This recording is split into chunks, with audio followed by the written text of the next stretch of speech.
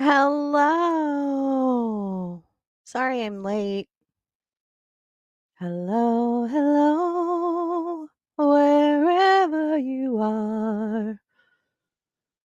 Come meet the young lady. Thanks, Lester.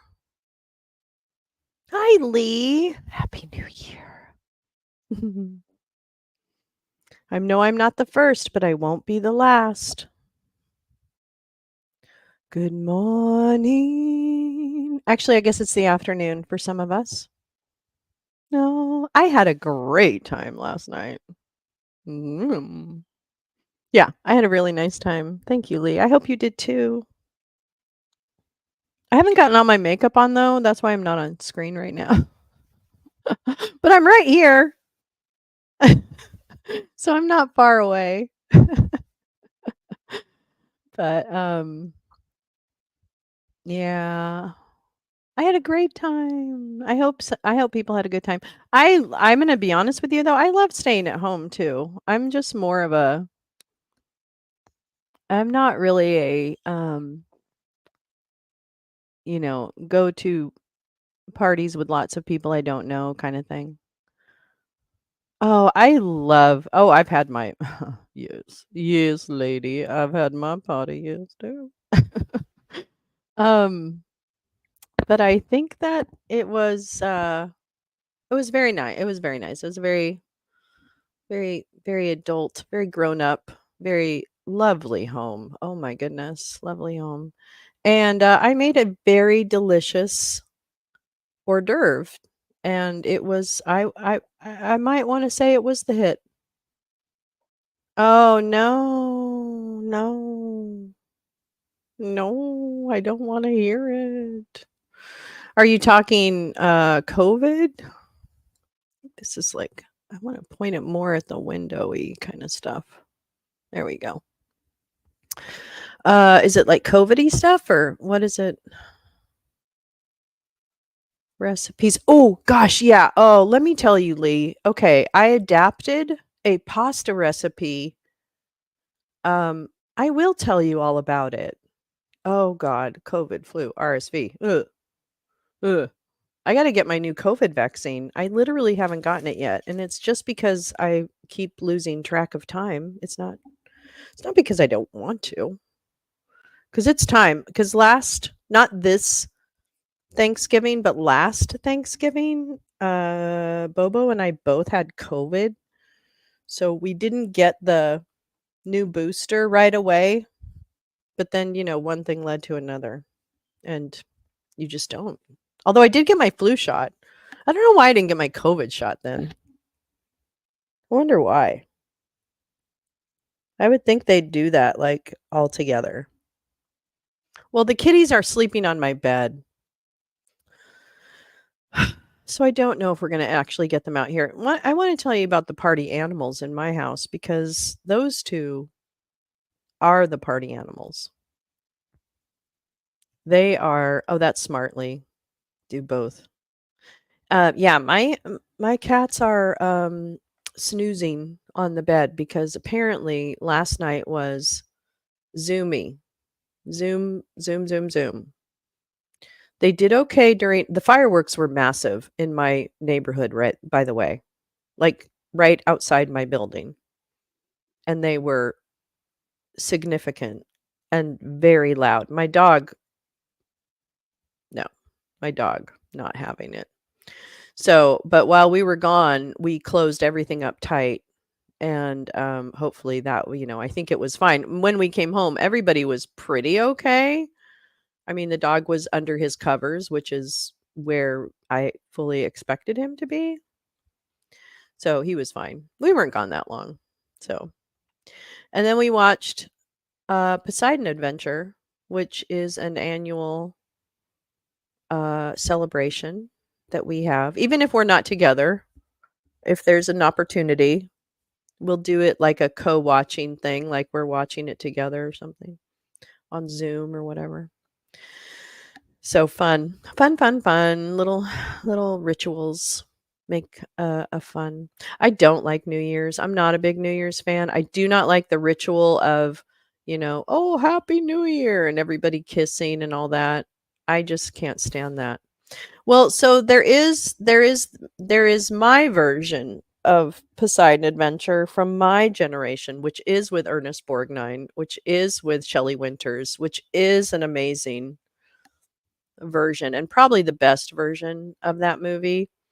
But I will say, and I acquiesce to Bobo, her version of Poseidon Adventure is the 2000 something one with Kurt Russell and Emmy Rossum and that guy that was in Sweet Home Alabama, but I never remember his name. He has literally the most unforgettable name. He looks like Bradley Cooper, kind of, but I don't know what his name is. Anyway, and Richard Dreyfuss, which, which we argued, like, was Richard Dreyfuss in the original Poseidon Adventure? I said, I don't think so. I'm pretty sure he wasn't.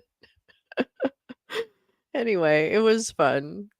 But yeah, we had a great time. Very I do not. Yeah. Well, thankfully we actually left the party, which most people did actually before midnight just because, like people wanted to be like with I don't know, like well, we just wanted to be like at home at midnight. So it just didn't seem awkward.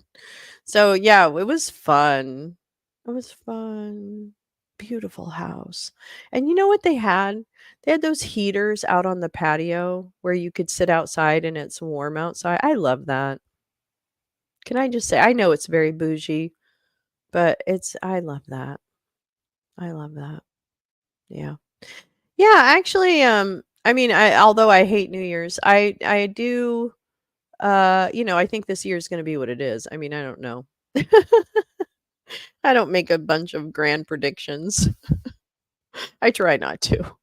In seriousness, in all in seriousness. And in terms of resolving anything, I don't know. I think I'm doing okay.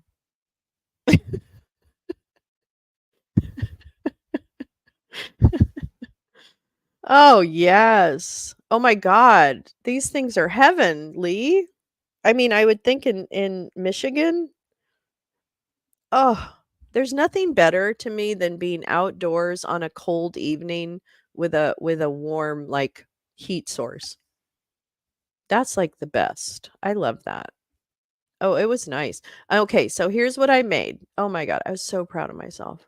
So I there you go. That's it. That's what we do. That's what we do, Lee. I'm going to keep being me, push back where appropriate, and get out the vote. Period. Boom. Keep it simple. Keep it simple, sweetie. Yeah, I love that. Um, so what I made was well, so first I was gonna make I don't know what I was gonna make, but Aldi has the heaters. Oh, really? Cynthia, thank you. Hi, Cynthia. Happy New Year. Oh, wow, that's cool. I don't have anywhere to put an outdoor heater, so it wouldn't really do me any good. But for those of you in the chat, apparently Aldi has outdoor heaters at a reasonable price. Probably so check that out. Thank you, Cynthia. Um, so my instructions were that they had to be finger food. So yes, Happy New Year. Um, so I went ahead and I am not good at like pastry baking, like pastry shells and phyllo dough and all that shit. I cannot do that. So I bought those little mini pastry cups, like flaky pastry. They're like fluted almost around the edges. They're very small. They're like a bite size, maybe a little, like a bite and a half. Anyway, so I got a lot of those and I went ahead and baked them. And then I I have this recipe that I got from I need to find her I need to find this recipe and share it because it's fucking amazing. And I don't think a lot of people actually know about it. What's her name? Mary Ann. She was a PBS um Mary Ann Esposito. I loved her. I don't know. I don't know if she's still around. Anyway, she's an amazing fucking cook. Her show was called Ciao Italia. Do you remember that show, Ciao Italia? So she was from the North End in Boston, I think. I'm pretty sure. She's amazing. Okay? She's fucking amazing. So let me find this recipe because her recipe this is what this recipe has gotten me so far in so many hearts and minds. I can't even tell you. Let me see if I can. I think it's. Oh, I hope this is it. Nah. Okay. Wait. Okay. Here we go. I'm going to do this. Anyway, so what I did was I took this pasta recipe that I've made for years, like decades, and I have. Oh, here it is. Fuck yeah. Oh no, that's not it. Um, I adapted it to put the mixture that I would normally put in like thin sheets of pasta into oh, I wonder if this is it. Into these pastry shells. And it turned out fucking amazing. Boy, there's a lot of these. So it's like rotolo di spinaci, but it's her recipe because let me tell you why it's special. Let me tell you.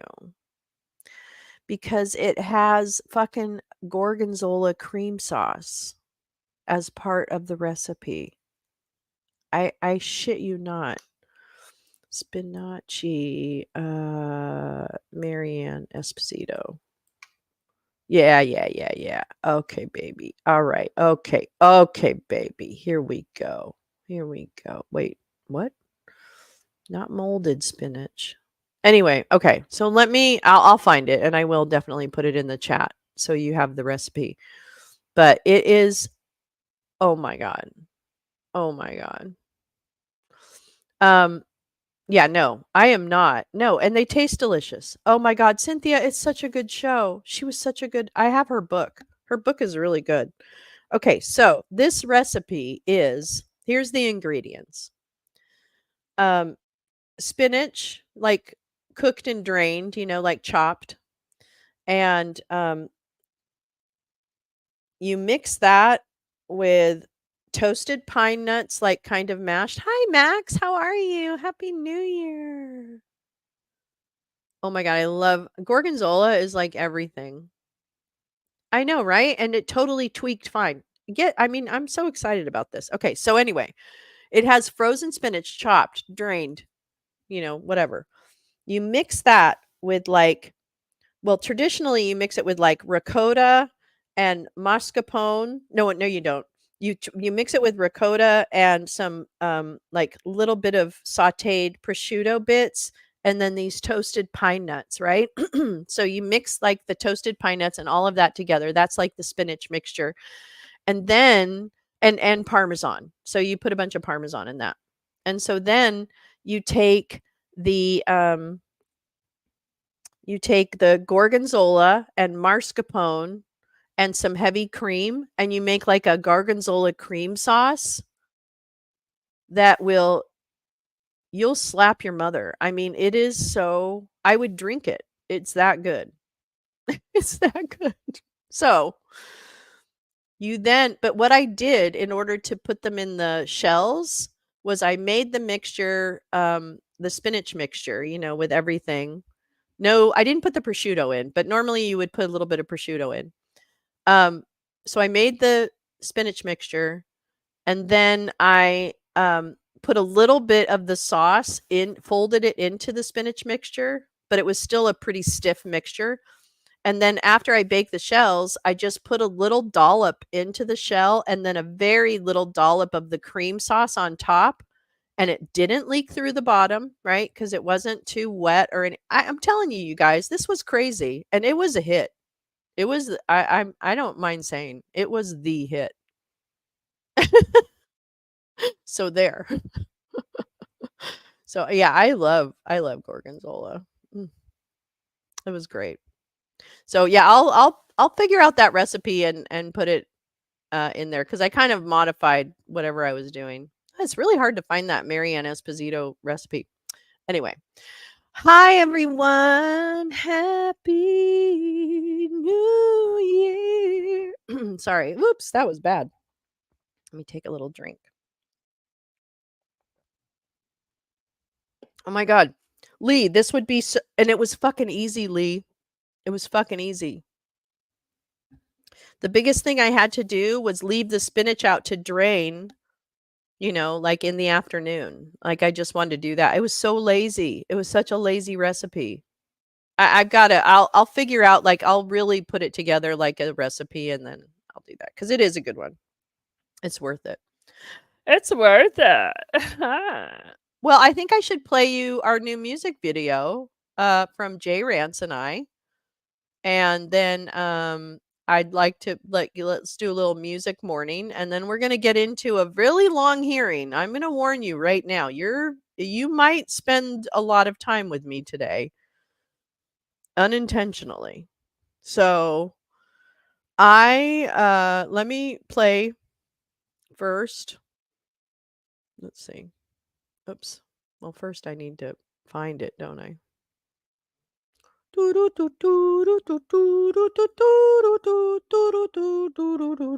know what? I'm not going to play it on YouTube. I'm going to play it on the video source itself.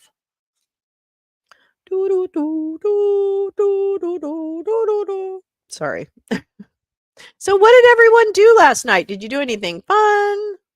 Did you say to hell with it? What was it? What was it all about last night? What's it all about, Alfie? I need to get my fucking voice together. Yellow leather, yellow leather, yellow leather. I wonder if it's in lounge. Boop, boop.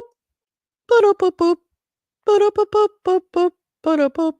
Boop, boop, boop, boop, boop. Oh, man, come on.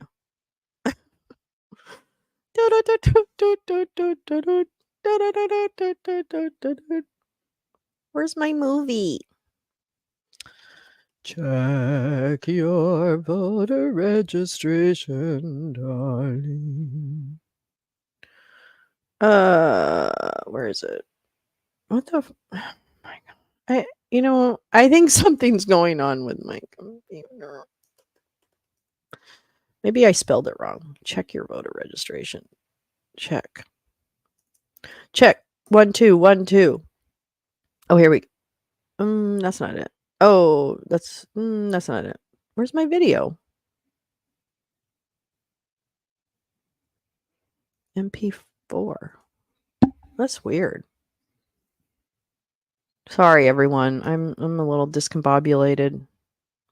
I didn't even. Well, I did go to bed late, but only because we watched the movie, and then I took a shower before I went to bed. I can't stand going to bed when you're like dirty. Not dirty, but you know what I mean.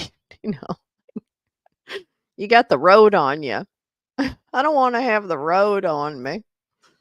Where's my goddamn movie? Where's my goddamned movie? Wow, that's really weird. Voter. It's like it disappeared. Isn't that weird? Oh, okay. Jesus Christ. Okay. Sorry, I know. I'm a little discombobulated, but you're not here because I'm well organized. Siegfried! Yay! Happy New Year. Wow, sweet. Sweet, good. Yeah, hang in. Just hang in and relax. Okay, oops, sorry. All right, I'm not thinking. Well, am I? I am kind of thinking. Okay, here we go. Wait, what? Okay. Let's see. God, I can't. I'm like backing into everything like stupidly today. Do you ever have one of those days where it's like everything you do is like the stupid way? That's the thing. I'm doing everything the stupid way. Okay, here we go. Where's my song? My song disappear? What happened? happened? Did our song okay, here it is. Okay, here we go. Don't play right away. Don't. Hold on. Sorry. Okay, there we go. All right, and then let me make sure it's up. Okay. And then I'm gonna go back here, and then I'm gonna share right there. There, there, there, there, there, there, there, there. Sorry. I love you guys. All right, here we go. The newest hit from the breakout duo of Jay Rance, guitar player extraordinaire, and Lolo. She's reaching for those notes, folks. Let's hear it for her. Throw the dog a bone, folks. Here we go. Check your voter registration, darling, 'cause they'll knock you off.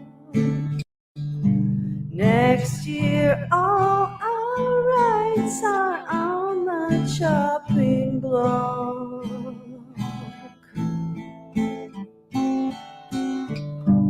Think I'm high? Well, last I checked, Rose gone, so make a plan today. Next year we must vote, or Fash will have their way.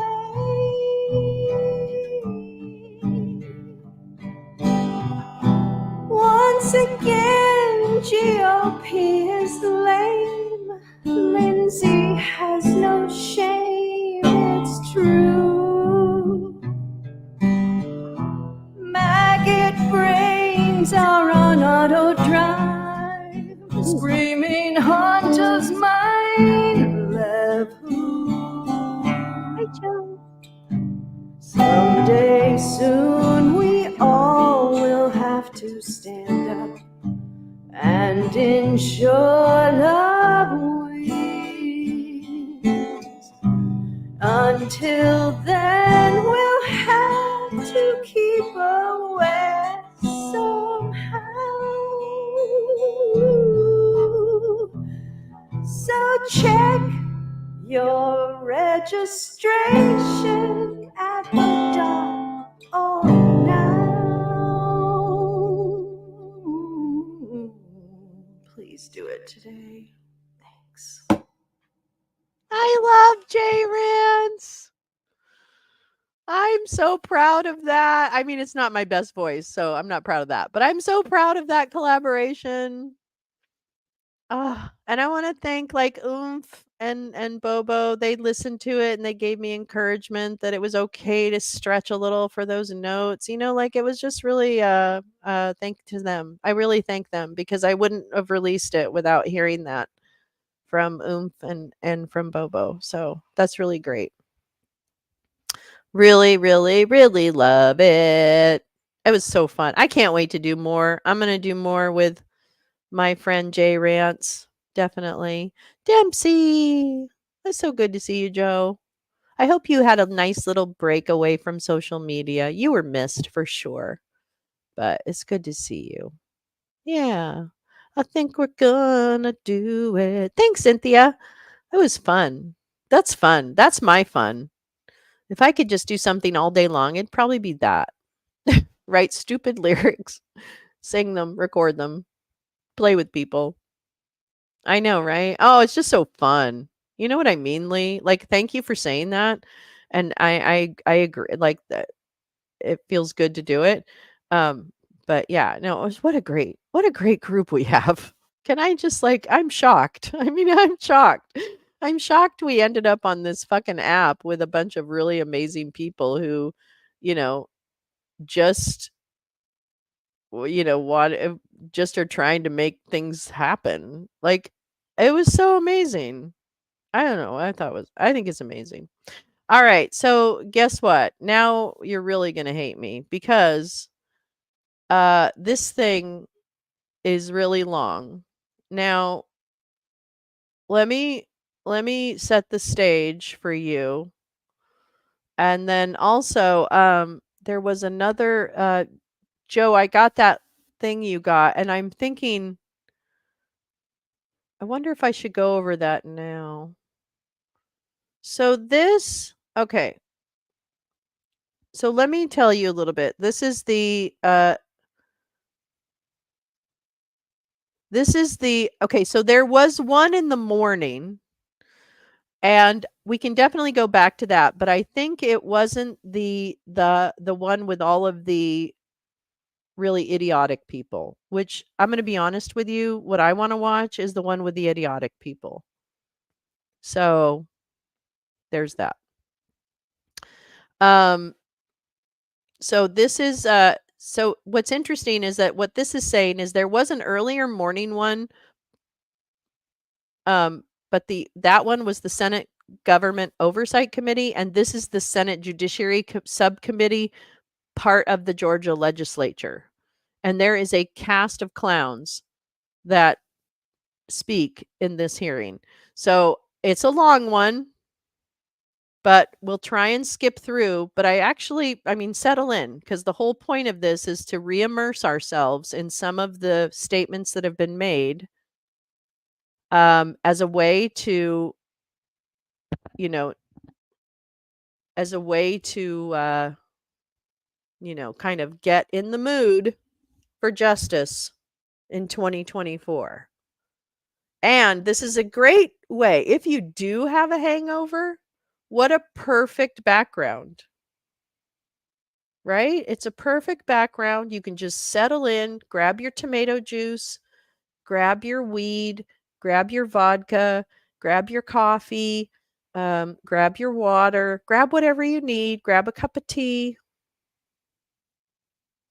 and just sit back and relax, because this happened on December 3rd, 2020.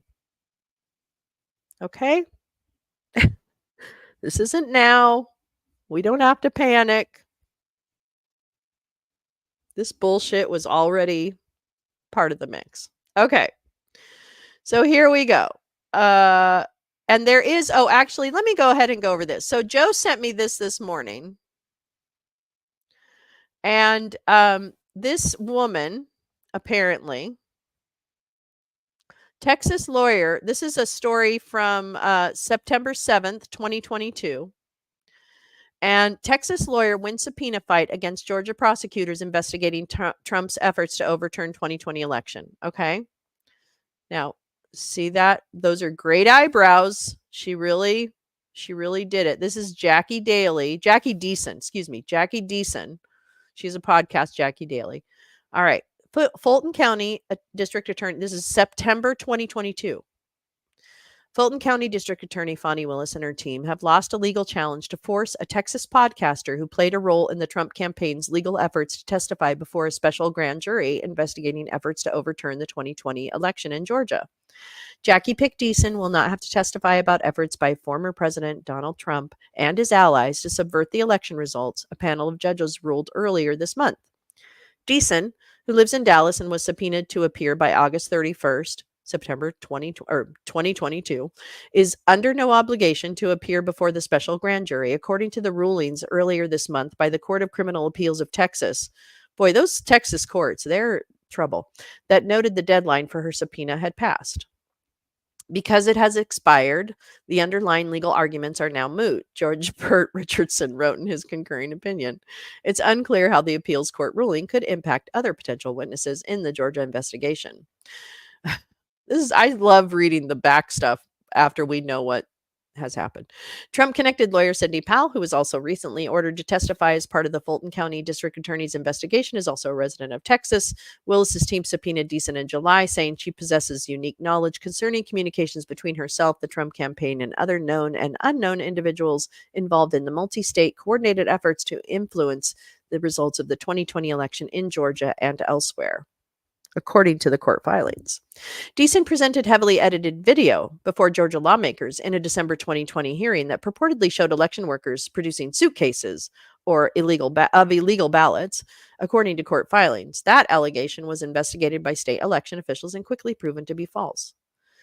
A Dallas County judge ruled earlier this year that Deason needed to testify before the special purpose grand jury in Fulton County. Her lawyers then elevated their challenge, blah, blah, blah. Okay. All right. Blah, blah, blah, blah, blah. In the future, if the state of Georgia wishes to seeks to compel this witness's testimony under another subpoena, the application of those rules could be revisited, but that is for another day and time. Why? Why are you all so hell-bent on protecting him? Why are you all so hell-bent? I don't understand. All right. I think this is the one where they show the video. If it's not, we'll find it. But Jackie will figure this is the hearing they're referring to when they talk about. So thank you, Joe Dempsey, for sharing that with me this morning. Happy New Year. And so we know a little bit about one of the cast of characters in this nonsensicals. Okay, so settle in. Grab your juice. Grab your soother. I've got mine. I'm looking. Here it is. It's in my hand. My coffee's close by. I even have a diet soda in case I get thirsty. and I hope that the audio is, let's see. Is it go? Okay, it's up. All right, here we go. Get ready. Relax and go. Let's go back to the future. December 2020. We in the Senate have been flooded with reports from those citizens about voting irregularities and potential fraud, both in the election and in the audit process. In fact, it was proper for this committee to wait until the completion of the audit to convene these hearings. These complaints deserve full investigation. In fact, even though the national and local media are pretending that there's nothing to see here, we in the Senate have a constitutional responsibility to get to the bottom of what happened. And if the evidence demonstrates problems in the election process, we have an obligation to take appropriate action. We don't know where the investigation will lead, but failing to examine the evidence would show utter disrespect and even contempt to the honest citizens who saw what they saw and cannot in good conscience keep quiet about it. It would also irreparably damage the confidence that we all should have in the integrity of the election process. I want to thank everyone again who has taken their time to be here today and to tell us about their experiences. Your participation is the essence of patriotism, and we are very grateful. Okay. I want the record to also reflect that the minority party was notified. There were members to the committee.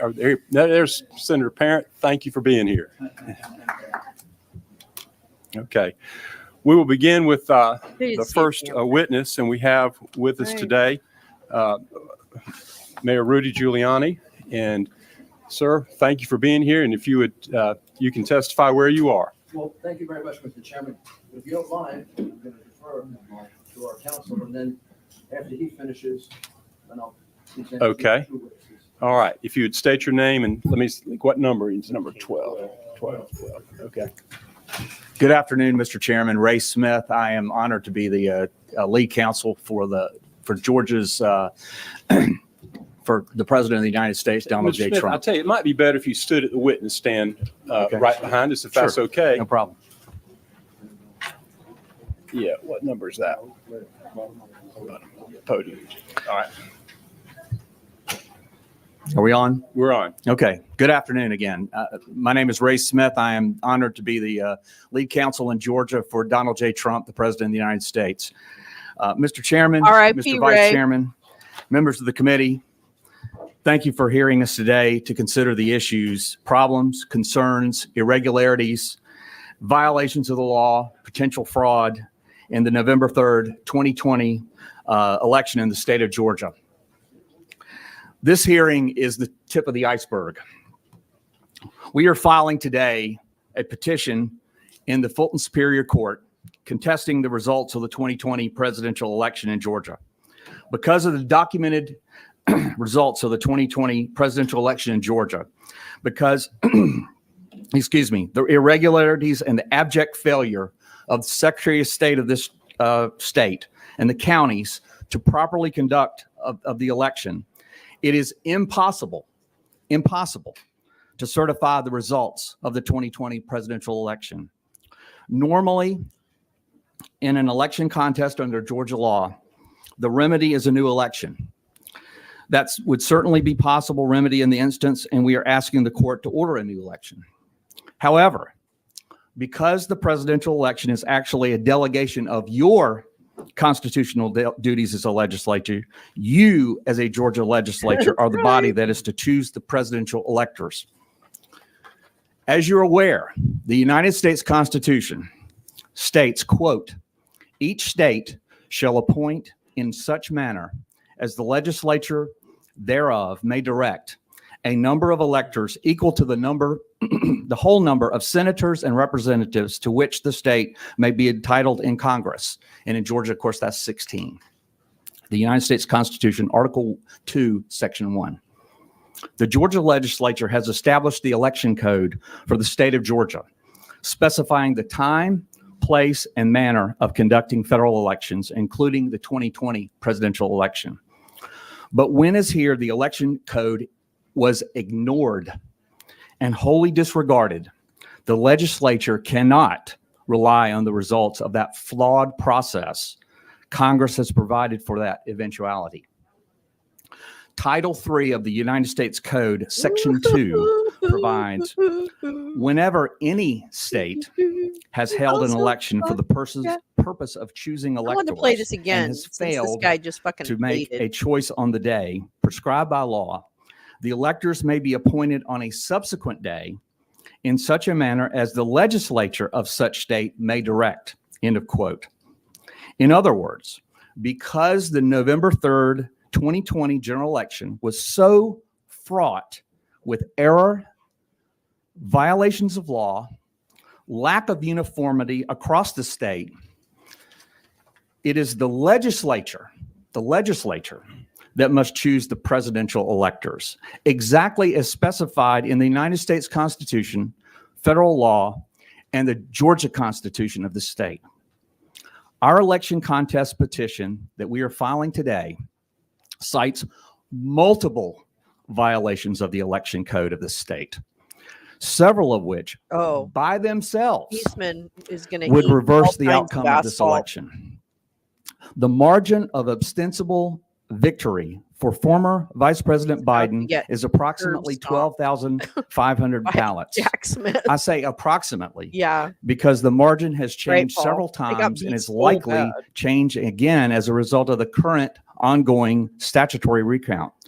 But we do know that the margin is less than 0.5% of the millions of votes cast in the presidential election in Georgia this year. What we are presenting to the court and to you today as the Georgia legislature are facts. 2,506 felons voted illegally in Georgia. 66,248 underage and therefore ineligible people to illegally register to vote before their 17th birthday, when the law requires 17 and a half years old. At least 2,423 individuals to vote who were not listed as registered. 1,043 individuals to cast ballots who had illegally registered to vote using a post office box. Fergie, if you're watching, 4,926 individuals voted in Georgia who had registered to vote after their Georgia voter registration date, thereby canceling their Georgia voter registration. 10,315 or more individuals to vote who are deceased by the time of the election. 395 individuals to vote in Georgia who had cast ballots in another state, which is illegal in both states. 15,700 individuals to vote in Georgia who had filed a national change of address with the United States Postal Service prior to November 3rd, 2020. 40,279 individuals to vote who had moved across county lines at least 30 days prior to Election Day and who had failed to properly re-register to vote in their new county after moving, also in violation of Georgia law. The petition for contest will include affidavits of more than 100 Georgia voters sworn under penalty of perjury, attesting to and confirming multiple violations of the Georgia Election Code. You will hear from several of those witnesses today. And then we have the issue of outright lies and potential fraud. The actual results of legal ballots cast in the November 3rd, 2020 election in compliance with the Georgia Election Code cannot be known ever. Not by the Secretary of State, not by the governor downstairs, not by the voting public, and not by this Georgia legislature. That is why the election must be vacated and cannot be allowed to stand. And that is why the Georgia legislature must exercise and fulfill its duties under the United States Constitution, the Georgia Constitution, and Georgia law. The Georgia legislature must appoint the presidential electors to meet on December 14th, 2020. That is your duty to the people of Georgia and to the United States. You must determine the presidential electors. Now I'd like to introduce Jackie Pick, who is going to introduce Earthquake our in LA. video. There was an earthquake here. And is going to narrate the video that we have miss to something? show to the committee, please. Did I miss something? Ma'am, Is this and the then video? I need for you to go to the podium. And Ms. Pick is an attorney as well. Thank you. If you would tell us your name and your position, please. So I'm Jackie Pick, and I'm here as a Oh, here she volunteer. is. I am a lawyer, but I'm not acting as a lawyer in this case.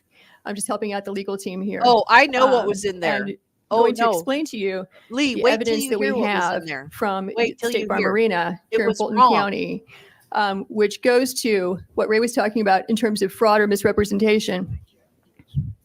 So Yeah, who when that commissioned cues, them?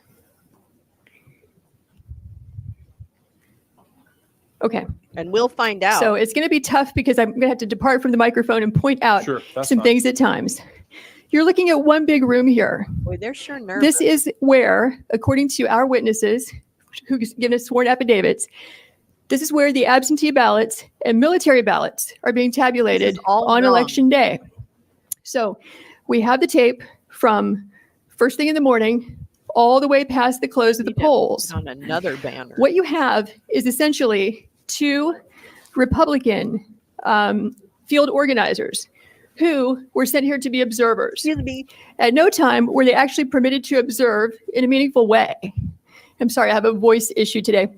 They are roped off with the press on the side.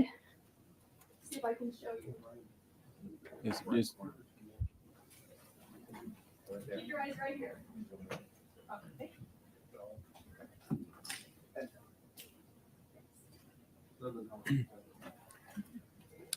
Tell you what you could do to help us out so that everyone can hear who's live streaming. If you would tell us what you're going to point to and then go Okay. point to it. Okay. All right. So now what will happen is these frames can move around. So this can get a little confusing, but I'll make sure to make it clear. We have feel like I two need to do observers that. there. They're going to show up, not at this point. This is in the morning, as you can see the daylight. They're going to get there at about 8 o'clock to watch the tabulation of absentee and military ballots. But according to their affidavits, at about 10 o'clock, there was one person working the polls who told everyone in the room to leave on the basis they were going to stop Lies. counting Lies. and return Lies. at 8:30 in the morning. So if I can get the frame for approximately 10 o'clock or 10:20-ish. They cut this video up. They cut it up. They fucking Okay. doctored it. This was such bullshit. It was so easily disproven. But the We'll problem have to come back to is the morning for a different reason in just they a second. throw and flood the zone. They throw the shit, and then they just rely on the fact that there is so much data in front of you that there's no way that you can ask all the questions that you need to ask. Okay, so you can see what All of time it it's is. crap. They're lying. That's exactly it. They did try the same shit in Detroit. So we're at about 10 o'clock. And what you'll notice is that the workers are present, working, and you have, back in that corner I pointed out to you, the press, and the Republican observers.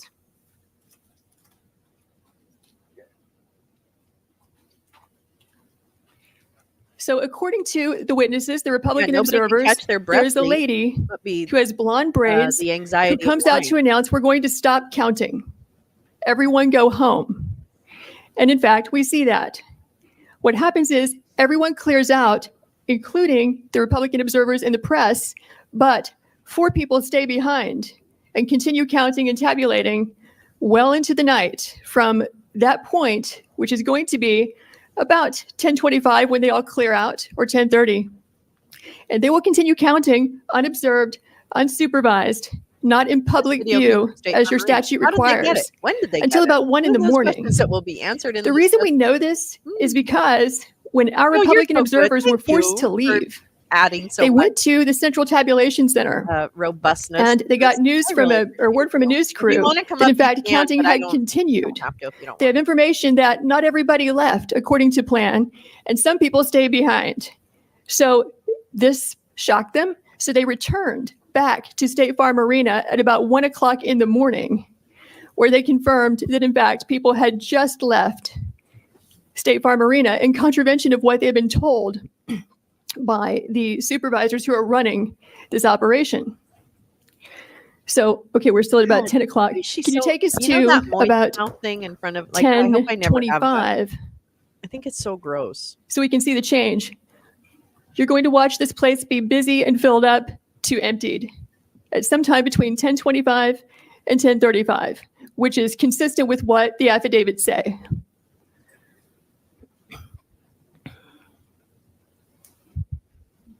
Yeah, breathe, Jackie. Smoking. Okay, so 10:25, they're still there. Let's go to 10:35.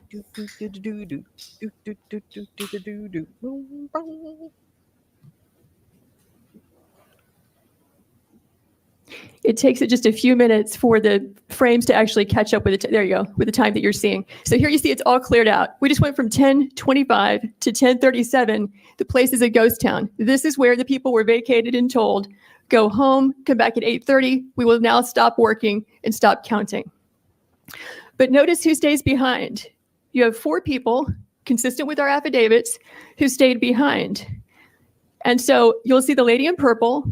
You'll see 2 women in yellow in the back, which is where the scanners are there at the top right frame. And then the lady with the blonde braids also, who told everyone to leave. Those are the 4 people who will stay behind.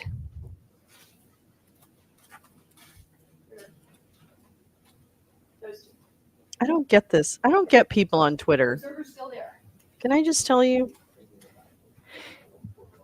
So the Republican observers said they were the last people to leave State Farm Arena, along with the Fox News crew. You're going to be weird. Accepting those 4 people. God, my life is short. So what you're going to see, look at the ladies in yellow. You'll see that they will begin just sitting still, doing nothing, ostensibly not working, because after all, they said they're going to stop counting. They will wait until the witnesses over there in that roped off area, the press and the observers, leave the room.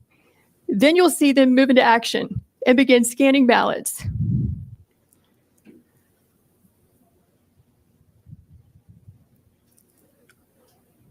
Why don't they, you know what? I say Ruby. Okay, so I think what we can do now is fast forward to about all 11. Do you see them? All of them. All of them. Okay, there they walk. They're walking off. Lose everything, Jackie. Lose everything. But the ladies in yellow are still there. You rolled the dice. You stupid. Yes, keep your eyes on the lady in purple and the 2 in yellow and the woman in the blue apron with blonde braids, because those are the people who stay behind.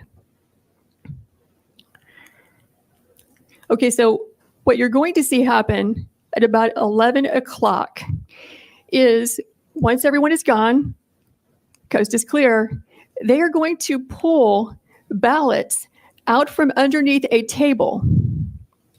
Watch this table. All of this was debunked. All of it.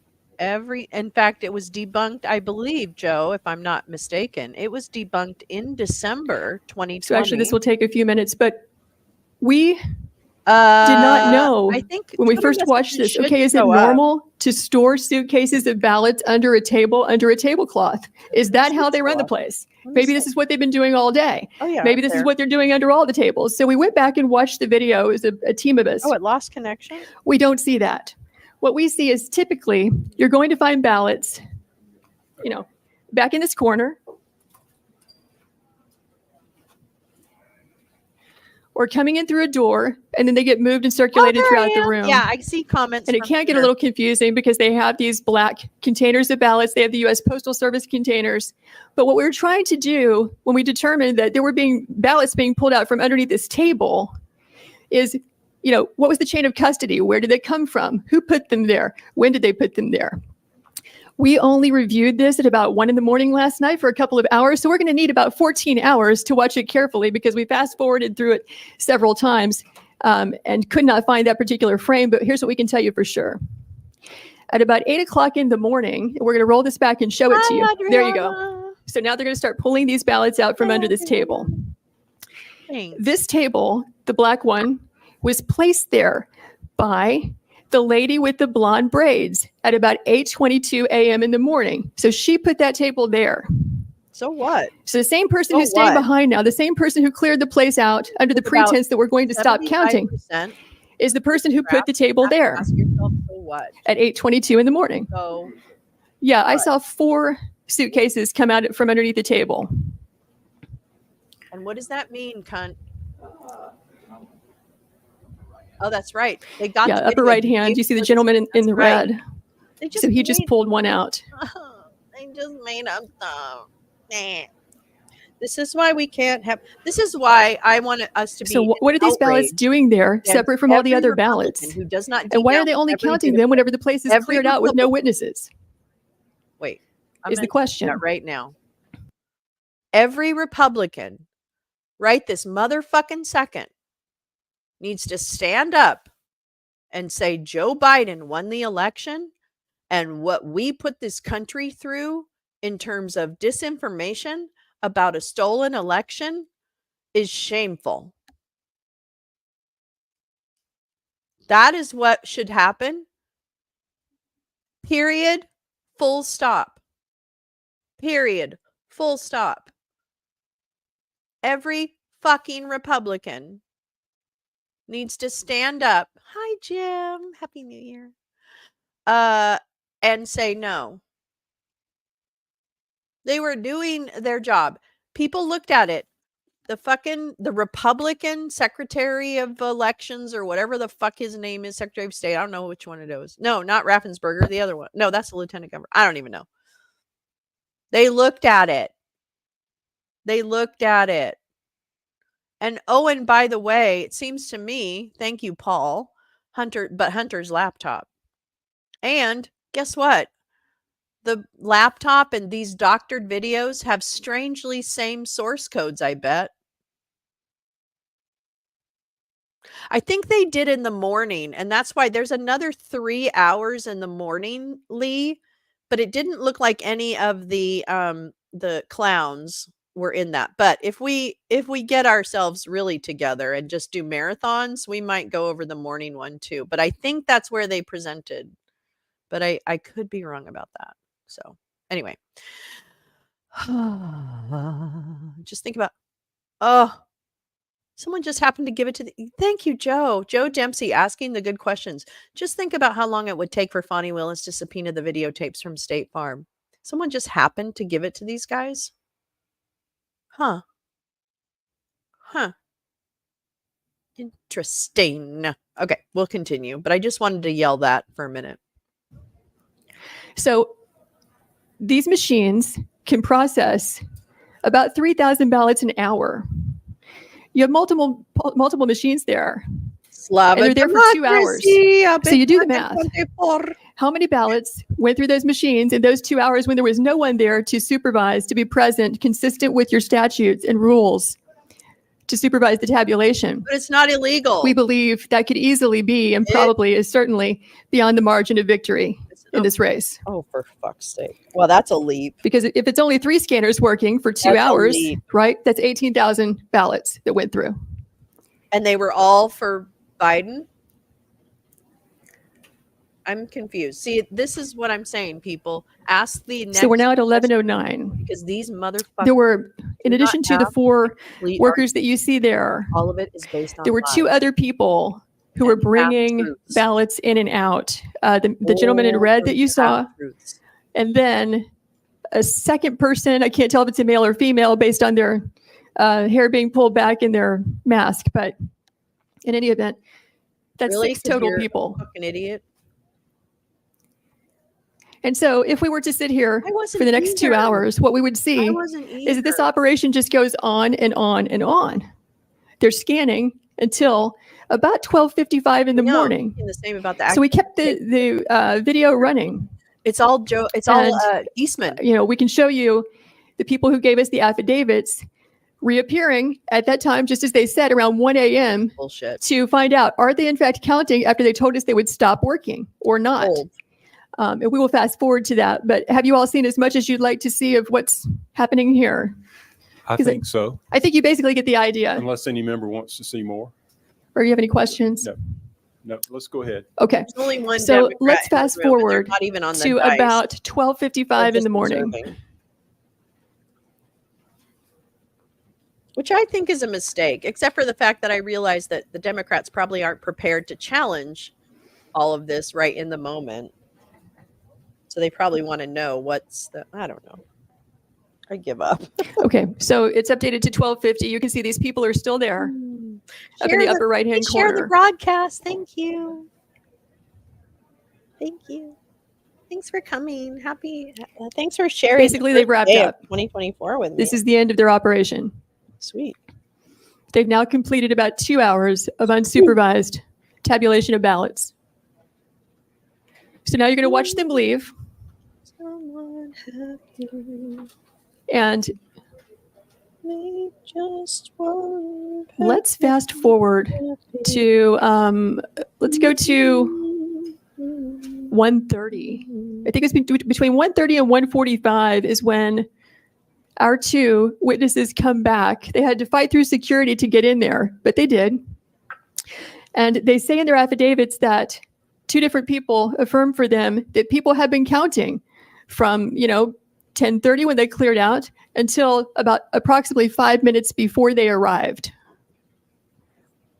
And they have the names of those people who told them that. Okay, now we're looking at, what is that, 1:42 in the morning.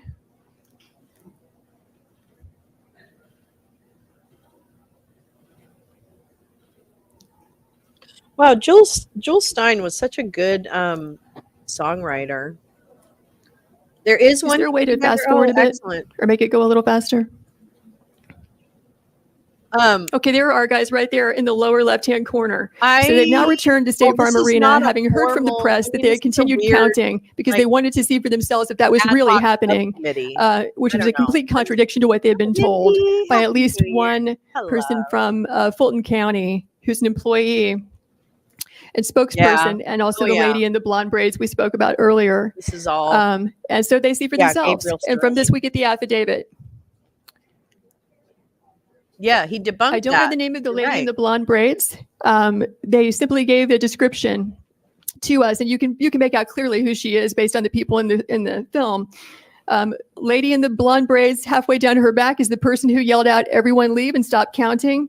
I believe Ms. Waller is the spokesperson for Fulton County elections, who remained behind. The other 2 people they don't have names for. They just said they were older women, and one of them had the name Ruby across her shirt somewhere. And that's as much as they know about who those people were. Oh, come on, But please. so our guys go in, they Please look do this around, bitch. they ask a few questions, and Clip they it. leave. It is from their affidavits that we even knew Clip to ask about this. And you might recall that the press reported there was, like, a supposed water break or water main break or pipe Right, break or whatever. Didn't this anybody? was an Didn't everyone excuse pretty much for just, people like, clearing reverse out of State Farm affidavits, and it's like, Arena. It's not clear I don't even know from the who affidavits got- I saw whether or not that was the reason given Seriously. by the election official or whether they gave any reason at all. They just said, "Stop, we're leaving. We'll be back at 8:30. So I don't know if that was a play here or not. Okay, can we back up to 8:22 a.m. in the morning? Same frames. because we wanted to know, when did that table get put there? Who put it there? When did the ballots get put there? Who put it there? Who cares? That's the Okay, so 821. Who cares? You'll notice the table's not there at all. Here it comes. There's the table going in that we're talking about where the ballots were obscured. That lady That's where who's they were moving it is the stored. lady with the blonde Not braids. obscured. but She's dressed stored. differently in the morning, so it took us a while to figure out that's the same person that you see at night with the blue apron on who's yelling for everyone to leave and who stays behind to help tabulate ballots after they've all left. So I can see that she's the one who chose to place that table there, close to the scanners. And so Your the job. video is still under review. 'Cause We you need to know. spend hours reviewing carefully how those ballots got there. But we can Oh, tell you that so it that- appears to be an aberration from how the other ballots were handled in that room throughout that day. No. So Are you that's the fucking gist of kidding it. me? Do you have any questions? Are you fucking kidding me? That pig. Fulton County Her. Chairman Rob Pitts I'm testified sorry. I at the don't hate meeting many earlier people, today but that the water there are break some vile occurred people on this earth, and that bitch at is one of 6:07 a.m. I'm not and was afraid to repaired say by it. 12:07 a.m. them. I'm so sorry. 8:07, 2 hours, 6:07 until Yeah, 8:07. she went home and and that the Literally, water Cynthia. main break did not disrupt the work of the whole room. That his example was that if we were counting ballots working in here and the water main break was in the back or the leak, that we would just simply move out of the way of the leak. But he testified this morning that the leak occurred at 6:07 and was repaired by 8:07 a.m. Please sub up to Let's From what I'm Play. seeing here, I don't Can see you, anybody moving let around me to find your avoid a link. leak. No. Hold on. I'm gonna find your. He I'll did find your state link. that the leak was greatly exaggerated and that it was not like wiped out the whole place. Well, you But, know what? I just thought that might be, What's that? I mean, Careful the what you water wish leak, for. according to the Oh. commission chairman, was at 6:07 a.m.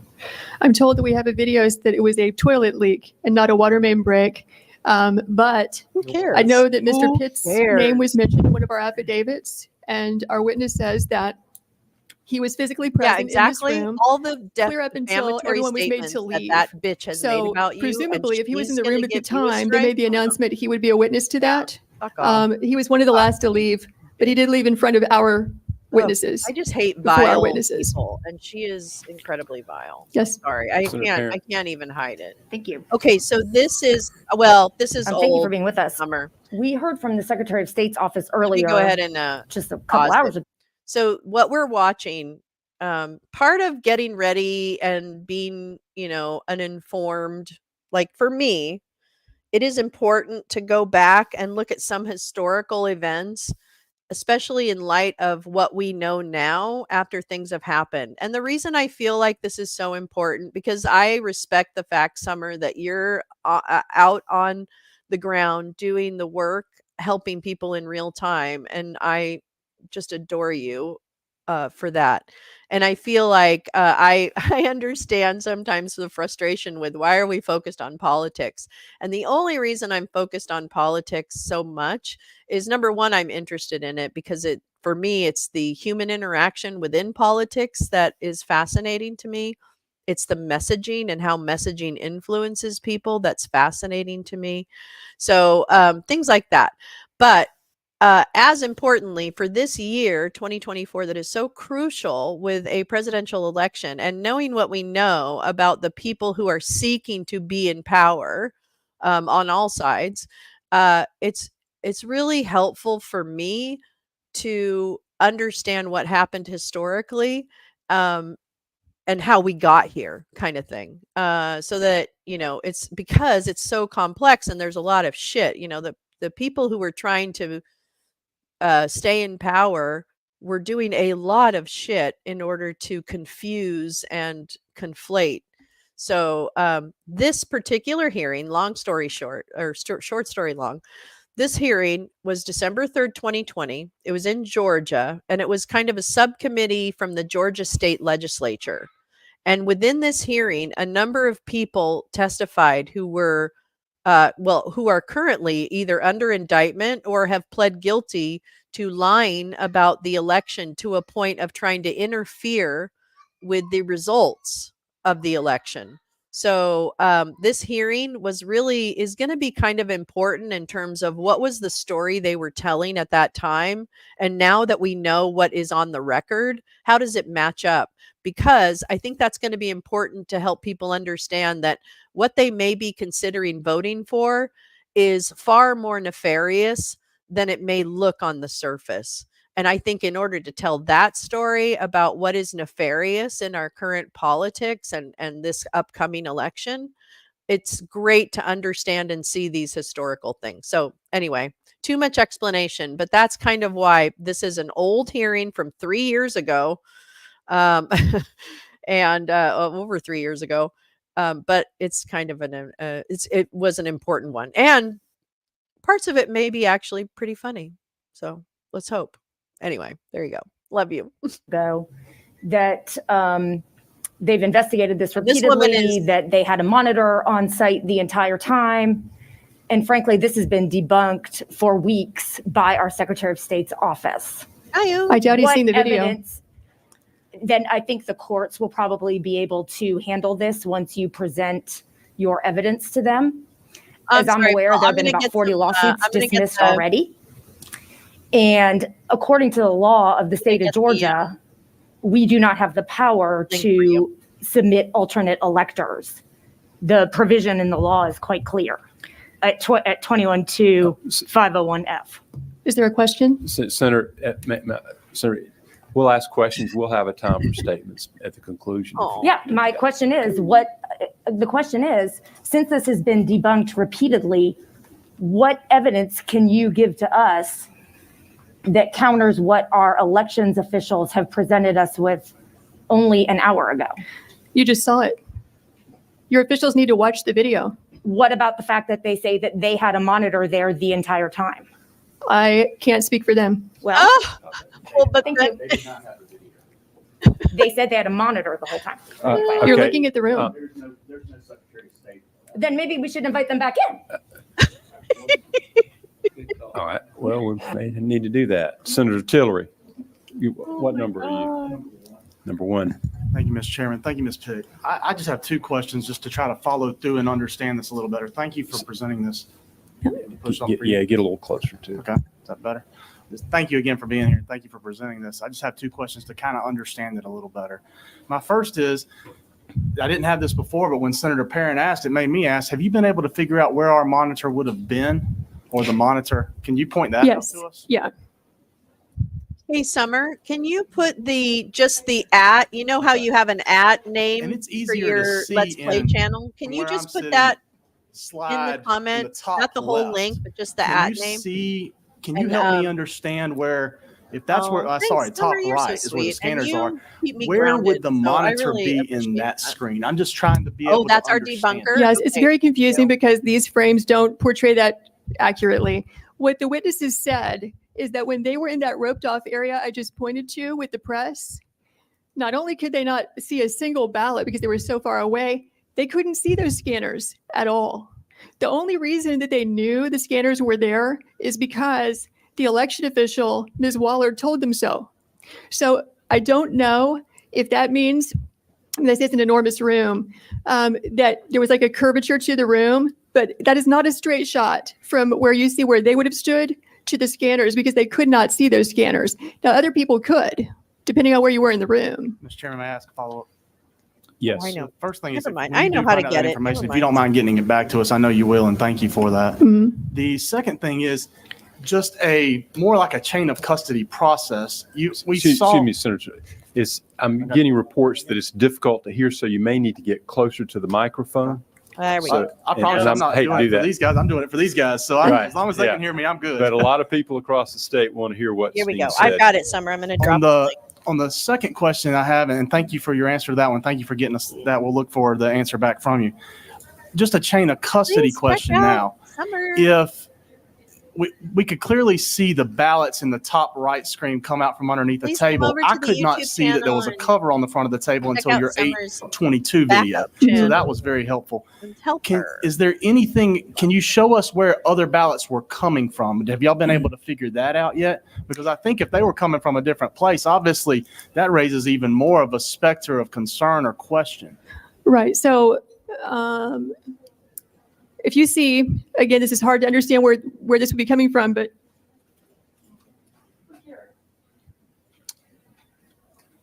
so there you have the black, I'm going to call it a suitcase, containers for ballots. You also have boxes. Those are being moved around the room throughout the day. So it appears to us they're coming from there. From that back, from the top corner of the bottom left screen. Is that Correct. Yeah. okay?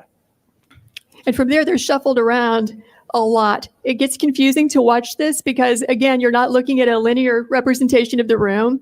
Right. Where they're not coming from, as far as we can tell, is from under that table or any table. Right. And it does not look like the top corner of that bottom left screen is concurrent or consecutive or any way tied into the bottom corner of the top right screen.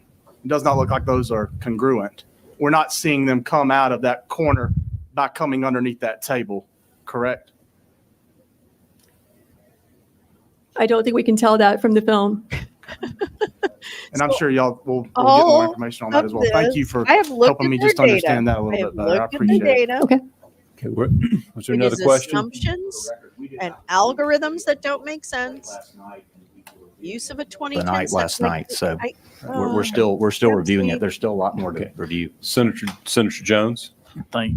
Thank you, Mr. Chairman, and thank you for presenting this. And that was going to be my question. Step up to Let's Mr. Smith, Play. was when exactly did we receive this video, or you guys Thank you, get in Paul. possession of this video?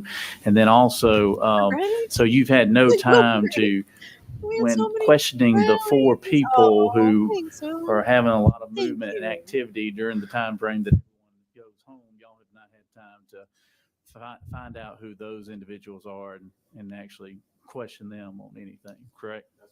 Okay, thank you. Senator Rett? Thank you, Mr. Chairman, and welcome. Thank you. Appreciate it. Just quick refresher. When you talk with authorities involved pertaining to the situation, what was their explanation? Or have you had a chance to speak with them? Do you mean Fulton County officials? Yes, ma'am. I've not spoken with them because we just got the video. Thank you. Okay, Senator Kennedy. Then how do you know? Thank you, Mr. What Chairman. is Ms. on Pick, thank the you for being here. frickin' Mr. Smith, thank thing? you as well for this very important presentation. My question is simply, and if this was addressed earlier, forgive me, but who's in charge of the cameras? Who were they placed there under the Secretary of State's office or by Fulton County? And who's in charge of monitoring them, and who's in charge of securing whatever footage is there and the data? They're operated by the State Farm Arena. The State Farm Arena.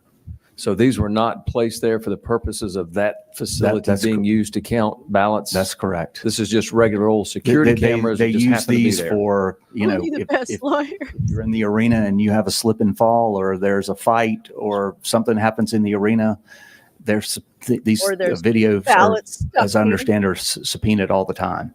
Okay, thank you. Yes. But Ray just recently, Beach, Ray just let me admitted he get your lied about all microphone of this. Is it on? Hello? Yeah.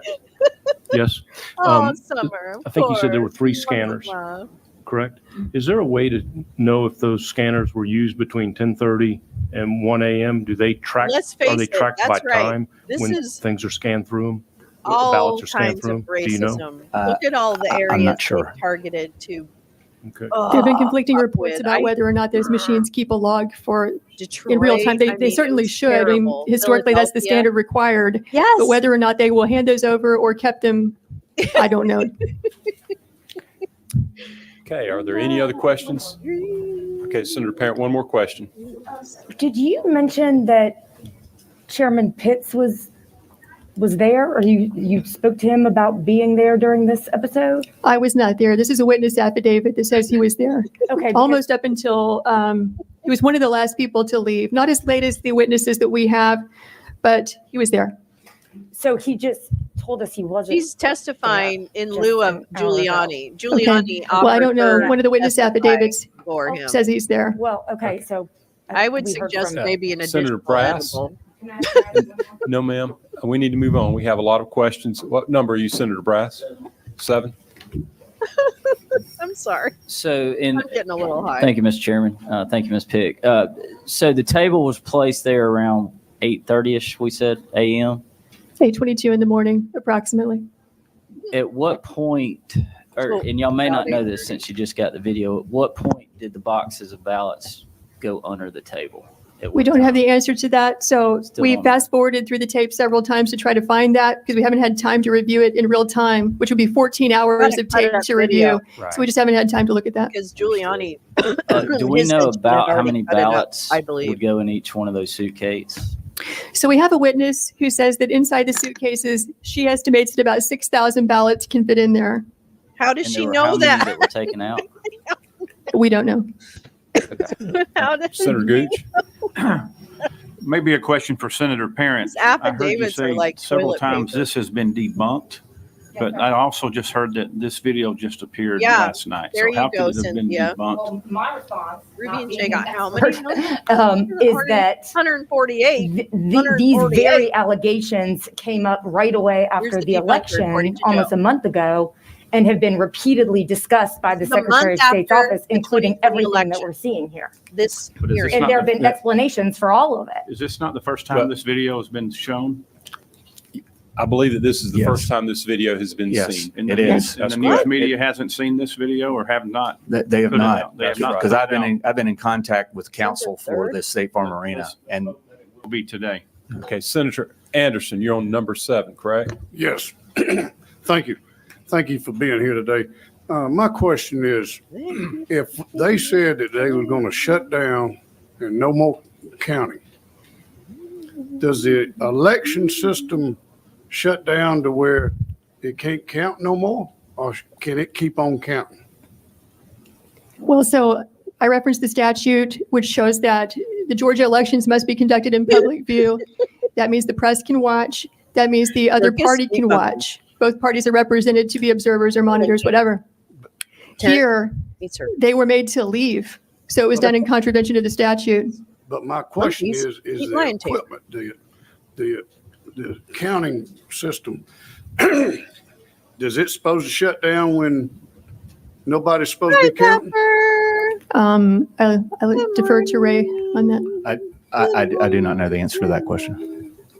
Good morning. It has to be secured if they're going to leave the premises for sure. That's getting leading to All what, of this. is it All actually of that, Cynthia. securing the All count, the ass clowns. even though they say that we're not Pile going to 'em count? up. There's not Bring supposed to them be out. activity with election workers if there's not public view. That's the law in Georgia. And the ballots have to be secured at all times. Thank you. Well, Okay, I they think, were in their You may containers. need to- Do you have anything else that you want to point out about the video? I think that's everything, right? Okay, That's everything for now, yes. Okay. all right. It was Well, everything and nothing. Thank you, Senator. Thank you. I think we had, It was everything and nothing. was it a Russell Ramsland that we wanted to? Oh, do we have a Russell Mayor, Ramsland? that's right. I'm sorry. Oh, God, good one, Paul. That's a good idea. Oh, Mr. Chairman, distinguished members of the committee, thank you very much for giving us this hearing. I Oh, represent here we go. President Trump along with Jenna Ellis. And I farted on this is her. our 4th or 5th hearing. So I really appreciate the opportunity to get these facts out. We've had Oh, some really? difficulty getting a hearing, but I appreciate You it know, very, very part much. of me just wants to do I want this. to congratulate our really local bad in Florida. council I'm not for going to doing lie. such a fine job okay? for us. It's a little here bit in of Georgia. Florida. This is just only the means tip of the I'm iceberg enjoying of all the him. good work that he's done. I'm enjoying him being caught in his Um, lies. I'm going to present 2 witnesses to you who are in 148 the nature million. of Like, expert witnesses who have testified in cases like this at times in the past. I always listen for the farts now. One of them, Mr. Ramsland, is going to be on Zoom. How are And you? he's basically going to show that in Not fair. 2016, you had only 199,000 mail-in votes. Yeah. This time you had 1.3 million. Oh, he is. He's gonna 2016, die you had a in prison. 6.4% I got banned rejection from this rate. chat for telling And this time you girl, had his mod, a 0.2% that he is gonna rejection rate. In other words, die in prison. 0.2. So when you had Oh, 200,000 humiliated. ballots, He's lost. you had a rejection rate He's of lost more than ever. 6.4%. And now where you have 1.3 million ballots, you have almost no He rejection could rate. have kept his dignity. 0.2% is almost statistically He insignificant. probably would have gotten away That with alone the Ukrainian raises suspicion of fraud kerfuffle, and has you know, been held fuckery. as such in election cases. That's okay. This was and watched Biden won the last mail vote time by we over watched the mail-in vote by over Michigan hearing, you 400,000. guys. Mr. Ramsland will also He farted go on through Senna on that. the Dominion machine, the Hart machine, and how that compared to the other machines that you used throughout the Lounge is state. the best. And he will also Here's to the lounge. 2024. show you some very, very, I guess he would describe it as indicia of fraud. You had 96,600 mail-in ballots Can you imagine that were how bad he voted, smells? yet the county records show they would never receive back. Be a little clearer. Oh yeah, remember Altogether, like that drunk you chick had I was talking about? I know, and this was just like the day 231,188 after. Thank you, Joe, for providing ballots that really fun fact. with no return record at all. You were able to cancel 134,000 of those, but you kept 96,600 votes when there was no return record for them. What would that suggest? Phantom votes. There's no return record, yet it's counted. Phantom votes. That pattern has appeared in other states that were involved in massive it fraud. didn't. No, they I might say that a good deal of what I see here is very similar to what happened at approximately that time in Pennsylvania, in Michigan at about 4 o'clock in the morning. People had been cleared out around 1 in the morning, been told there'd be no more counting. All the Republicans left. 2 remained behind accidentally, and a Dominion employee. And all of a sudden, they saw 2 big trucks come in the back. They thought they were food trucks, and they were very hungry, so they ran to the food trucks. Well, there wasn't food. There were ballots coming out. Thousands and thousands of She ballots looks like she lives on the in side, you know. paper bags, Doubles. in Farts. in garbage cans, In ghost buses. in Ghost farts. cardboard boxes. Good one. And then they were put on a table and they were counted for the next 3 hours. And there are 3 witnesses under oath to that. And they say that they were counted, and as they could listen, they never heard one time that there was a vote for Trump. And then they farted. All the votes were for Biden. And they estimate somewhere Everyone had to between leave the room because they 50 and 100,000 That's what it votes was. entered all at that these time. election There's similar evidence in interference Pennsylvania, people, they just and went in also and something similar in mass Arizona farted. Smoke out. around this time. What is that? Hot box. Second witness will be Colonel Phil Colson.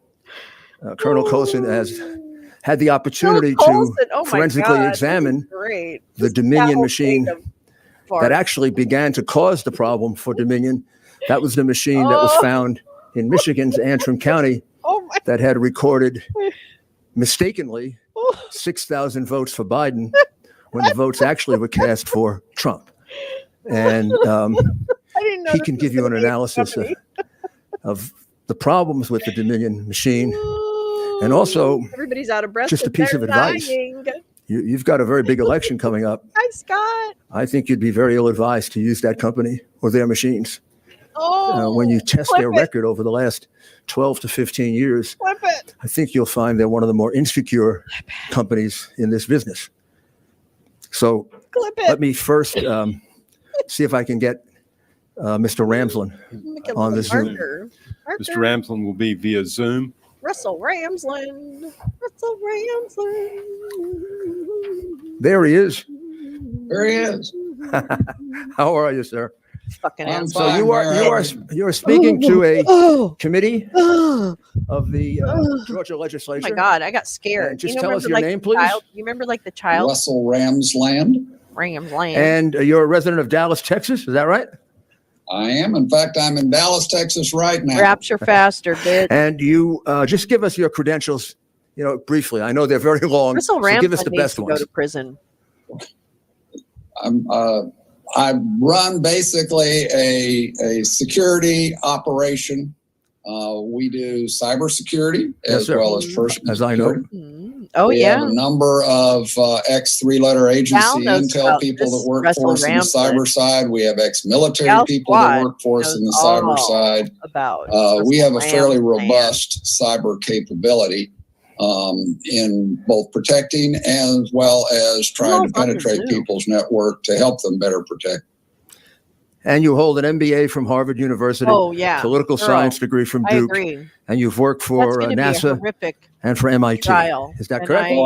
I have worked with so NASA hopeful that and with Noel MIT. That is correct. Coming from West Texas, I don't always tell people about Harvard. They're a little worried about Harvard there. Okay. So if we could go to page, just so that we Look at can how do this fucking quickly, smug. Mr. Ramsden, These if we go to page this guy 10 of has your lost affidavit, everything. He's lost more where than everything. He's you lost describe more the comparison than he has. of the Dominion and Hart He's worth machines more dead than alive. in comparison to the other machines used in Georgia. And nobody. What did you gives find a when you did that flying comparison? fuck. We were concerned because we had seen some audit logs in Dallas in 2018. Right? So this really started for us long before this election. And we started actually with ES&S, but we eventually got into Dominion because we saw many of the same problems with Dominion in elections that we saw with ES&S. So the first thing we wanted to do was to see what the effect was of a Dominion machine compared to one other. And we looked at it, compared to a group of others, and we looked at it from 3 points of view. And the first thing we did is we tried to go through the 2017 census demographics. We got the 2020 vote count by county for the country. And then we also got the election assistance committee voting machine information, so we knew what each county had. And it's a great you would normally assume that once you do the correlation between turnout and voters and counties, et cetera, and how they voted in the previous election, you get a pretty good mathematical model as to what you should expect to see in a Biden versus Trump by county vote.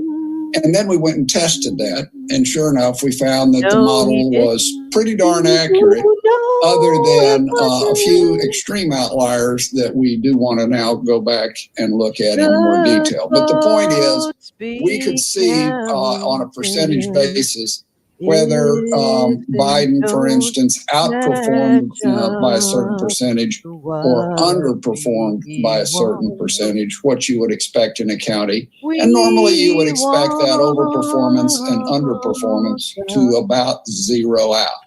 Well, in this case, what we noticed is when we went back and looked at it, instead of all voting equipment all over the country, and we simply segmented out Dominion, we found out that Biden outperformed what he should have by about 5% across the board. It was actually amazing. No other, we did not see that result in most other cases. So then we said, well, this is the election system. We've got to make sure that it's right.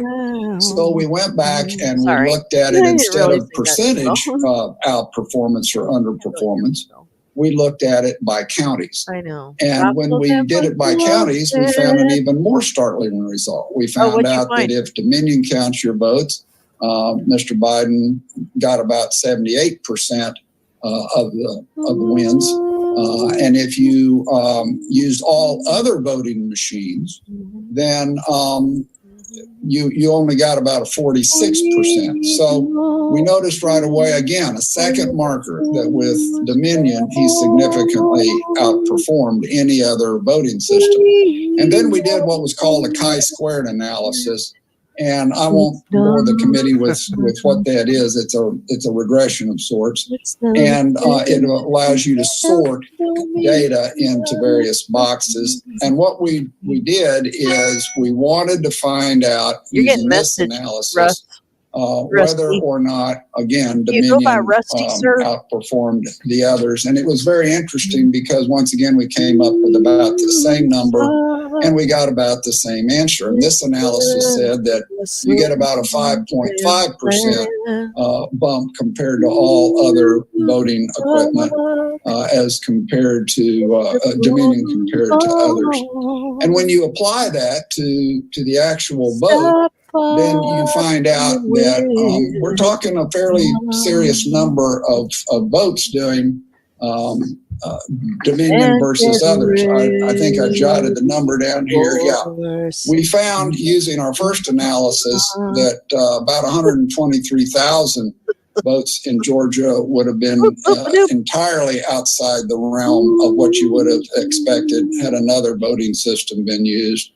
And if you use the chi-squared analysis, you got to about 136,000. So either way, it was a very significant number of votes. We did note that you had 199,356 mail-ins in 2016 with a 6.4% rejection rate. And then in 2020, you had 1,320,154 with a 0.2 rejection rate. So that got us looking then at the mail-in ballots. And we had already done an analysis in Dallas this voting cycle, and it found that after the county posted registered votes, and they do that by posting the voter record, so you can see a lot of data. You can see the name, the address, the date someone asked for a mail-in, the date they were mailed that mail-in, and the date it was returned. And what we found is that in early voting, over 57,000 votes were tampered with after the county had first recorded them as being voted. So we went and we did the same kind of look at in Georgia. And what we found was very interesting because we found over 200,000 mail-in ballots that when we looked at the voter record had supposedly never been returned. I have good news for you. Let me be the bearer of good news for now. About half of those ultimately got purged, but about 96,000 of those were never marked returned, and yet they were voted. And we have seen that in other areas of the country because it's very easy in the Dominion system to assign a person to a mail-in ballot inside the system itself. And sir, that's one possible explanation. May I just interrupt with one question? To assign it that way would, of course, be fraudulent, wouldn't it? The information that has been disclosed during the Eastman hearing. You have no idea. You just have a ballot in the adjudication file, for instance, and you decide to vote it, you assign it to a voter. How many times, approximately? Well, there were about 96,000 of those that we found. I think the exact 96,600 was the exact number. But I want to watch the old one. Mail-in ballots that were voted, I'm willing but to were watch the never old actually one shown as received back by the county. I'm totally willing to do that. I'll do that. Well, I think, is there anything else you would like to point out? I think that's pretty complete. I think that's pretty much got it. So there's 96,600 votes that were counted, never received, and assigned somewhere. And these would have to be considered illegal votes, wouldn't they? Right. And by the way, I would say this was not just mere oversight by one or two counties, because we saw this pretty much across the board. And so this was an across the board problem. And we also saw a couple other interesting things. We noticed that sometimes the ballot was actually shown as being voted before it was received back. There was a Don't receive check back my date, but it now. was voted before the county received But it back. that hot guy Okay, did. How could that be possible? That hot guy did in the Eastman trial. Well, you'll He have to explain that one to me too, because it's not supposed to be that way. Okay. Oh, really? We also What if it saw was stolen? situations where ballots were voted the exact same day that they were mailed out. So they were mailed out, mailed in. Somehow they managed to make the round trip on the exact same day. We saw it happen just one day after, so that you mail it on a Tuesday, and Wednesday afternoon in the mail you got the ballot back. We just saw a lot of these kinds of problems with the mail-in ballot, but it was the 96,000 that were never received back. We just got a lot of problems. That really jumped out at us in a big way.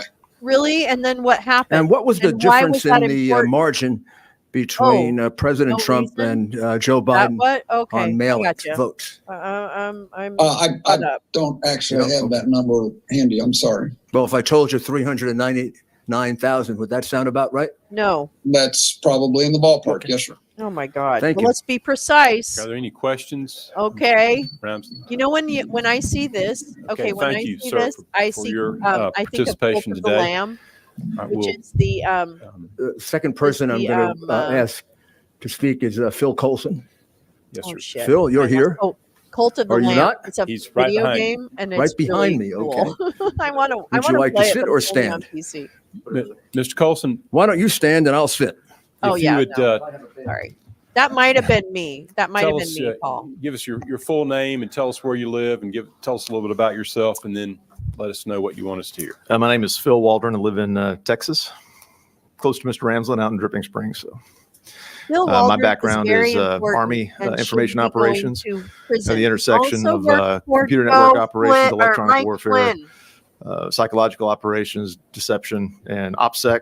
And my point of view of looking at these systems is how to penetrate them, how to corrupt them, how to manipulate them to conduct strategic influence operations.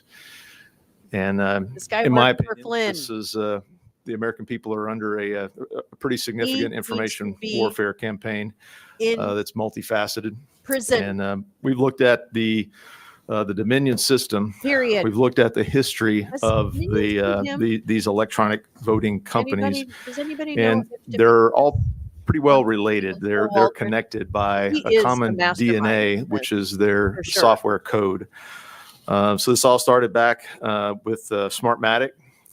It was designed basically to keep Hugo Chavez in power in Venezuela. He invested, I believe, 28% of the funds to stand the company up. And I personally debriefed the son of a Cuban intelligence officer who firsthand knowledge two of Hugo Chavez's family members when Maduro was faced by a populist uprising after Hugo Chavez had died. Two of Hugo Chavez's family members said, "Don't worry, it's guaranteed. Our father invested the money into Smartmatic so that Maduro is going to win." So I guess to connect all the dots, Dominion Voting Equipment acquired a company called Sequoia Voting Systems, which was spun off of SGO Smartmatic. And they also acquired the Premier system, which came from the Diebold election company, which also used Smartmatic software. ES&S software, which Mr. Ramsland mentioned, has a license agreement with Smartmatic, and so does Dominion. They all feed information to Clarity Elections, which is owned by a company name called Scytl, SCYTL, which is headquartered in Madrid, Spain. They also have U.S. elections.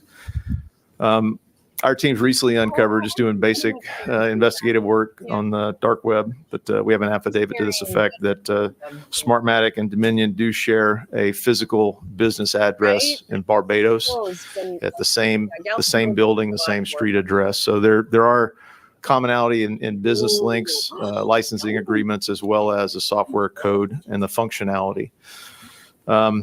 We began really looking at these as looking at the operators manuals for these software systems, and just like President Chavez designed them for, they're designed to control and manipulate votes, and that's what we found reviewing these things. Are there any questions? No smartmatic Yes, machines sir. in California. So have you had occasion to, you had occasion to No examine smartmatic One of these Dominion machines? Yes, sir. We did up in northern Michigan. Our team conducted forensics analysis on Central Lake Township Precinct in Antrim, Michigan on the 27th of November.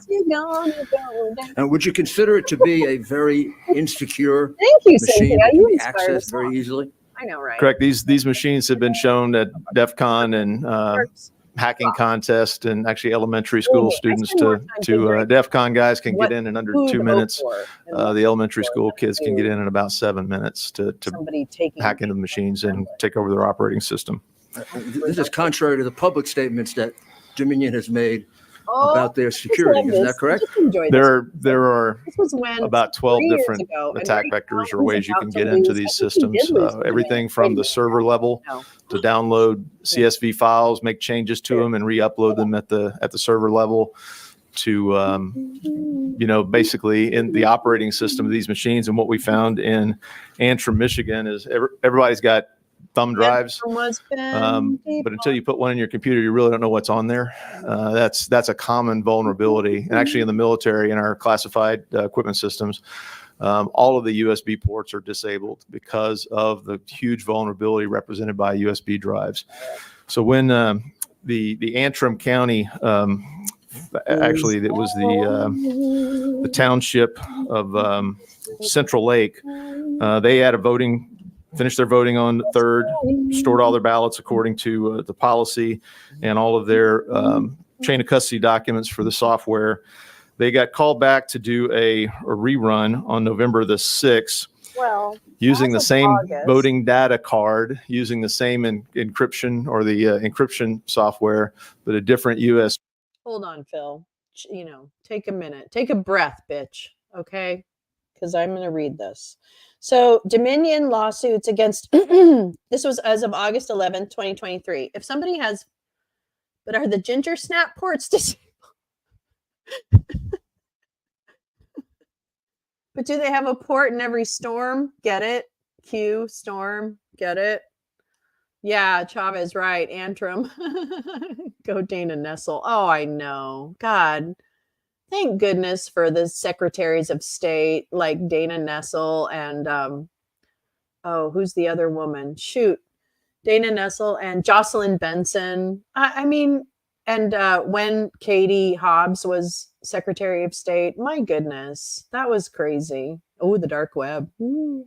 So the election happens in early November. This is early December. In that time, they got access to voting machines and held a hackathon for elementary school kids. Okay, wait, I'm going to quickly do this and then I'll go back to Phil. But defamation lawsuits by voting machine manufacturer Dominion against Rudy Giuliani and Sidney Powell, are still active despite online posts recirculating the false claim that Dominion lost the suits and suggesting the defeat was censored by news outlets. Dominion sued Giuliani and Powell, blah, blah, blah, blah, blah, saying the voting, they claimed it was all rigged. Okay, that's that. Both lawsuits are still active, however, according to archived case documents on Court Listener. Oh, let me find that. Hold on. I might need to, oh shit. Okay, I'll find that on Court Listener because I'll look up that case while we're watching this. But, and Jenna Griswold in Colorado. I mean, really? Even little old, Gabriel Sterling. Or whoever, all of them. But yeah, this is just a month after the election happened, this hearing. And this is the reason that my attention was initially drawn to this was because as a result of the Eastman hearing in California for him to lose his license, which is still ongoing. I check that every once in a while.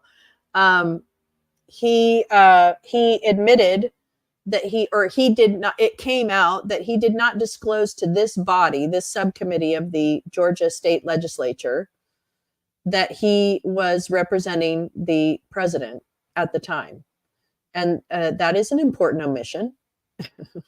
So he was testifying as a constitutional scholar, but indeed he was actually working for the president. So you cannot be an expert and representing the defendant or whatever, plaintiff, I guess, in this case. Anyway, okay, so we're going to go back to Phil, and then I'm going to look up and see where Rudy's at with Dominion, because they're gonna fuck you, yes. I don't even know. What do you do when you have 0? What does he do? Does he work for them for the rest of his life? What happens? Is there a poorhouse? I don't get it. Does he get away with it? All right. Speed drive to run the totals. Their totals were significantly different, even in down ballot races.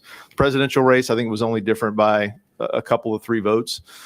And it was, again, a very, very small sample size. But school board elections, state propositions for spending, and marijuana bills changed the outcome of the vote in the rerun from November the 3rd to November the 6th. And again, this was one small precinct with a total of 1,494 votes. And basically what this does is put this system outside of the specificity limitations set forth in the federal election laws, that you're basically only allowed 1 out of 250,000 votes or ballots to have an error. And the error rate was far exceeded the allowable standard. It's all debunked. I just love software. this. I just fucking Have you had an opportunity to examine any of other Dominion machines? No, but we'd like to. The company stalls pretty much at every opportunity. They've included in their contracts, and I'm sure that it's the same in Georgia, that they want to control your votes, and they want to ensure that you can't inspect their software or how your votes are voted, where they're sent, and how they're stored. As a matter of fact, we just left Michigan early this morning and testifying before the House last night in Oakland County. If you actually click on their county election supervisor, you click on the 2020 election results, a warning flag pops up and says, you're exiting this site and you're going to Clarity Elections. So Clarity Elections is a subsidiary of Seidel, which provides the early voting logs to TVs, New York Times, all the mainstream media. Those votes from Oakland County, which was one of the biggest counties in Michigan, they're actually controlled, maintained, and owned by Clarity Elections, and it pops up on the website. We're going to take you to www.clarity.elections, and you can look that up on your computers if you'd like to. You might want to go ahead and sue this guy. This guy worked for Flynn. I'm just going to tell you that again. Michigan, or that their voting data he served under is sent outside the United States. I hope I'm fact checked. And also that their vote is being counted by a foreign company. Isn't that correct? Clarity Elections is owned by Seidel, which is headquartered in Barcelona, Spain. And again, these companies have servers all over the world. And we came to the identity or saw the packet transfer to the server in Frankfurt. That was reported on the 8th, and then on the 9th, that server went offline. So we know from German cybersecurity professors that talked about the increase in the drastic increase in their traffic on November the 3rd and 4th. And he attributed the increase in traffic, web traffic, to the American elections. These are names that we haven't. So it was really common knowledge that that server was processing a lot of American election data. And one last question: Could you describe fractional voting? So if all of us in this room, had one vote for one candidate, doesn't happen. We would have the sum of the votes in this room. When the votes are reported to from Dominion to the media, they're reported in fractional numbers, 3 digits. So when you add whole numbers together, you can't get a fraction. When you calculate or have a formula or an algorithm to assign points to votes, then you get a fraction. Right? So our voting results are reported in fractional values, not in whole numbers. He did end up in the sanatorium. Senator Beach. Yes. Thank you, Colonel. I have a feeling that's not I voted on actually out of the election day, realm of possibility. Senator, you need to speak into the microphone because otherwise Yes. you'll be picked up. Otherwise, I vote, Colonel Waldron, thank you for your testimony. I voted on election day and I got a paper ballot. I scanned it, and on the scanner, it said I was number 78 at 9:05. So my question to you is, Ms. Pick was telling us in that video there were 3 scanners at the State Farm Arena. Is there a drive tape or a flash drive in a scanner that we could know if votes were counted between 10:30 and 1 a.m. on those 3 machines at State Farm Arena? Because my ballot told me I was cast at 9:05 and I was number 78 on the machine I scanned it in. So should we be able to have some data from those 3 scanners? So those ballots, Well, the paper Lee, is this actually is a good scanned conversation, into and a we should ballot talk about image. And that. the ballot image is I'm not an actually what expert, is but counted for think the vote. we have some So good each one of those machines do insights. have logs, and they will transmit to That's a why I wanted reporting to, upload time. the outside It's my characters understanding, show. I believe wanna talk about Tuesday, all though, of them. that the Fulton County machines were The wiped. unindicted So I heard a report of that. I don't know that. There are forensic artifacts that can be pulled off those machines, but really the place you would get that is under the U.S. Code. I believe it's Title 46. All federal election documents, whether they're paper or electronic, have to be maintained for 22 months. Oh boy. So if there is an archive, those ballot images will tell you the date timestamp on those. But someone would have to get a forensic access to that data and those machines, the tapes, and the servers. And was Ms. Pick correct in saying there could be about 3,000 an hour scanned in a machine? So it could be about 18,000 votes? Is that correct? That's the technical specifications of those machines are depending on their jam rate, between 2,000 and 3,000 an hour. If they're operating great with a seasoned operator that knows what they're doing, they can probably get up to the manufacturer specification, which would be 3,000 votes per hour. Senator Parent. Mr. Chairman, first, really brief comment, and I do have a question.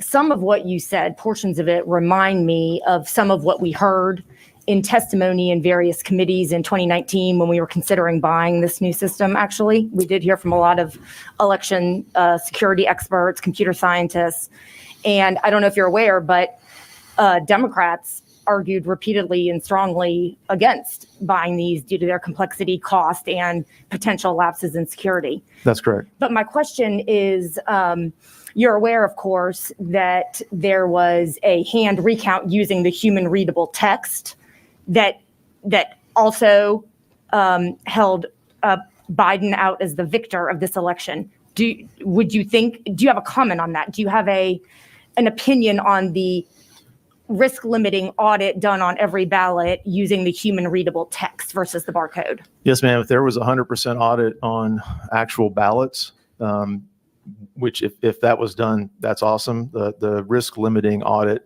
I believe, is a very small sample of those ballots. So normally, yes. But is it this one relevant?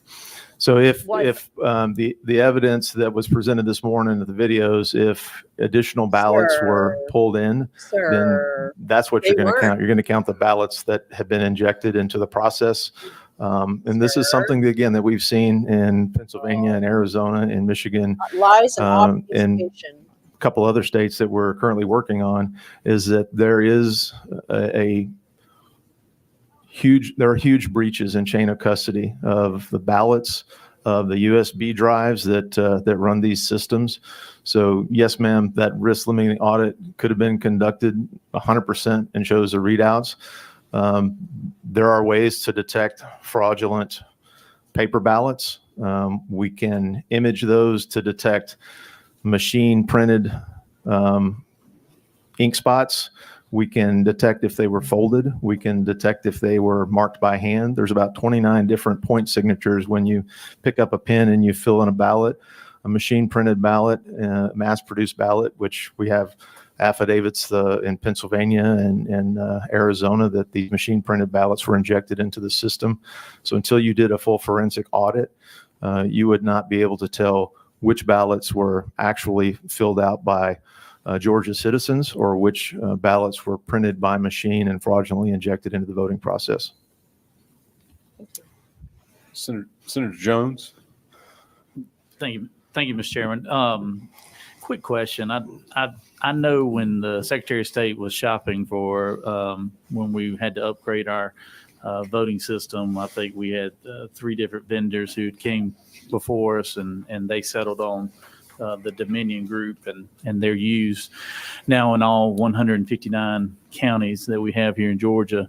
How many other states use this system? Do you know the answer to that? And what's been the feedback with other states? Generally, there's a mix. So, for example, in Arizona, it's only Maricopa County. In Michigan, it's swapped up. In Pennsylvania, it was pretty much Philadelphia and Pittsburgh. Pittsburgh, I think, used ES&S. But the functionality and the systems are very, very similar between ES&S and Dominion as far as our research goes. So what Mr. Ramsland presented earlier that showed about a 5.5 point differential when you just isolate Dominion machines across the country. That's kind of the working theory that we were working off of. Follow-up question, Mr. Chairman. So I saw some looks on people's faces, even with their mask on, when you were talking about the fractional adding of votes. Yes, thank you, maybe you can go over that one more time because it gave me pause when I first heard it as well. So maybe you can help me with that. And is that just with the Dominion program that you've seen, or that appears to be the live feed from Dominion and Clarity. So all of those reporting, the fractional voting is there. It's not a whole number. Again, if there are 10 people, you cast 10 ballots. The sum of the whatever I'm telling you candidates are voted for should equal 10. Every and Republican needs to stand up now and just announce 2.87 for one, 3.13 for the other, and 4 for the third candidate.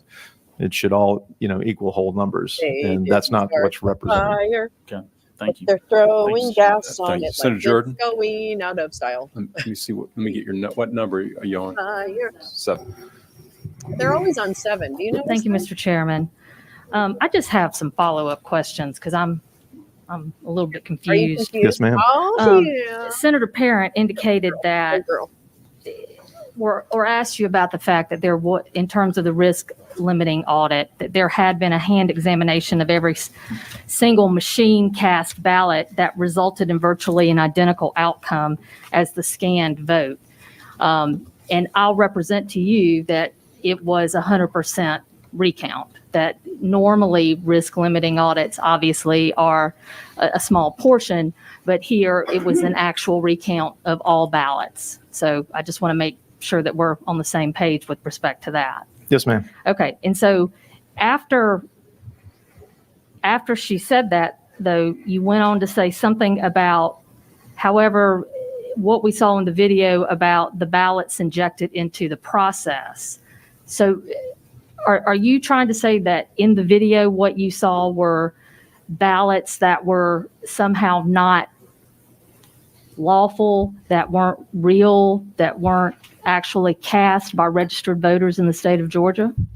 We do have affidavits of people who trucked in ballots from out of state into other states, and that and to be clear, into Georgia, because I heard not into Georgia. No. That's right. I heard a lot about Michigan too, and a lot about not North Carolina, which is part of the problem, but a lot about Michigan, a lot about Arizona, a lot about these other states, which some use some of the same systems, some don't. And as you know, state to state, the election laws and processes are very different, right? That's correct. Okay. And even from county to county, under the same law, the execution and chain of custody procedures appear to be a lot different. It can be. We're trying to make sure that they're as streamlined and as possible. Obviously, that's hard. Okay, I'm mapping this out. your opinion is based on the fact that there are affidavits of other people from other states who have alleged that they've trucked in ballots to other states, and so then your testimony is saying that ergo these ballots in this video must have been trucked in from other states and are unlawful. Is that the conclusion? No, ma'am. I said that a full forensic audit would determine that, and do it forensically auditing Really? How'd it go the for you paper, with the the, ink, and the ink signatures with Cyber trolls, optical imaging cyber ninjas? devices. How'd that work out? Would be able to tell you if there were any ballots that were not legitimate ballots that were injected into the process. And so These then my aren't gonna make question is, if sense, these were extras that were just stay trucked with me. in, right? Somebody just brought them in. Then you would expect then that the number of ballots would exceed the number of registered voters who had requested absentee ballots and or who had voted in person, correct? Underneath the, within the margin of error, we've seen, again, I haven't seen in Georgia, so I can't testify to that, but we've seen in other places where ballots were segregated, separated, and discarded or not counted, and then other ballots were injected, and those were by affidavits that have been acquired by all the legal teams. And so, for example, in Georgia, you Senator don't know, Jordan, just one more. I was going to say, One more, just Mr. one more Chairman. question. So sitting here, you don't know that the fact that the number of ballots cast actually matched the number of registered voters that requested absentee ballots and then cast the absentee ballots and or appeared in person to cast ballots, Here's correct? an idea That's correct. of how to break out these people Any other into Senator Tillery, segments, did you have a question? and I can explain what they mean. Yes, sir. So if you're like, give your masterminds, Yes, sir. Find that? Yes, sir. then the Colonel, stopping the steal crew, When you see those ballots being taken out changing from the under count crew, the desk, you're preventing the Aren't there, certification crew, the outright take the 96,600 machines, rerun the election crew. ballots that were See what I'm saying? voted, but for which there's no return? Could they possibly be those ballots? So I'm trying to There is a figure out where possibility. all these fuckers fit Would that in. be a reasonable explanation for these unexplained ballots? It could be one explanation, yes, sir. And what about we go further back in Mr. Ramsland's analysis, expert opinion. He says there are Expert opinion. Is he an expert? 136,098 votes. Oh my God. Well, no, this is not these Have the guys. indicia of Yeah. fraud. They're No, in no, no. serious But I want to question identify based on the analysis that he did like I want to of the Dominion chart. machines. I'm seeing a chart. Hi, Badger. Could it have something to do with How that? are you? Good to see The machine vote is I know. Well, it's is highly suspect. I think if I recall correctly, the timeline, the upload of Grab votes, some weed, honey. My big 03:36 in the morning, that of the 4th. This guy worked with Flynn. Georgia had the largest That's single the president. ballot No, this is what was upload, his and it was actual from Flynn. multiple centers, but it was a 200,000 'Cause I might ballot be wrong. upload. And at 03:36, What time was that? 03:36 Did that on the include 4th. Fulton County? That was across multiple precincts across the state. Mr. Thank Chair, I just have one really quick follow-up. One just real quick. One, but I have other senators that have I know, questions. but one of the issues Let with her respect talk. to Mr. Ramsland that I want to, Oh, here we go. is that I'm there gonna was an drop this indication article. that, are Here we you go. aware of the fact that in the system, in our voting system, that when you vote early, it indicates that you have cast an absentee ballot? So, for example, it will say absentee ballot Debunk in requested, real time. let's say Yeah. October 6th, There and then you it'll go. say received There you October go. 6th, Oh but my it God, says Jim, that's so absentee. perfect. Are you aware of that? That would be a question for Mr. Ramsland. I'm sorry. Okay.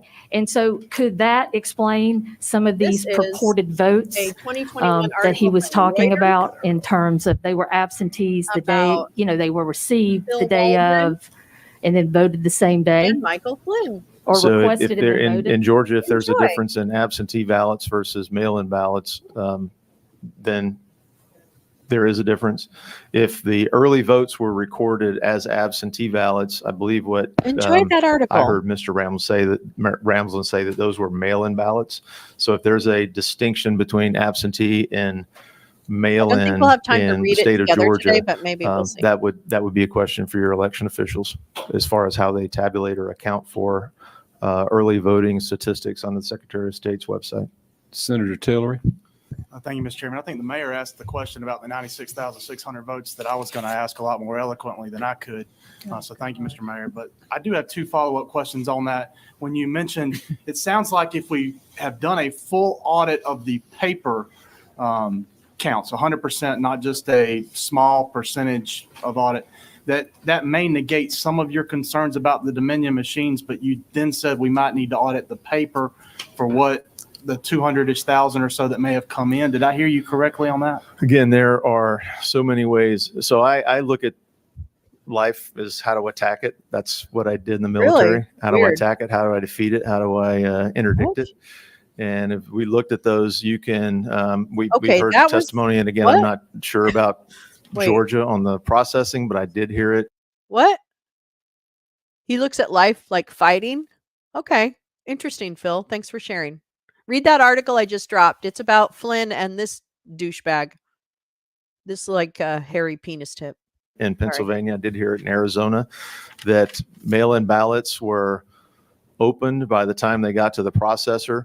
There were ballots separated from the envelope. The signature verification was non-standard on the I don't mean envelope. to cut you off. I'm doing it just for time purposes. Yes. I apologize. But I thought you said something about ink and where folds were and marks on the paper. Correct. My question goes to Hit that like, with the Dominion everybody, system and our and ballot marking please device, share. would Thank that you. put marks in the same place that would Bringing cause you some your issue with background for auditing the way you suggested, 2024, possibly on Lolo's marks on the paper? Lounge. No, Yep, no, there it is, the the paper. hand marked features of a ballot are 20-inch paper on a forensically. It's just 19 like, when you're a DPS, your state troopers 19-inch ballot do on a ballistics 20-inch on a bullet. piece of paper. Every ballot has a unique marking parameter that can be picked Oh, up by thank you, optical everybody. You're sensors so sweet. to differentiate it from You machine guys printing. did. Even if they you did hit the try like. to smudge a machine print on a printer, a You're the hand best. marked ballot is different than a machine marked ballot, and that can be picked up and So with a what's your reprogrammed point? scanner. What's your point, bitch? One final question for Mr. Chairman. See, it's never good enough. I do not know too. if you've been Any able to audit, look at Georgia's numbers no specifically audit is yet, good but I'm enough. wondering, did No you see audit is good enough. fractional numbers in Georgia? I did not look. I just have looked to at the demand- aggregate roll-ups, so I did not. you're not gonna enjoy it. Mr. Ramsland and several other members of the team did That'd be a the question we work should on ask him. Georgia. Correct. Thank you. Okay. So let me come back here for a second. Oh wait, I lost what I was going to say. Okay, never mind. It'll come back. Let's continue. Okay, I think Senator Rhett had a question. Thank you, Mr. Chairman. And I want to welcome you all to Georgia, and particularly the Honorable Mayor. I'm a retired not veteran, honorable. and I lived in not New York under your honorable. tenure, Mayor, in particular under 9/11, and I want to give you kudos for a great job. Did you hear Rudy? But I have a quick question. From a financial and logistical standpoint, it won't be feasible to change out the Dominion system before the January 5th runoff. So if you had a chance to talk to the voters of Georgia, what would you say to them in terms of encouragement moving forward using this system? Thank you, Mr. Chairman. Thank you. I would say there are controls that can be put into place for every machine. If there is absolute positive control of the software and the tapes, you basically put the software in position in the machines. You run a standard ballot, Can I also say I am 200 ballots heartbroken for one about what candidate, is 200 happening ballots in for the other Japan, candidate. and I Get watched the tapes out video and make of sure that quake. they run right. That and is the then longest you quake I've pretty ever much have a seen. guard I on that would machine have so been that nobody touches the USB drives or the That is soft like drives. the length And then of no every other precinct can have a hard copy tape, and that can be manually earthquake added I've up. experienced, and I've experienced a lot growing up in California. Okay. Thank you. I don't think there are any further. Senator Harper, did you I have a am question? hopeful that everyone stays safe. What number? What numbers? Thank you, Mr. Chairman. I just wanted to just a point of clarification to Senator Jordan's point about absentee ballots. I just pulled up my, I voted early and in person, and I think we do, although it says absentee, it specifically says absentee early in vote. Early person in early But it's in-person probably voting counted as is the you- way it is what's the specifically table listed. say, And if sir? you go to the Secretary of What's the State's table website, it reference also in the fucking database? separates those Tell me the absentee table by values, mail, you stupid absentee by advance, or motherfucker. advance in-person voting. I just wanted to make sure that Oh my God. there was a clarification that there is a distinction in our system of by mail absentee, early in-person voting by absentee. And I think the Hunter laptop is kind of part of Stop the Senator Anderson. Steal. Depends on who was really involved. I mean, Did I Rudy. understand you tell us that someone at your level could hack into the machine in 2 minutes? A hacker, yes, sir. DEF CON, which is a big conference, they have all the white hat and black hat hackers out in Las Vegas every year. But that's not me. Oh, If we could find, that's funny. if someone can hack in it Oh, in that's real 2 funny. minutes, can we find out who did it? So if there was a full forensic audit, then yes. But for anyone to hack into the machines as they sit without the proper authorization would be illegal. Okay. It'd be illegal for me to do it without the proper Oh, authorization. or our wait, teams. wait, whoa, whoa, whoa, whoa, I whoa, know. And then- whoa. This is talking in reference to Coffee County, where Sidney Powell just pled guilty to fucking with the machines. And in this hearing, her buddy Phil said that's illegal. I love it when they say everything out loud.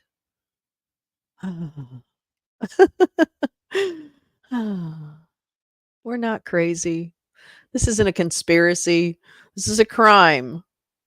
My follow-up question, the 96,000 votes that the mayor's talking about, could they been in this situation we in, could they been come in from out of state? The capability exists, the possibility exists for them to be printed. I do know. We had voice recordings of an Randy, order is that being that placed, Randy guy? Who's that guy? in China to print Rusty? No, Rusty Bowers isn't. print ballots. That other guy. They were given There's a guy with a funny the name. up basic there. ballots, Like, and cute they were, name. again, that's Like Boo Boo. outside of the U.S. and outside really of our Who's purview. Boo But Boo up in Michigan? there are Who's our Boo Boo indications up that there were My Boo Boo Boo fake Boo ballots up there. printed up and pre-positioned in places for injection into the voting systems. In Georgia. Inject me, baby. No, sir, not that I know of in Georgia, in the U.S. presidential election. Okay. Thank you. What's the Yes, sir. All right, Senator Cardin. can't start Yeah, that yes, sir, Mr. Mayor, go ahead.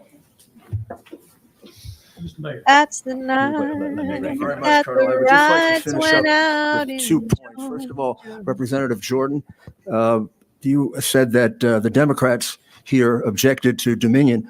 I should tell you that the best letter written on Dominion is written by my Congresswoman, Carolyn Maloney, who is a Democrat. Here we go. And I really would suggest reading it. It's prophetic. She wrote it in 2006. Didn't happen, Rudy. And she basically outlined the history Never of proved Dominion any and Smartmatic, fraud. And the believe connection me, to they did have their Hugo hands on Chavez. Oh, Eventually, believe. she followed up with Maduro, and how it's a highly inaccurate machine. Wait, I need to write. And I guess this is just a question. I don't know So there's another why group. that isn't discovered in due diligence. And whether you're a Republican or a Democrat, this is not a machine you want counting your votes. Second, on the so I don't consider that a partisan issue at all. That is cause of America. But it does cast doubt on the entire legitimacy of the vote. And the fact that you have the power Project America? to do this, state law The America Project. doesn't in any way prevent you, the legislature, from immediately taking this over Who's the ground game? and deciding this. That War room. power, right, obligation is given to you by the founding fathers deliberately. The founding fathers felt in a situation. Yeah, you can't hack. I can't imagine they thought of this one, but Cynthia, in a situation of complexity, I'm telling you right the best now, place to under the decide light of would be with the testimony, institution it all closest to the falls people. apart. It's just And gonna you're the have to wade institution through a closest lot of to the shit. people. And you're going to have a very, very much better legal mind than mine talk to you on this. Professor Eastman, my professor in law school was Eastman. This is Professor Eastman. And it's very, very clear. The Supreme Court in McPherson versus Blacker says whatever provisions may be made by statute or by the state constitution to choose electors by the people, there is no doubt of the right of the legislature Like another to resume the group, power at any another- time. To be sure, at any time would likely not allow the legislatures to pick its own set of electors by whim, but there would have to be a substantial basis for it. And that's really what we're presenting to you, a substantial basis, I'm making up words here. even to the point that these votes are too illegitimate to certify. Either too illegitimate to certify, or you can look through them and certify them in whatever way you feel is right. But this is your power, your obligation. And I know it's surprising. I've been before state legislators who didn't realize it. And really, so do we really have this power? And then once reading the Constitution and the Federalist Papers, it clearly is yours. You are the final arbiter Voted. of who the electors should be and whether the process is fair or not. I don't and the other know, way to look Lee. at I it, actually haven't it's your read as much about responsibility Antrim as I need to. I if need a to read up false on and Antrim. fraudulent Let me make a note count of that. is submitted to the United States government. I And thought it's clear that the printed out count you the have right report. now is false. Report. Thank you. Ooh, you mouth All right. noises. I think we're going to move on to the next Some strategy and others. witness. Mr. Smith, did you want to say By Bannon. something else, or did you have? Well, we do have a couple of other witnesses. Susan Voiles? Yes, Susan Okay. Voiles. I'm sorry to use the word whore, but I'm using it her for in. Steve Bannon. I hope that helps. I hope that absolves me of any inappropriate use of that word. I'm sorry. I'm sorry, but I have to poop really, really badly, and I'm kind of hoping we're going to take a poop break pretty soon. So just let me know.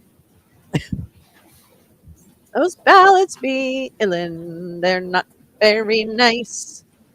Oh, Mega Minds. They probably did.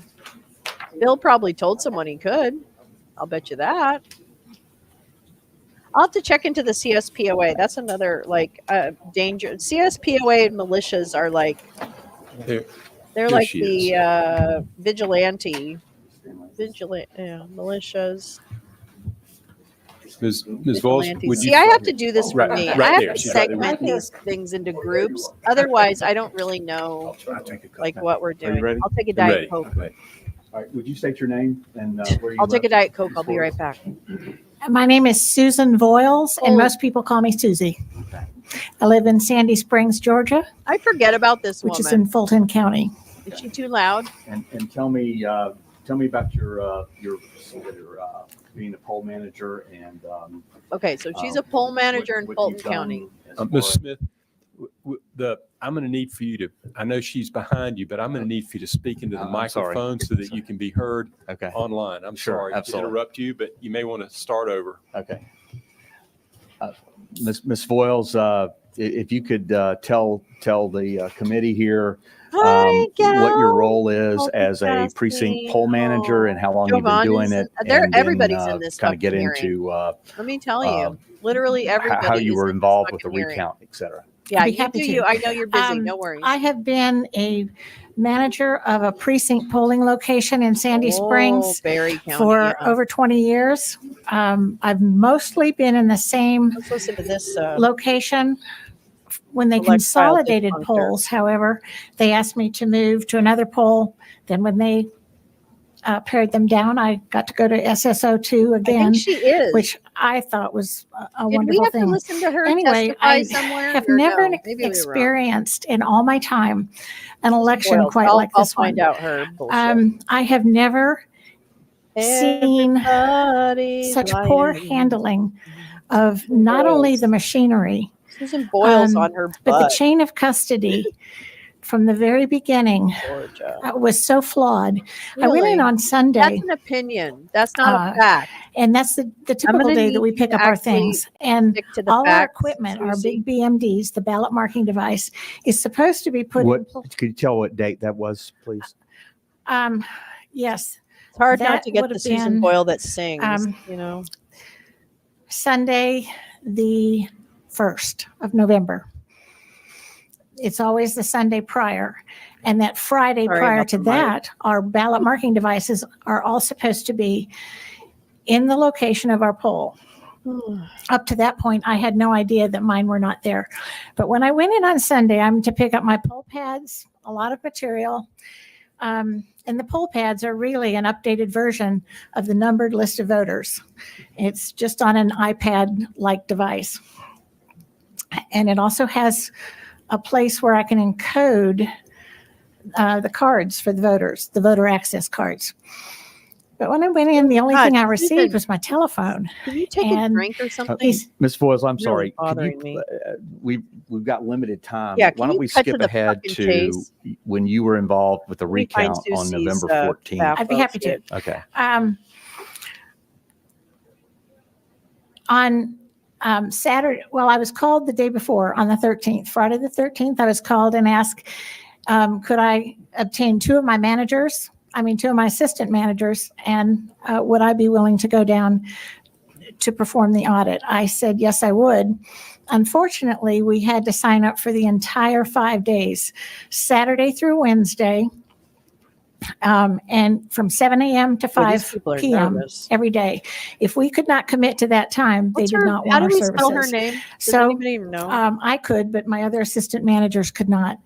I did go down with another manager, and our first box that we finally got close to 10 o'clock in the morning, I believe it was 9:45, because they didn't have enough tables for everybody.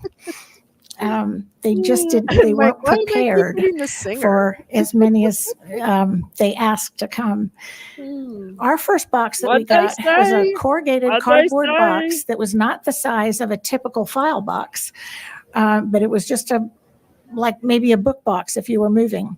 It was bound together with packaging tape, and on the top of that, clear packaging tape, on the top of that was the seal that should be totally pressed down like a sticker from the Secretary of State's office, which should, according to the chain of custody, have the signatures of those who had prepared this box, who had been the last to touch it. Likewise, at the end, that would have been my responsibility once we had gone through the contents all that's on here to when you do the same Google thing, her, replace it with a new seal with all my of her signature and my personal partner's information. signature. Like We were literally all instructed of her how we were to do the addresses, all of her ballots, phone and our numbers. first batch, our first box contained 8 batches of at least 100 apiece. One batch did have I'll go to her 110 in it. Let's see what Susie's posting on the Tweety Bird. And as we went through the batches, they were normal absentee ballots, and most of them were pretty worn until we came up to a batch that is, it was, my words were pristine. It was white. It was so white. And this is a typical absentee ballot. You can see how when it comes to you in the mail, how it's got many folds in it. These had no folds.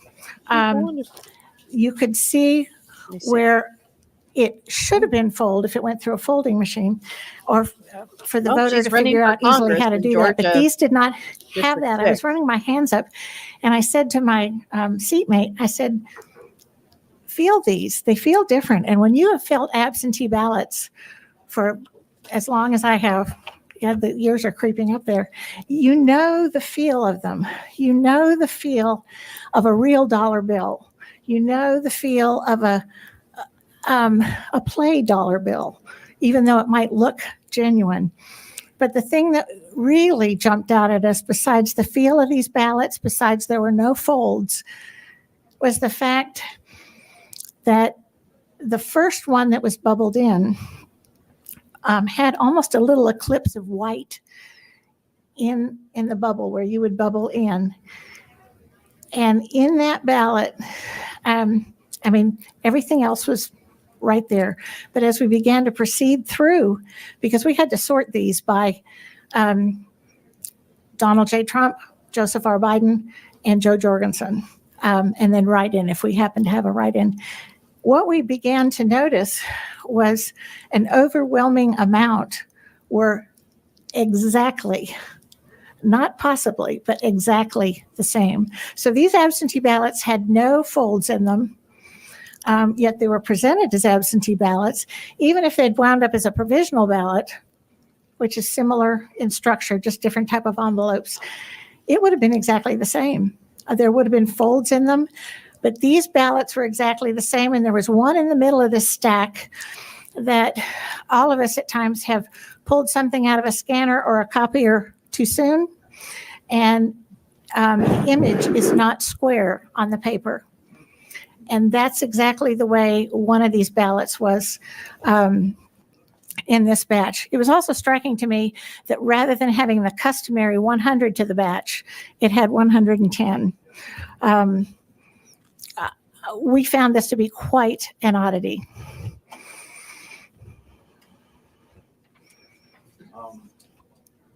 Talk about the when you were down there about the organization. Oh, I'm sorry. Talk about the organization when you were down there and you came down there, and on that, I think it was a Sunday morning, you came down there and you thought you were going to be down there all day and they told you to leave. On the second day, we stayed until about 4:45 on Saturday. We were instructed to come back Sunday morning, which we did. We were very surprised to find no lines. What they had done was not only had poll managers there, Fulton County poll managers, but the previous day had a number of Fulton County employees who were there. Also, the girls behind us, they were librarians, but they were Fulton County librarians. They were there to do this. So on Sunday morning when we went down, it was fairly void of anybody. We were just very surprised. We were instructed to go to our table that we had the day before. People came in after us, including the people at the table behind us. We gave our table number so that we could get our ballots. Okay, just get to the point. We waited and we waited. The people behind us got theirs. Christ. They had over 3,000 from Sandy Springs precincts. The people in front of us had over 6,000 from another precinct. And when our box came, and our eyes were getting kind of big because that was a lot of ballots to get through. When we got ours, we opened up our box, and the Fulton County ballot boxes are like heavy duty suitcases with padding on the inside and roller carts. We had the young man unseal ours, and then when we opened it, I was kind of aghast. We had one batch of the machine generated ballots in there from the BMDs, the ballot marking device. There were 60 of them in that batch. They were all from a quality living center, and which is in, I believe, right? West Atlanta. I know they I all do know it's South sneeze. Atlanta. They all sniff. And all we had was 60. Yes. Thank you, Joe. And She is the we stayed president of the around Eagle Forum and of Georgia. She ran for we asked for office another with the batch, and endorsement we of the Eagle Forum waited PAC. and we waited and we waited. Ties to the Schlafly Did not get one. We volunteered to help the other people who had such enormous stacks, and we were told that we were done. Will she get a pie So, face? I don't know. The thing that was also an oddity to us, whether it was the Sunday bunch, as I've done this long enough to know the votes are usually heritage, like fairly THEIR. and this was not the case either on They're boring as with fuck. the absentee type ballots or And then I says to Margaret, when then you're I seeing says to a Margaret, stack, he says, where 98% of them are for I one hope she candidate. gets facts. those are overwhelming odds, particularly when you look at the overall vote count. Were there other, when we were told to leave, was there anybody else? Speaking to the still microphone, left motherfucker. There it is, still counting? 25. Oh, There yes, it this is. is 10 in the morning, and that's why we volunteered to help Right. the gals behind us and the gals in front of us, There or it is, anybody else in the room. But we were told to Started leave. reading a Some little other bit friends more of the ours, Project 2025 last night. Dr. and Dr. Roll were told to Crazy. leave. Happy New Year. And Yeah, a little so chaotic. Yeah. I suggested to Well, my partner that we consider the subject matter. day and that we left. And when we were there the night before, there were She does. This is like it's ballots nothing. that needed to be Nothing. addressed I and know. Thank counted. you, Joe. I'm sorry. I'm a terrible hostess. And those I'm ballots were grateful. non-existent the next friends. day. And to Well, be what told happened? Did they we had disappear? to block Was off David so much Blaine time anywhere and in the area, ma'am? miraculously finish Susan? by 10 o'clock on Sunday morning. Really? And not required for any other Miraculous? I know. service. Why, Margaret? That was amazing. My guess is neck boils. No further questions of this witness. You know, like that movie Witches with Angelica Houston, where they peel their skin off. If they take those Today, scars thank you for off, their working as skin's a going to come out. poll manager. As it relates to the ballots that you Holds their discovered skin on. that were pristine and not folded, I'm assuming as a poll manager, you're familiar with the That's why the process Junior League of wear ballot pearls. duplication Hello? Yes, I am. or replication. It's to keep their now, are skin you on. speaking Oh my God, if guys, come on. something that thing was comes flawed off? and could not go through the Bitch is a scanner? lizard. Is that Yeah, what you're saying? either flawed and cannot lying. be read by the scanner, Just or apply a UOCAVA ballot that is printed on a fly home out of there. printer overseas and Becomes a then mailed vampire in, bat. and then is going to be duplicated onto a ballot by poll workers such as yourself? I certainly am. But if that were the case with these ballots, the markings would not have been identical through 98% of the ballots. Oh, 98%. Well, couldn't it be explained, the lack of folding, could that, and the fact that they were more identical, couldn't that be explained by the fact that they were all personally replicated and duplicated with they do. observation by individuals working that same poll? Well, the probability of that, I would think, is very slight. And because then why would then my county partner 98 said, "There's ballots Bigfoot." have that little white eclipse on the very I first like this one, Lee. This is a good one. presidential Our thing is behind their neck bolts. ballot? Why would all of them be exactly the same? It was very easy to see It's going to be a disaster that if that a thing comes off. ballot had been replicated many times. One was hand done. The rest had some other marking device, whether it was copied, whether it was scanned. So your testimony is that they just looked too identical. It's not that, I love because it I when understood people you to are say the kind of fact caught that they on were stuff and folded, then set they off alarm, give me or this not weird- folded, Not set off folded. alarms for you, where my more limited understanding of the process is that Fergie, I it makes know perfect sense the racist history due to the of this duplication country. process that not every That ballot is would why be I folded. choose not to So use your testimony racist is that tropes, they looked too similar. because not only are My they testimony is hateful that been and properly offensive duplicated? to me, Correct. None of them were folded. it is easy none to of- change your none of them, language to not if dehumanize something people. Oh had my been God, done, boys, it you all would- need to be much less sensitive it and would look understand when you're getting somewhat a gift. accordion like this. None of them were like this. Well, so can you educate me for a China. second? Because I guess what I'm not understanding They're is China. why those would be folded, because my understanding of the duplication process is women are that they amazing. indeed would be Let me tell you. pristine and not folded. Well, you would not have had the score marks in them that where they should have been folded by. If you're familiar with any type of mailing, whether it's a church bulletin or your school report cards or whatever it is, they have wonderful folding machines, but they are usually sent by the printer. And I don't think it's the fold so much. It was the feel that drew our attention to how all of these were marked. So your testimony is it's not so much the fold, it's that they felt differently. Is that correct? That's what drew our attention to it, was the fact that they felt differently. And then as we began to examine the ballots, we saw that they indeed were different. We had already been through 600 well, 6 batches, which would have been over 600 ballots. And these were much different. Yeah, right? It's going to be like, Not explainable y'all by are the about normal to lose your duplication skin. So I'm process out. that No. would be put done No. as a Want to batch. be eaten All right, thank you. Senator Heath? by a bunch of crusties. You mentioned, They felt weird. They felt weird.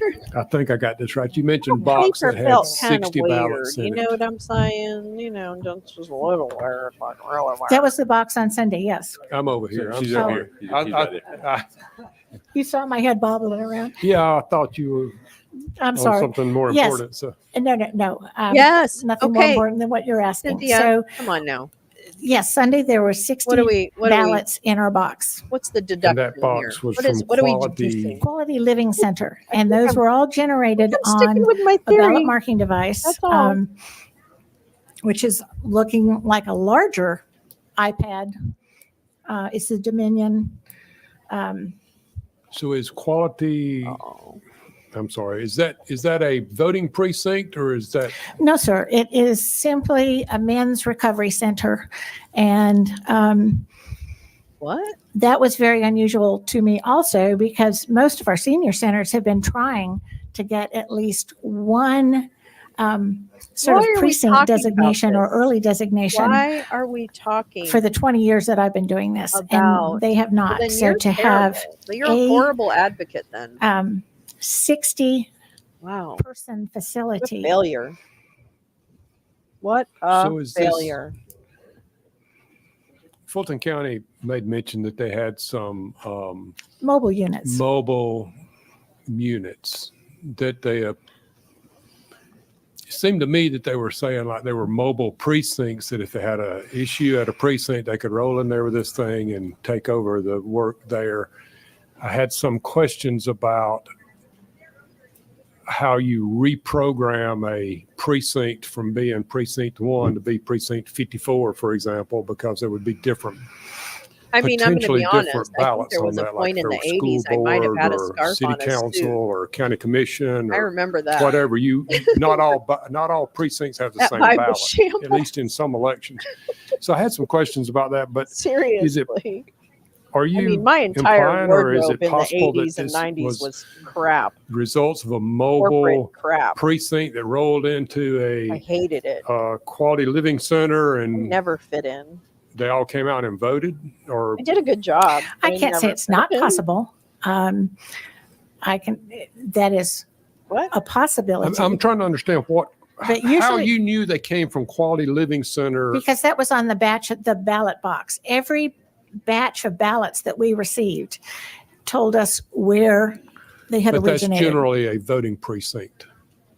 No, this is not a voting this is just where those 60 ballots had come from. They 60 took a voting unit there, and I cannot answer whether it was a single BMD or whether it was the unit. So it could have been the mobile Ballot. voting unit or mobile precinct. I think Fulton County testified they had 2 of these, but my point is that they sort of, I'm not sure how the level of detail at the elections, but I don't think you can just decide, we'll have a precinct over to Kroger today from noon to 3, and then we'll move over to somewhere else later that day. I don't, and furthermore, I mean, I understand having ballots, a group of ballots that came from a precinct, but a group of ballots that came from an address doesn't seem right. If I might answer your question from another direction, when I finally did receive my poll pads and we were trying to have our first voters vote first thing in the morning, the one thing that we noticed, and I did bring, if you'd like to see, I brought the poll pad. The first thing that came up was the voter didn't belong in that poll.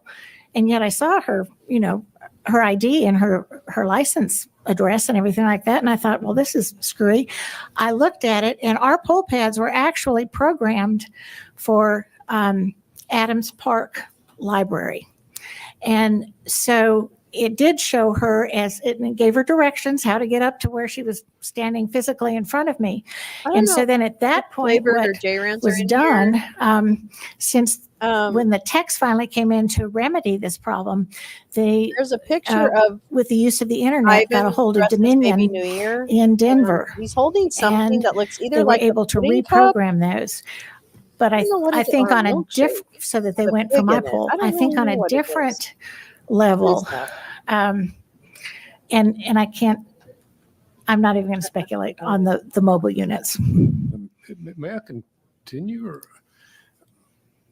So I thought that I understood that the voting system was separated from the world by an air gap, that they're not connected to the internet.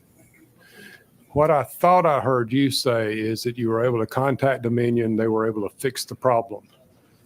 That indicates to me that somehow they're able to communicate with the device that you have. Yes, sir, they were. And to give you an example, the way I am not a tech person, but the best way I can explain it to you is when something happens with my phone that I have an iPhone, or something happens with my Apple computer where I need additional assistance with that. I call up Apple and I say, this is what's happening. And they say, do I have permission to take over your computer? And of course, I give them the permission to do that because I want it fixed. That was the exact same thing. I had to give them permission to take over my poll pad so that they could reprogram it from Adams Park to SSO2A and B, which is at West Spalding Drive Elementary. One final, I think. So as I think through this, there's some protection, should be some protection that keeps me from going to one precinct and voting, and driving over to another precinct and voting. That would seem to require that maybe it's this poll pad, not the actual ballot marking device or the scanner, but the poll pad has to be connected to other poll pads. But so maybe what you're saying is that poll pad, that update on the poll pad is not generating ballots. It's only generating a card that you then take to the ballot marking device to vote. Is that correct? Or that is partially correct, sir. We also had with our ballot marking devices at the same time, because of whatever was going wrong, and then we could not encode the cards. They fixed those machines at the ballot marking devices at the same time. The day that it became okay because of Katie Couric to not does that answer your question a little bit more? Yes, they operated remotely on both the ballot marking device and on the poll pads. We have to have also had someone there. Flashback Friday. We've always been told we cannot take our personal computers or even have our phones there. Our careers. And we also had someone. We're talking about her iPad. I'll see if I can try and explain her position. Requested by the ACLU, but she was not with the ACLU. She was an attorney, and she was sworn in as a deputy registrar. Oh my Lord. And her position, because they were anticipating many provisional ballots or absentee ballots coming in where people actually wanted to vote in person. Which, by the way, all of those ballots, at the end of the day, if somebody surrenders theirs, they are marked canceled. We tear a portion of that ballot so it cannot go through a scanner. And then they are marked on the machine. But she was always connected to the internet. And we have been told that never, I'm not trying to discredit her. She was doing what she was asked to do, and she was a great deal of help to me personally. Oh, really? Because in the past, we had to call up and say, has John Smith returned his absentee ballot and go through a whole bunch. She could do it almost immediately. Okay, Senator, I have a couple of questions, and we'll need to move on. Senator Kennedy and then Senator Brass. I'll get you on the next one. Go ahead. Thank you, Mr. Chairman. Ms. Boyles, thank you very much for appearing before this committee. your experiences and the testimony you bring are critical to us understanding and getting to the bottom of what happens and what happened during the course of the election on election day. So thank you very much for being here. My question is really just one. With regard to the pristine ballots that you've talked about and answered some other questions on, can you give us an estimate of what the total number of those ballots that you found suspicious for on whatever basis it was, but the ones that are in the pristine category? Can you tell us about how many of those you think were there? Yes, I can. In that batch, there were 110, and that was odd. We were told no batch would be over 100. Sometimes we had 99 because there might have been a disqualified ballot, and that was on the tally sheet that we received I know, beforehand. right? Oh my God. In that particular batch, there were two for Donald J. Trump. This is there it. was one Right for here. Joe Lee's got it. Jorgensen. I'm so glad that we know where this The goes. remainder I look back. of the It is 110 wild. were for Joseph R. Biden. It is wild. Okay. I said one question. Can I ask one more, Mr. Chairman? A different question. Were there, other than the experience that you answered questions about for Senator Heath, of ballots this was December that 2020, so this indicated was pretty or hot. had some indicia from which they were sourced geographically, some toddies. address or something indicating where they Hot came from? toddies there. Did you see anything like that in addition to what you've already described? That is, ballots that had some indicator or some way to trace back or some suggestion of the sourcing of where they came from geographically.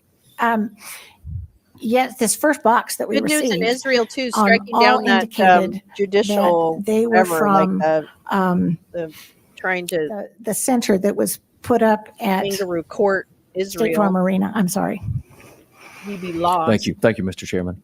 Senator Brass. Hi, Lee. They're still Thank you, Mr. Chairman. entertaining Thank you, and Ms. Susie, for being here. no, we should Going be back to that demanding pristine that batch the of Republicans 110, stand up and did you denounce say you've been every doing part this of poll this. managing They for think they're 21 years? Did I hear that They're going to earlier? forget. or- They're going to You memory heard hole over it. 20 years. Don't let Over them memory 20 years, hole okay. it. Don't. So in your over 20 years experience, have you ever seen a batch that was completely pristine like this with no folds? Yes or no is fine. No. Okay. In your 20 plus years experience doing this, have you ever noticed or seen ballots God. to where the Ginger mark Gates was pretty just much fat the shamed her same in husband. every spot? Yes or no will be fine. I can't. No. Oh my God. Okay. Senator Cardin. Senator Summers. Oh, sorry about that. Ginger. Colleagues in Georgia, 159 counties. You are the mayor, by the way. Have they not come forward as you've come forward as telling us these facts that you know to be true about the way these ballots are done? Is anybody else in Georgia, Holy fuck. poll workers or the head of the poll, doing that? Yeah. Yes, Oh, sir. no, I don't want to say that. Ginger. Okay. Are Just you fat shaming. able to, Mr. Mayor, will you be able to submit that to this committee of what will I'm happen? in a bad mood this year. I'm in a naughty mood. Over 100 affidavits. The witnesses that we're presenting today are just examples of numerous other witnesses who have the same information or similar information. We didn't want to. We didn't You think got we it. could take up your time Please with share 100 the last witnesses. tweet that I sent about Ginger. Same pristine fat ballots in shaming. Bibb County. Fat shaming Matt Gates. You have to watch Insider. Insider Mr. Mayor, Films could is you back, could you guys. pull the microphone closer? Waldron made it clear in his testimony. One of the problems with Dominion is 2024 it has numerous connections to the internet.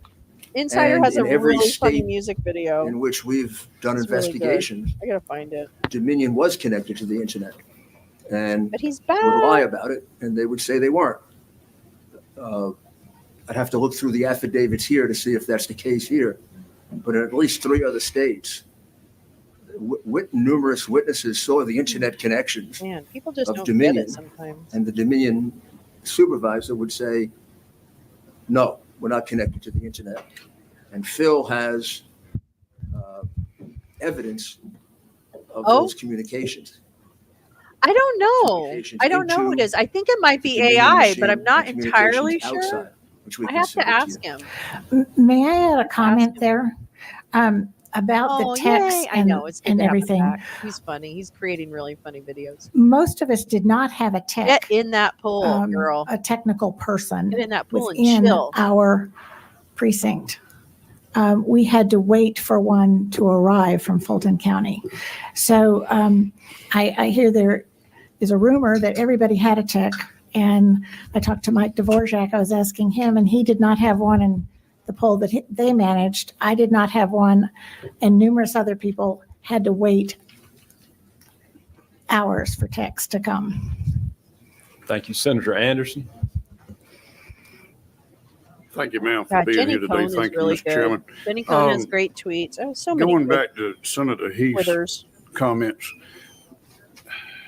did I understand that the Dominion's supposed to not be tied to the internet or tied to any type?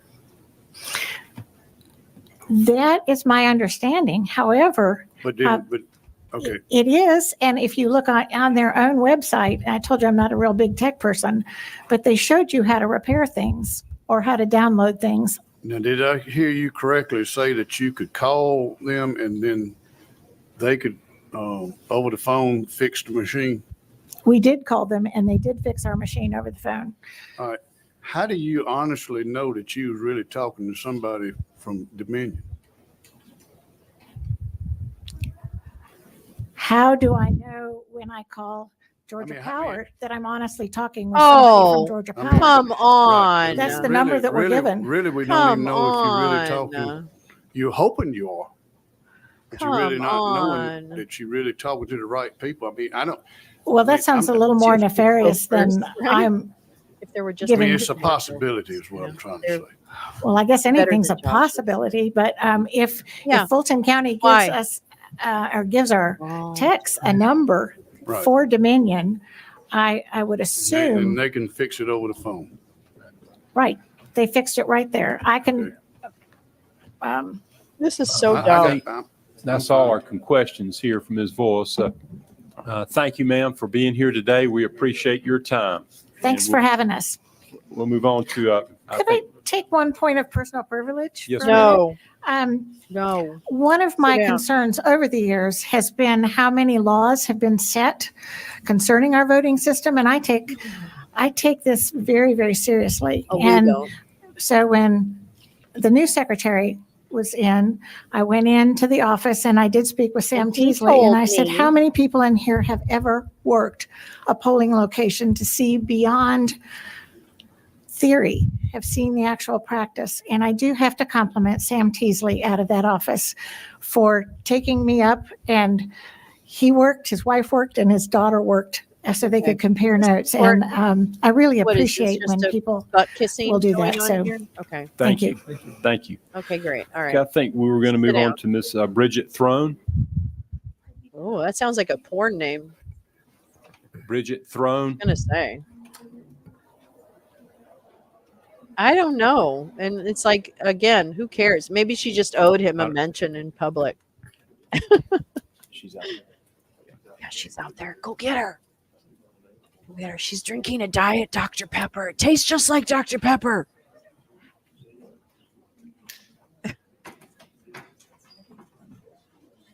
Yeah, I tell you, you can't tell the difference. Go ahead and try. You can have a sip of mine. I have an extra straw. Yeah. Go ahead. Okay, are you Bridget Throne? Thorn. Thorn, I'm sorry. Yeah. Bridget Thorn. I'm if going to you be would, a thorn in well, your Smith, you were going to side. ask her some questions. Hi. Oh, hi. Hi. Hi. Oh, hi. Oh, it's Naomi Wolf. Good afternoon, Ms. Thorne. Would you state your just full rolled out name of for the bed. record and tell us where you're from? Bridget the Elaine bedroom Thorn. I'm down from the Alpharetta, hall. Georgia. Okay. And Ms. Thorne, I think you're here today to talk about the lack of securing paper ballots and such. And Yes. Can you tell us about that, please? She's going to cry. Yes, I guess you have my whole testimony here. Yeah, just kind of a summary, if you will. Summary of it, And okay. We'll flush it out and ask Can you questions. do that? Do you know how to do Great. that? I've worked with Fulton County elections for approximately 9 years as just a precinct manager. How do these long-term poll I try to worker, step up whenever they employee- needed. They don't ask us managers for much help. which So she's when a I was- disgruntled Rob Pitts was employee. talking about staffing the State Really? Farm Arena. They never reach out to us managers in North Fulton County to So come you're and help just with a- early you're voting. just I've made upset. extensive In efforts 9 years, to try to help. so you try to be a failed. manager. So did you And then I fail? find out that unexperienced people are The managing precincts. unexperienced So it was a people? bit frustrating listening to this morning. But I did, through a lot of effort, was able to get tech certified, and I was trained by Dominion to be a poll tech worker. And last minute, they said I could come down to the warehouse because they needed help. Yep. I went down to the They're not warehouse gonna win. They're for not 5.5 gonna win. days. I was there from 8 a.m. to approximately 10 p.m. My job was primarily printing test Yeah, the ballots. date for and these were airing real grievances ballots. is passed. I Better had luck reams next of year. rolling paper That's right. behind Stand my up and desk, vote. and I could print ballots all day long. I might have to speed her And up. I did, pretty much, because we had to run tests, 21 ballots for every section of a precinct. Some precincts had 4 sections, so we'd have 80-some ballots. It was quite common that these ballots would go lost or missing, and when we would they have get to to the reprint data them. part, Kind of it's a bummer. all wrong. It's all debunked. So in my course of printing these ballots, and when we made John Eastman's mistakes, gonna lose his license because before I of it. put him in the shredder He'll lose case, his freedom. I would spoil them because as a manager, I know like this is a real ballot. I can't let it get in the wrong hands. And so I started spoiling them.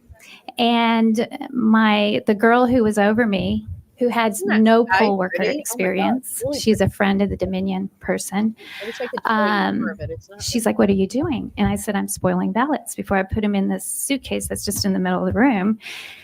And she kind of questioned. And then I went over one day and I pulled out a stack of ballots out of that case that was unattended, that was 8 inches high. So throughout the day, I put them next to me and I just started tearing them because I could tear more than mark each one through and spoiled ballots.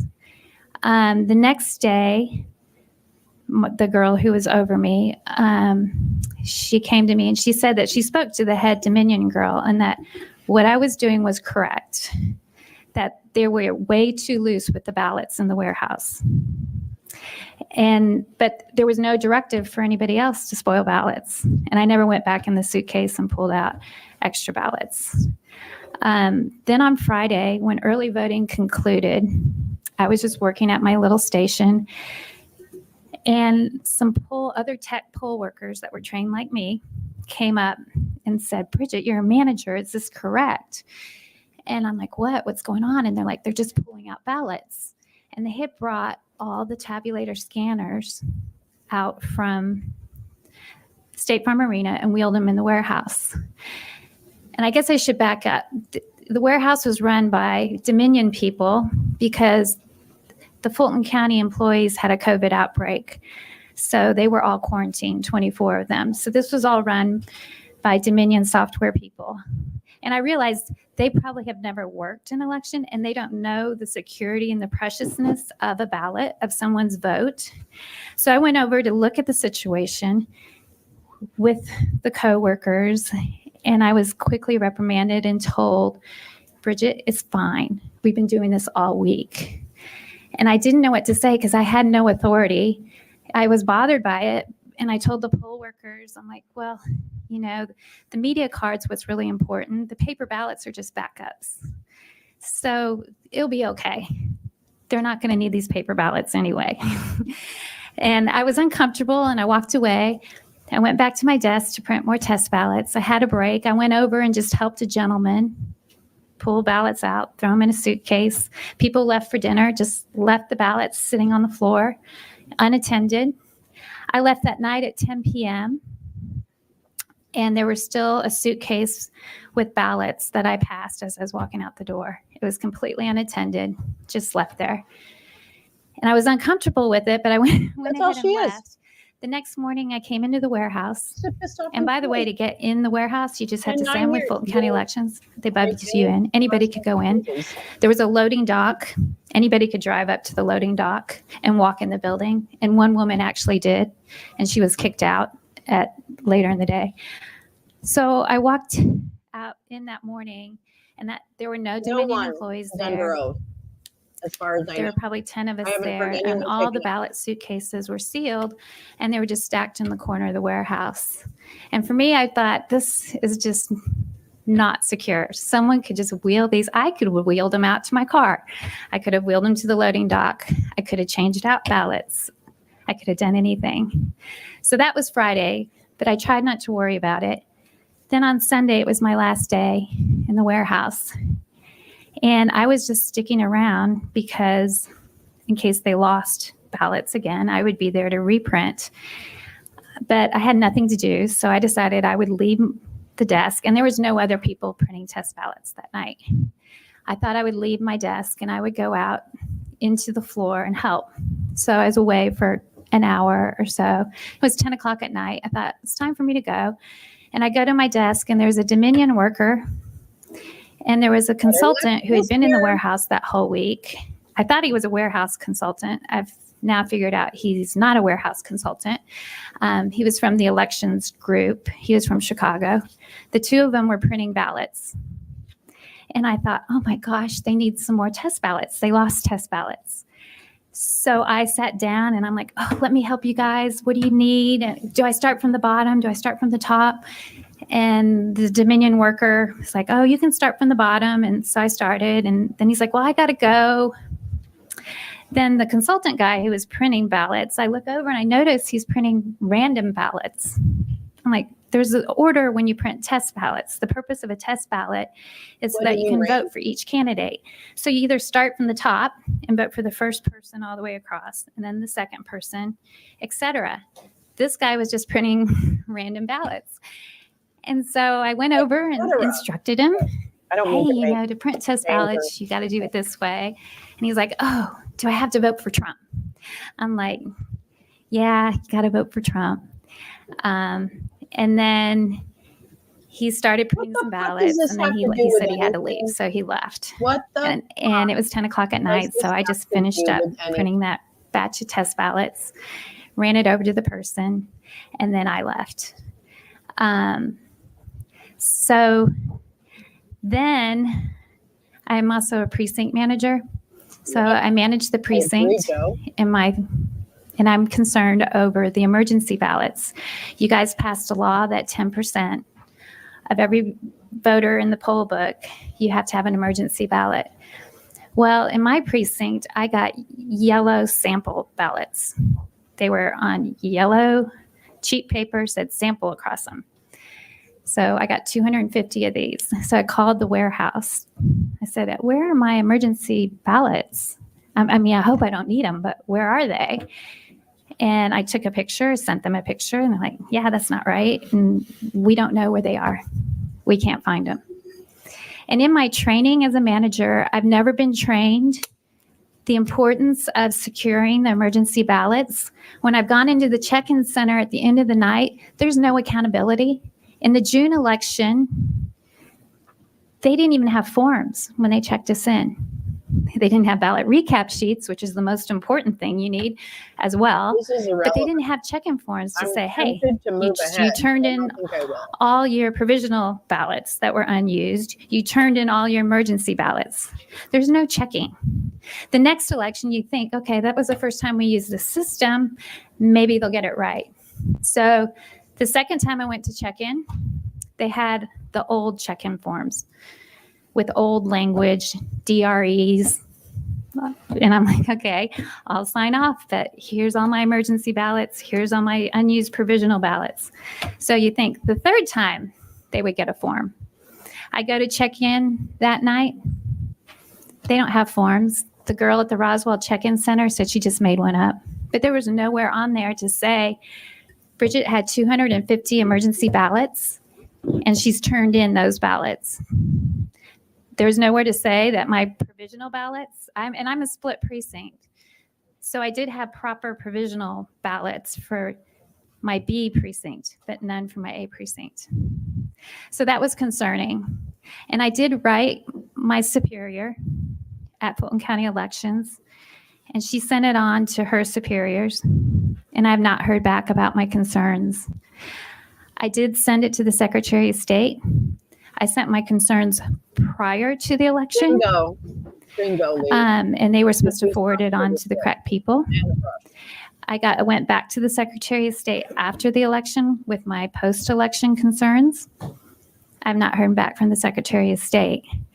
I attended the Board of Elections meeting this last week on Monday morning while I was in the airport, and I was going to give my testimony of securing the ballots, and I was muted 15 seconds into my presentation. So I feel like I'm not heard, or it's not a concern. I was also concerned about the Fulton County. Rob Pitts didn't mention to you this morning, but they had ACLU clerks in every single Fulton County location to process absentee ballots. I was concerned because my clerk was not trained. She was trained the day before. She seemed very intelligent. She's a lawyer. She wasn't trained to collect an affidavit if you're clearing an absentee ballot. I was also concerned that she was using her personal laptop. I guess that's fine to have the whole voter database and who turned in absentee ballots and who didn't on your personal laptop. I don't mean to say I hate anyone, but I So those are just some of my concerns. really mindful. I kind of went around, so I'm sure you have some She wants questions. to talk to a manager. She is the manager. Are there any questions from any of the? I want to talk to Senator Heath? myself. I'm unhappy. Why? I don't want to jump ahead of any of you smart guys in here. I love you. I love you guys. I love you. I love you. There's a lot of information there that could I'm sorry.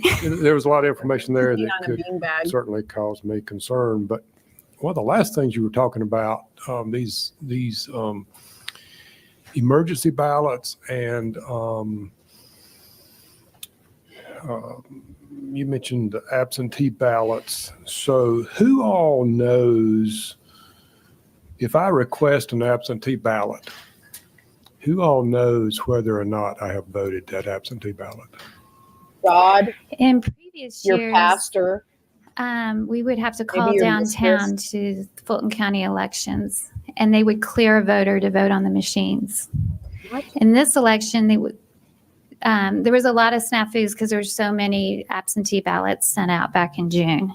So the solution was to put an ACLU absentee clerk in every precinct That they were recounted. that would do the job of the Fulton County people, because No, the I phones guess would jam. This is terrible. And I would have This three leads poll me to workers believe on that the they're phone gonna calling the three insist different lines, and we would just sit there on and let it ring and ring litigating and ring until someone got this through. particular And then issue. we clear our line of voters that we had. so I they could consider go it vote on the litigated in machines. many parts in the Eastman hearing. But I don't know, maybe But- that's but, public I don't know. information.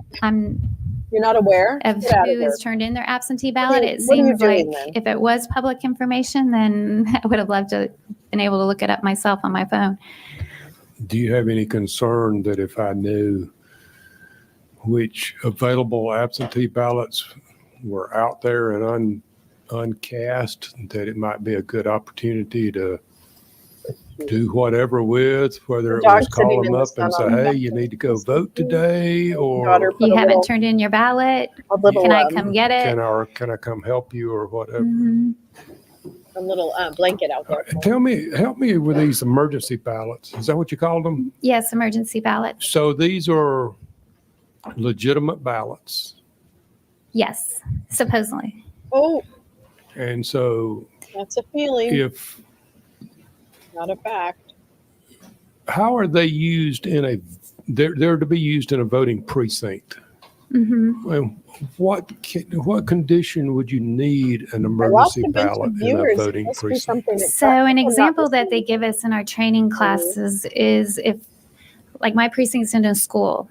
So if the school person doesn't show up to open up the school and I need to open up the polls, I can go ahead and open up the polls on the sidewalk with emergency ballots until I can get in the school. And let people vote on those ballots and Mhm. drop them in your briefcase or whatever. They give us a orange bag. I mean, fortunately, I've never had to do this, but they give us an orange bag for provisional because I'm not allowed to touch a ballot once someone has cast a ballot. And so what happens to them? What happens to that orange bag after that? Are they then fed through the ballot scanning device or? So it depends. Like if you had a power failure and you were in your precinct, all the scanner tabulator, either the cabinet or the standalone have an emergency ballot drop box. So I did process 5 emergency ballots back in June because our cards weren't printing correctly and it took us a little bit of time to get the card thing working right. So I let 5 people vote emergency and they went over and they filled them out and then they dropped them in the emergency drop box. And then at a slow point in the day, I have to announce to the entire precinct that I'm opening that emergency ballot box. I have to have 2 people with me and I can take them out, I can touch them, and then I put them through the scanner myself. Senator Dolezal. Thank you, Mr. Chairman, and thank you, Ms. Thorne, for being here. I'd like to invite you to an interview, two but I'm different going to things I'd like spend the to next ask you about. 70 parts of my thread. The first one just says something that caught my attention. What was the role of the ACLU? And you said they were in every precinct. How do you know they were in every precinct? But what did you observe them doing? On Sunday, while I was in the warehouse working as a tech, my supervisor sent an email. She's over all of North Fulton County, and she gave us bullet points of what we needed to do to prepare for the election. And the last bullet point was that we would have an ACLU clerk in every precinct to process ballots, absentee ballots. I've read our code, and I don't read anything in Georgia law about having an ACLU. Would you say it was an ACLU tech? It was an ACLU clerk. I'm sorry, ACLU So clerk. I assumed it was just an ACLU lawyer. What were they doing? So if a voter came in, and most voters aren't familiar with absentee ballots, if they want to vote on the machines, they don't bring their ballots. And so to make sure that they haven't already voted or already cast their absentee ballot, we have to get them cleared so that we can issue a card to vote on the machines. If they bring their ballot in, it's no problem. We just spoil it, put it in an envelope, and then they're able to vote on the machines. Okay. I want to go back to really your primary function. It sounds like in this election, you were a poll tech worker working for Dominion to, I believe, fulfill this provision of our law that requires the 3rd day before a primary election or the 5th day before a general election, essentially test the scanners, right? Print out the known set of ballots with the known result, run those through the scanners and ensure that scanner delivers the result of the known set of ballots. Is that accurate? Yes, but my primary job was just printing the test ballots. But the one night where I was went out on the floor and did run an actual test, I went through and I realized that I printed 2 for Kelly Loeffler accidentally, but it was kind of late, so I just went ahead and ran it. And when I took my card to Dominion, it passed the test anyway. Where was this taking place? Was this in the Georgia World Congress Center, Building B? Okay, and you were requested to be there by the Fulton County Election Board. You're the people you've worked with before, but Dominion was actually facilitating the function of the test. I guess approximately how many scanners would you say that you all had to test? Oh, geez. There are 255 precincts. Each has 1 scanner. Even mine, with only 2,000 voters, they sent 2 scanners. So I don't know, maybe 400.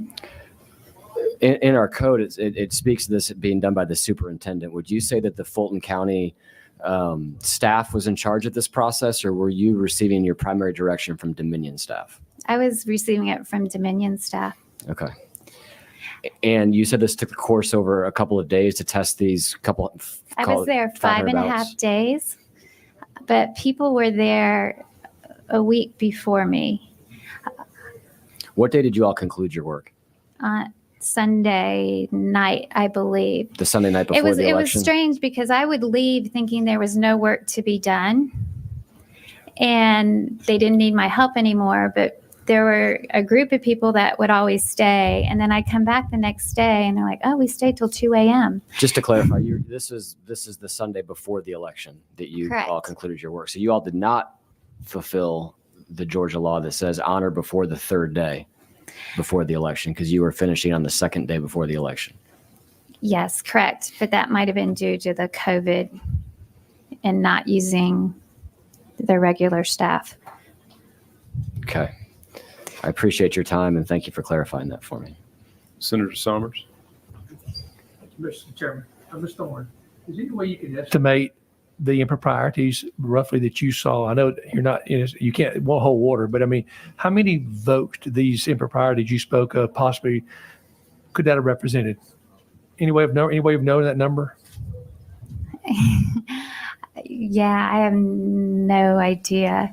I failed to mention the Friday after they emptied the ballots, people in the warehouse were coming up to me and bringing me ballots and asking, are these real ballots or test ballots? And I honestly had no way of telling. And so we would just spoil the ballot and put it away. What's a test ballot? It's the one that we're using to test the scanners, the tabulators. Thank you. Senator Parent, did you have a question? Oh, yeah, I was just gonna, no, I really don't. I was just gonna clarify for Senator Dolezal about the ACLU Deputy Registrar's Program. Okay, go ahead. Okay, yeah, so the ACLU, we had a choke point, especially during early voting with people that had requested absentee ballots but decided they wanted to vote in person. So to help eliminate that choke point, ACLU launched this Deputy Registrar's Program that attorneys could participate in and be trained to add additional staff to cancel the absentees and let the people vote in person. And they partnered with Fulton. We actually wanted them to partner with DeKalb, and that ended up not happening. But yeah, it's not, you're not gonna find it in the code. They just weren't trained to take an affidavit before they cleared the ballot, which is kind of a huge snafu on my part, I would say. Anything? Mr. Smith, do you have anything? Okay. Okay. Thank you, Ms. Thorne. Appreciate it. Appreciate Okay, now we'll move on to Mark Amick.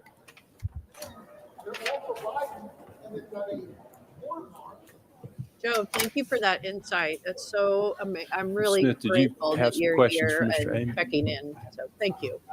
You're not, okay. Dana Smith, okay. We'll let Mr. Amick go ahead. Am I free to go? Yes, sir. Tell us who you are, where you live, and then try to get to the point. Succinct. We have to. That's I right. understand. We have a lot of people that want to talk. Yep, I understand. I appreciate that. My name is Mark Amick. I live here in Milton, Georgia, and I'm a statewide poll watcher for this past election. I want to thank you all for the opportunity to speak here today and speak about these important matters and observations that I saw in my role, fraud and other irregularities in the process. There's a few different things, and I'll get through these relatively quickly, as again, to be succinct. There was one instance on Election Day where I was denied entry into a polling location at Birmingham Falls Elementary in Milton, Georgia. I was wearing my badge and presented my Secretary of State letter to the poll manager. Wait, what? She denied me entry. Whoa. What did he just say? By the way, YouTube, I missed the go 10 seconds back button. I don't know. Just saying. I think you could help us out with that. Okay, let me get back out of her, but I want to let's roll this back. There was one instance on Election Day where I was denied entry into. Could that have represented? Oops. Okay. Any way of knowing that number? Went to two other locations in Roswell and then went to two other locations in Roswell on election morning. Both instances, which I was informed that Democrat poll watchers were engaging with voters outside of the elementary schools. This was at Mimosa Elementary, and both of these turned out to be valid as well.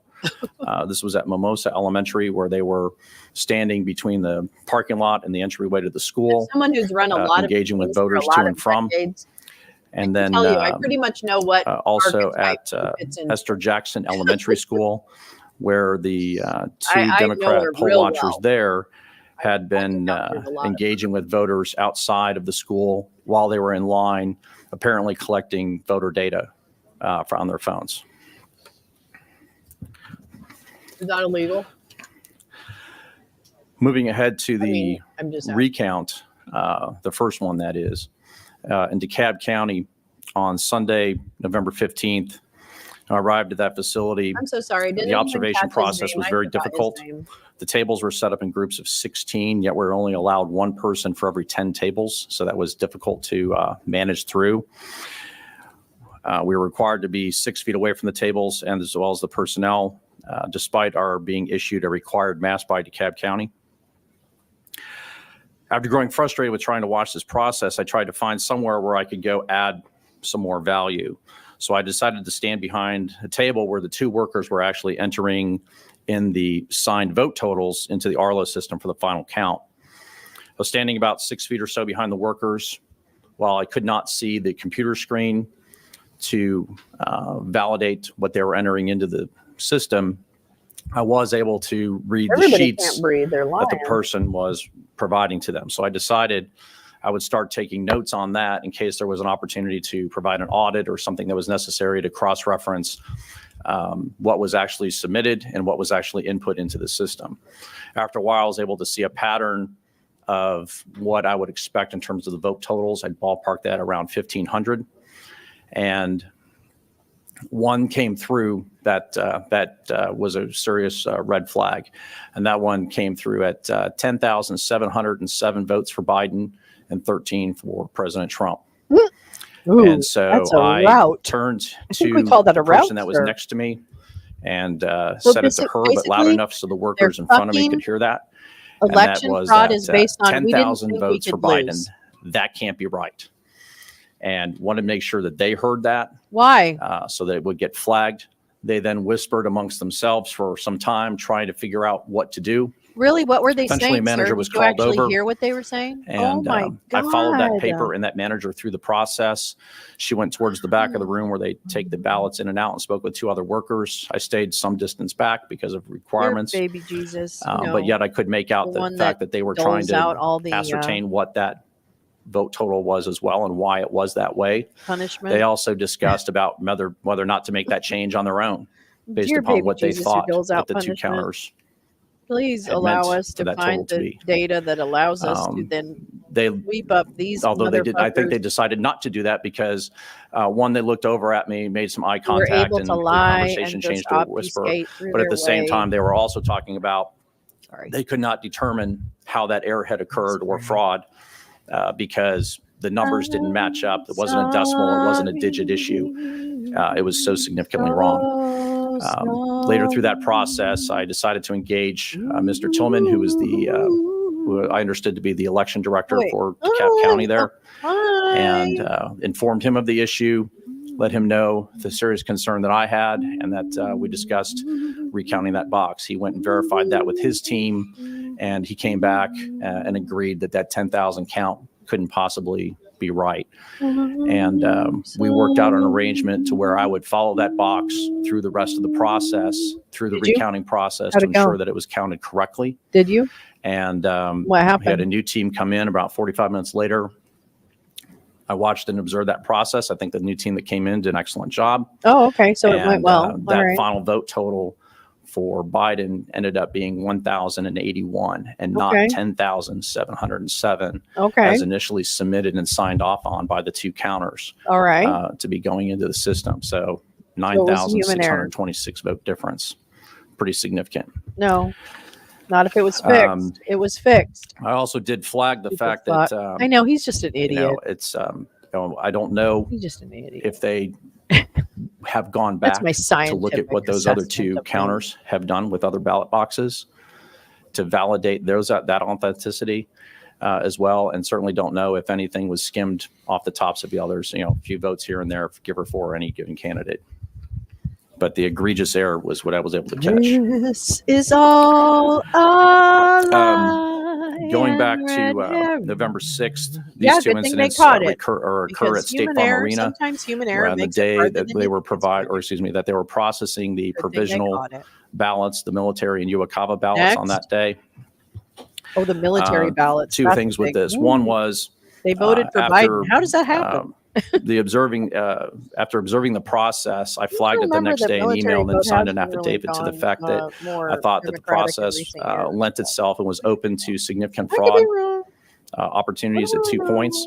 So what they do, as my understanding, as it was explained to us by Rick Barron, that what they will do with the military and overseas, the UOCAVA, is they will email a form that recipe for to hors d'oeuvre that voter. I have to That write voter it, but then let me find it. prints the form, marks the form with their Actually, vote I'll just write it. choices, Let me write that and then recipe. mails back that hard copy.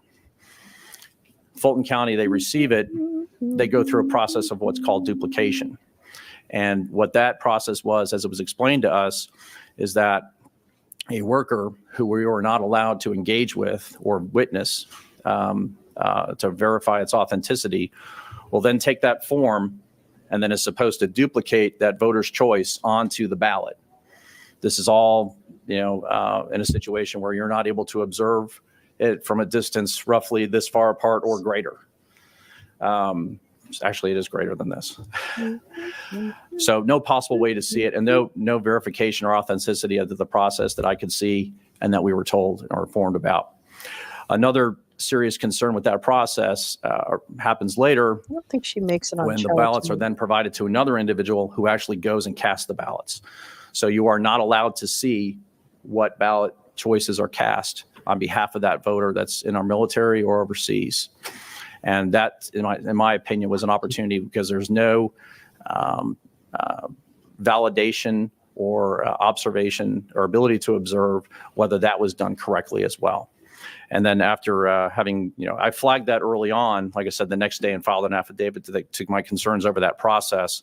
And obviously have since learned that vote total ended up being roughly 900 to nothing in favor of Joe Biden versus President You're Trump. boring. So pretty alarming and concerning. You're boring. On that same day, Come on, you have to have this recipe. I noticed this is in regards to the Secretary of State's representative that was on site that day. And what this is basically entailing, I believe I've provided this information previously, and that is that the secretary, the vote count was supposed to start at 8:30. It didn't start until roughly 8:50 that morning. I first noticed the Secretary of State representative that entered the room around mid-morning and didn't make too much of that at the time, but something told me, because I went back and looked at my notes and what I did from a picture standpoint, that something was not quite right. Oh, yeah. Because at 11:45, I was documenting already that he was outside the room, leaning against the wall on his phone, texting or what have you. Now, that in itself wouldn't be that particularly big deal, but something had struck me that I needed to start documenting that. As it goes through the day, approximately 1:35, I realized that it was the first time that I had seen this representative who was potentially providing oversight actually out on the floor with the workers. And the first time I had seen that was at 1:35. And I want to clarify that I got there at 8:20. I was probably one of the first couple people there in the room. I took the first table in the front row, and that's predominantly where I stayed most of the day. I noticed that as I looked around and wondered where he was at the rest of the time, I noticed that he was actually back in the corner on his phone. And so what I decided to do from that point on, and I should ask, and I don't know if it's proper to ask, so I apologize if it's not proper protocol, but I've submitted pictures if they've been made available. If not, I do have those on a jump drive that I have brought with me. I probably should have brought that up first. I'm sorry, just tell us what you saw and we'll open it up for a few questions. Sure. Yeah, so fair enough. Get weird. So okay? what I decided to then do weird. was further document that this person was not providing oversight, just in case there was a claim later that there was, because my concerns over how the ballots were being processed. And so I started taking selfies over my shoulder, so I got this so I can validate that it's me. It's over my shoulder. And he's further back in the corner, just, kind of semi-slumped on his phone in different positions. And I started taking pictures at 2:37, 3:51, 4:47, 5:41. and so on forth, that he was back there in the corner, Oh, the you know back what? I of the didn't even room, take any pictures not of them. providing Oh my oversight God, or damn it. engagement or anything on the floor Should there. have taken a picture. I did leave for dinner for a bit. When I came back, I had walked down the hall briefly. He was at the end of the hall on a phone call. I walked out. He was a few steps behind me, and What does he this was have to do with anything? complaining about parking. He was concerned about, I'm not sure if I parked in the Ruby lot or if it's the red lot, and if I don't know how this is going to work, and if it's the red lot or the Ruby lot, and the cost because he was going to be there for over 10 hours and how expensive that was going to be. So, and then through the rest of the evening, he was predominantly at the back of the room. What And I happened to the provided mic? specific time points of when he Yeah, it's entered basically that's it. what have you. This for is the beautifully record. said, Cynthia. It's Okay. the Republican Any victory about the questions for Republicans Senator who Dolezal? run their elections. That's it. Oh, I Mr. know. Chairman. No, Was it Mr. Amick? I don't want to crowdsource. mispronounce your name because Yes, thank you. Jay Sure. Rance had the best response to him. You've She been said, doing this for a "Dude, number you're of about to years. crowdsource From a what I gathered from your ratio." testimony, is that correct? The poll observing.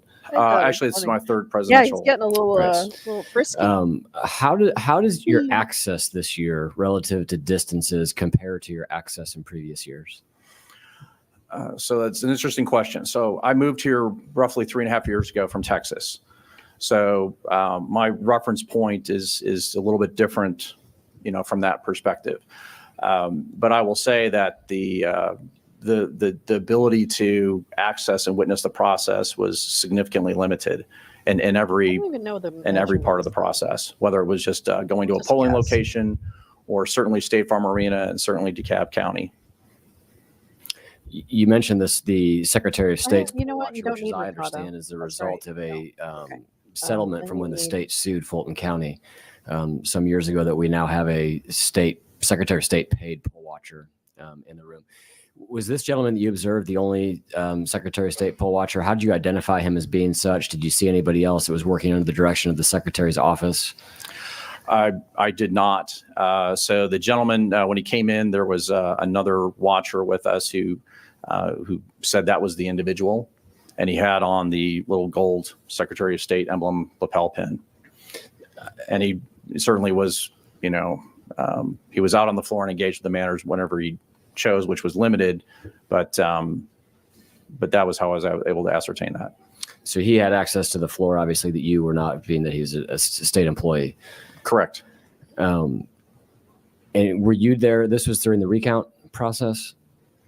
The risk limiting audit recount process? So that particular day was November 6th, which was still the processing of the initial count. Okay. So it was provisional, military, and Uwakava. Okay. So just to clarify, in that room, and I believe it's the room we saw the video from earlier then, is that accurate? I did not see I was not here at the time to see the video, so I can't How reference large that. was the room approximately? It's too large to observe, and the layout of the room is kind of dog-legged. So you you're can't, not gonna the way they have really- you pushed back That doesn't happen. against one part of So the hearsay. area, Yeah. which is the short part of the room. But it's It not a extends way hearing, it's past, not- and you nobody's actually under can't oath. see. There's actually a door where they bring, at least that's my understanding, Really stupid because you mistake. can't see it. That But sounds it's where like the room that we saw the video of earlier. And just to clarify, so in your day there, you saw one member of the Secretary of State staff, and you would, I guess, as a blanket statement, describe him as mildly engaged in oversight process and more engaged in doing something on his phone in a corner of the room. I don't even think that I wouldn't go as far as saying mildly engaged. Fair enough. Thank you. What else do I put in there? I put salt, pepper to taste. Now what? Bueller. Any other questions? Senator Tillery, Thank you, Mr. Chairman.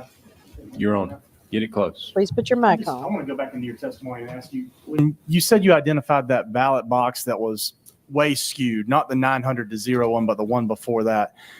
What was the process of the recount, or what happened to make those numbers change? Did somebody pull the paper out and count it? Was it a card that someone reran? Can you help me understand that? Sure. So I just want to make sure we're talking about, just to clarify, so the DeKalb The DeKalb recount. box. Yeah. Okay. Yeah. Can you remind me of the numbers just so I can make sure that's the one I was talking Sure. about? So what was signed off and submitted to be entered into that Arlo system as final was 10,707 votes for Biden and 13 for Trump. And this would have been signed off on just like a sheet, or this would have been a box and they would have put a number on top of it and said, this is 10,000 to 1,000? Yeah, sure. So what they do is after they do a count, there's I'm approximating the form, but they basically would say the batch, which is the box. So it had an identification number associated with that. There was a color table, and then the number that was associated with it. And then it would have the count for the candidates on those sheets with different line items. And at the bottom, 2 spaces for signatures to supposedly authenticate and validate that the count is correct. So to re-verify that, or when you noted it, and thank you for noting it, did they actually open a box and go back through and recount it, or do you know? So, like I didn't I'm see trying what to figure out if it was data or if it was paper. That's kind of what I'm trying to get to. Sure. So I did not see the counting of that box initially. So what I was doing is I was standing back because the counting was just, it wasn't adding a lot of value, I didn't think.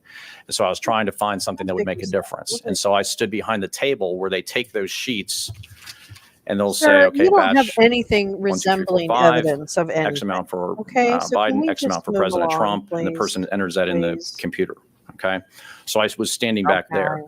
I was able, because I was taking notes of those items as we went through, I was able to gain an expectation of what the total should be or a pattern with therein. And that one came through as so egregious and so large that that's how I was able to get flagged, frankly. If you had not flagged it, is it something, and I'm asking you to kind of going down the road, you may not know this about our election procedure, and I apologize for asking you a question you may not know the answer to. Yep. So If you had not flagged it and we had gone through this recanvassing process, oh my is God. this something that would have been caught then? Yes. Or do you think it would have gone through that entire process and not been caught too? So that's part of a process I couldn't speak to. So I certainly would hate to speculate beyond that. I will say that I was concerned about it being entered in based upon what they said later, because as the sheets were brought back to verify, okay, here's the original. After we went through the recount process, again, I tracked those sheets because I was not going to let that out of my sight. Right. And they were brought over to the table. And we verified side by side. I also had a couple other people look, so it wasn't just me, so that people could see the initial sheets and the totals and that they were signed off on. But the lady the workers had changed out, one of them had changed out, and the one that was there said that she could feel, the phrase was, she knew it was wrong, but she could feel the eyes upon her. And so that is an interesting phrase and leads credence to why we have poll watchers, frankly. Thank you. Mm-hmm. We appreciate your time today. Thank you. And we're going to need to move on to the next witness. So sure. Yeah, they're really going at it. They're not even the next keen. we'll call Dana Smith. Is that correct? They're not even pooping.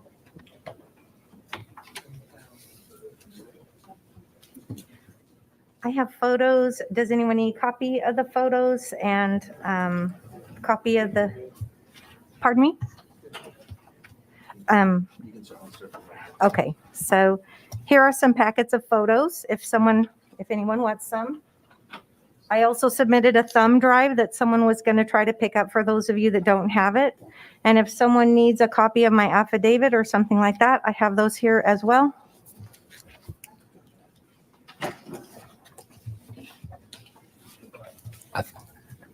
To speak it so that we can hear you.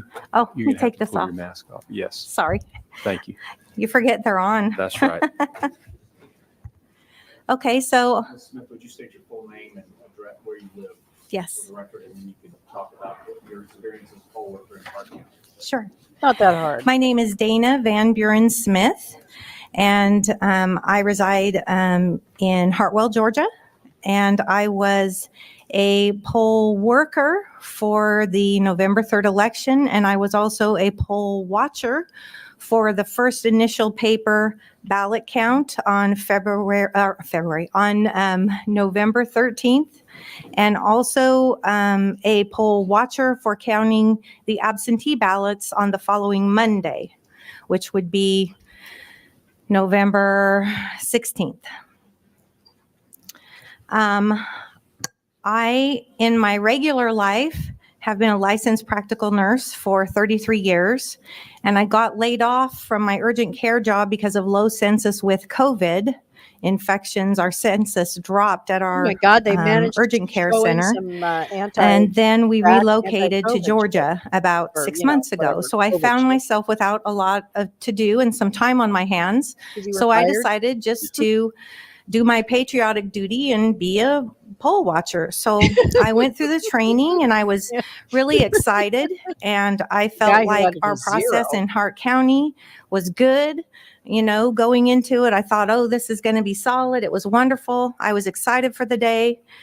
But as the day progressed and as things happened, I became more and more alarmed. I have 4 How alarmed things were that you? really bothered me, and I'm going to move Okay, through the good. initial 3 things pretty quickly because the big thing is at the end. The first thing, and I'm going to kind of read it to help myself out. On election day, someone had turned the natural gas off to the building. And so we had set up all of the machines the day before, and the heat was working in the rec center where our polling place was. I understand that that rec center used to be a barn that had been converted into this rec center. And so it's a big hulking building, and it was freezing cold when we got in there. That morning I had got up and we had been in the low 30s. And I had to use my heated seat in my car and my heater. And we arrived and the building was really cold. Oh, did you So know? they called HVAC people in, and the HVAC people worked all morning, and it was sometime afternoon Good idea. that an HVAC I guy highly came in recommend, and said that someone had naps shut today. off the natural Today gas to should the be a nap building, day. and that's why our heat wasn't working. He indicated that nothing was wrong with the heater. Some unknown person in the night had shut off the gas to the building. Well, we all cheered and hoorayed because the heat finally came on. And at that time, I did not know that Georgia law requires that that electronic equipment be kept in a climate-controlled environment, which having it in a freezing cold building all night long. Okay. Can we just stop? What the fuck does this crusty granny,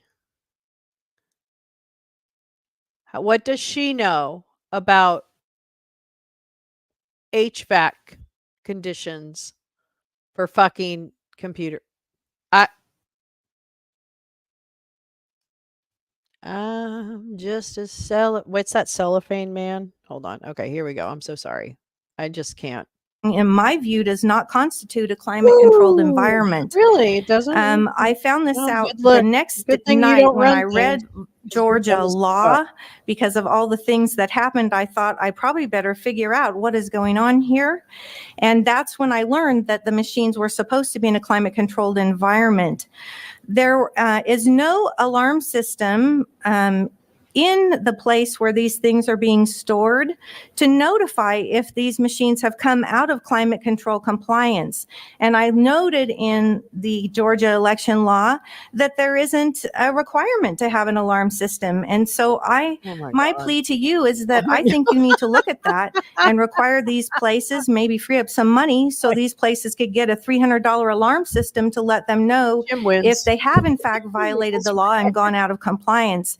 I do not know with the temperature that night if they were out of the range, but in January when we have our election coming up, the Georgia mountains can be pretty chilly. So you probably ought to look into that.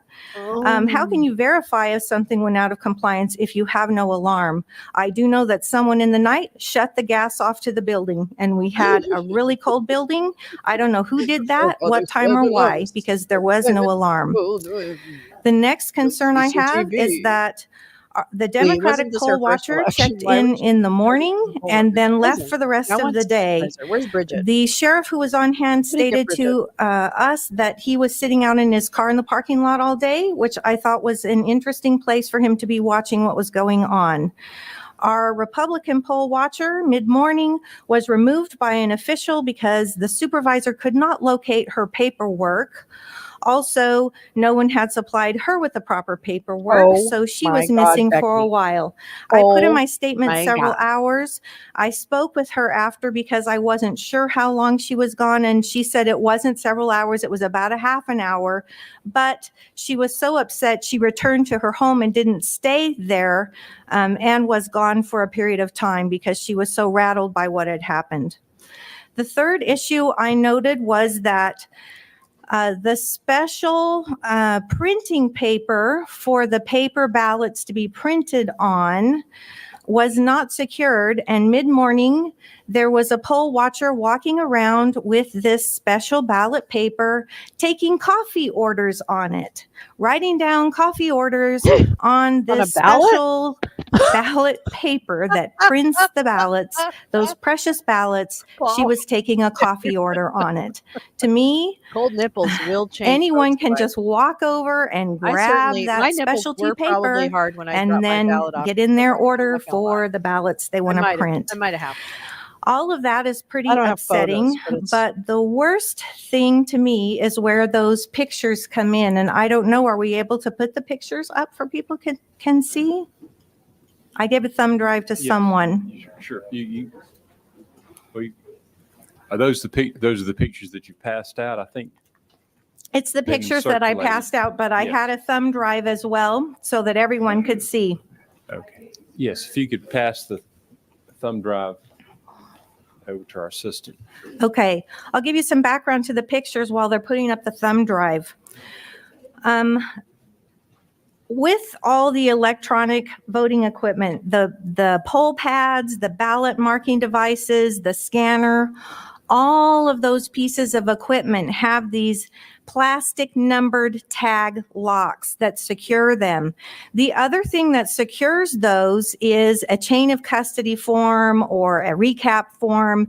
That's how you know that the SD cards haven't been removed, that nothing's been tampered with. It's these numbered locks that protect all those items, and the chain of custody forms that are witnessed by two people verify the numbers on those locks.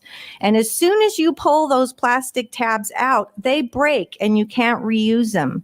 So if you were going to tamper, now you have a problem as long as there's a chain of custody form with two witnesses, because that's what proves what the lock number was.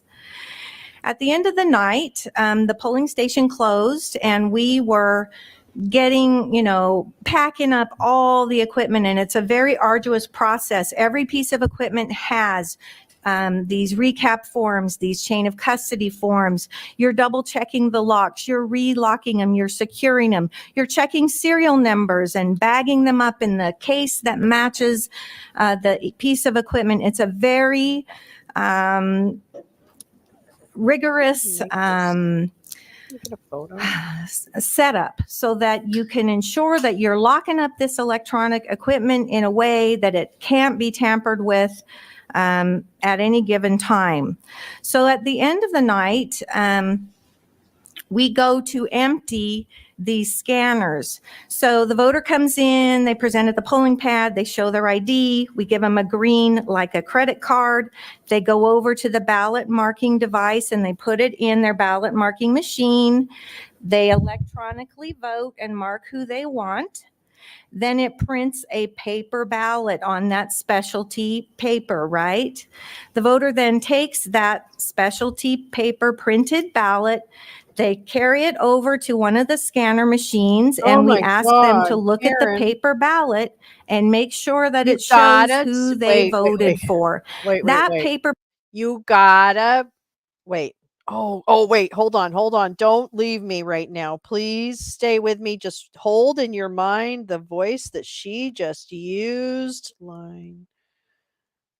Wait. Hold on.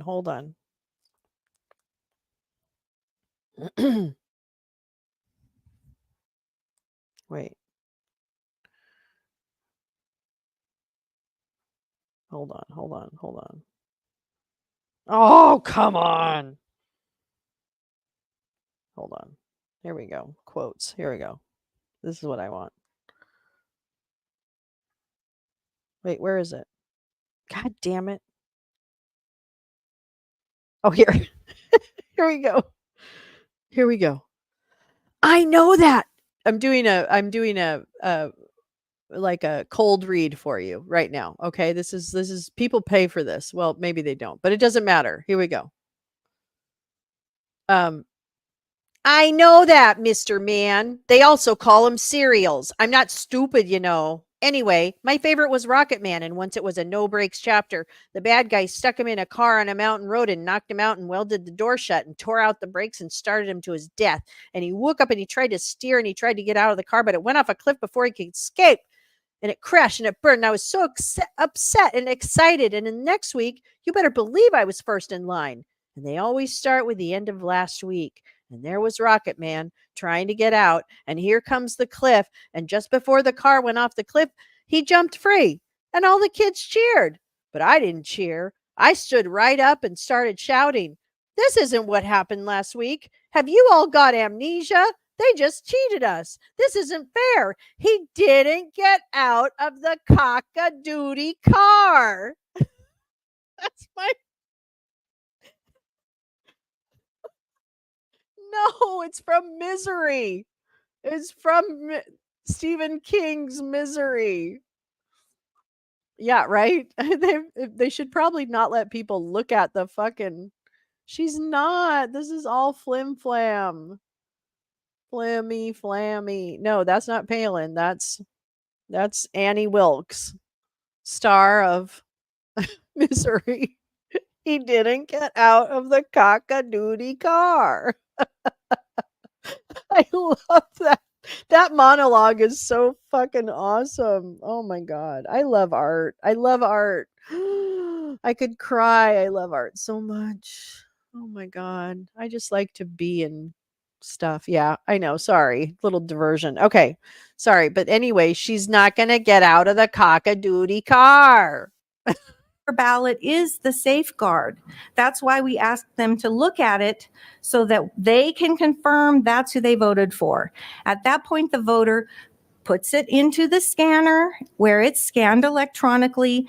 The paper ballot then drops down into a large container, somewhat similar to like a garbage can, a big plastic garbage can. And all day long, all those paper ballots fall down into that container.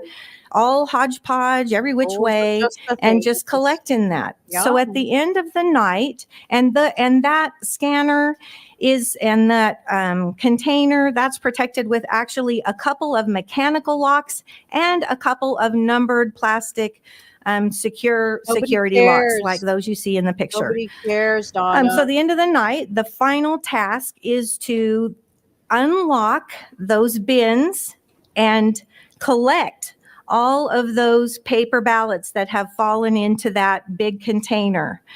We collect all of those. You look up inside and make sure none of them have been hung up. There are at least two witnesses for each of those bins, which there's 2 of those bins. We had 4 people plus a couple other people around, plus our local sheriff was there as well. So all these people are watching us take out these paper ballots, and we put them into these red canvas bags. It looks kind of orangey in the picture, but there was one red canvas bag per bin, and there was also the red canvas bag that held the provisional ballots that were brought in for that night. So we bring them in. These bags have a specialty zipper and then this flap lock so that red numbered tab lock can go in them. So we get all the paper ballots into the red bags, zip them up, and I said, where are the number locks? And nobody could find the number locks. They'd gone missing. So I got the supervisor, Sarah's attention, and I said, where we need the number locks. And these locks are a little different configuration than the ones that go on the voting machines and stuff. They just click in there, and then if you pull it out, it breaks. So she said she didn't have any, and for us to just zip it up and throw them in the blue totes, which are the other pictures that you see. unsecured, and that would be good enough, and they would Okay, drive them to the election office, which is maybe between 10 and maybe probably 10 to 12 minutes from our polling place. And I told her, no way, we are not loading these paper ballots into the back of your car with you and your friend to drive them to the election office.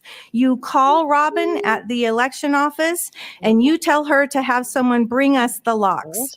She rolled her eyes, literally walked away, and I just sat there watching those ballots. I was not going to let those out of my sight. Me and another gal named Lori. There was a gal named Gloria. There was an elderly guy that I think had COPD because I brought him his oxygen and helped him out there. We sat there and watched those paper ballots to be sure they were secure until those numbered tag locks could come.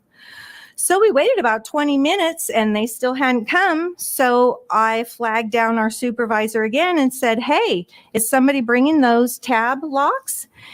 And she said, my God. Jackie, can you wrap it up?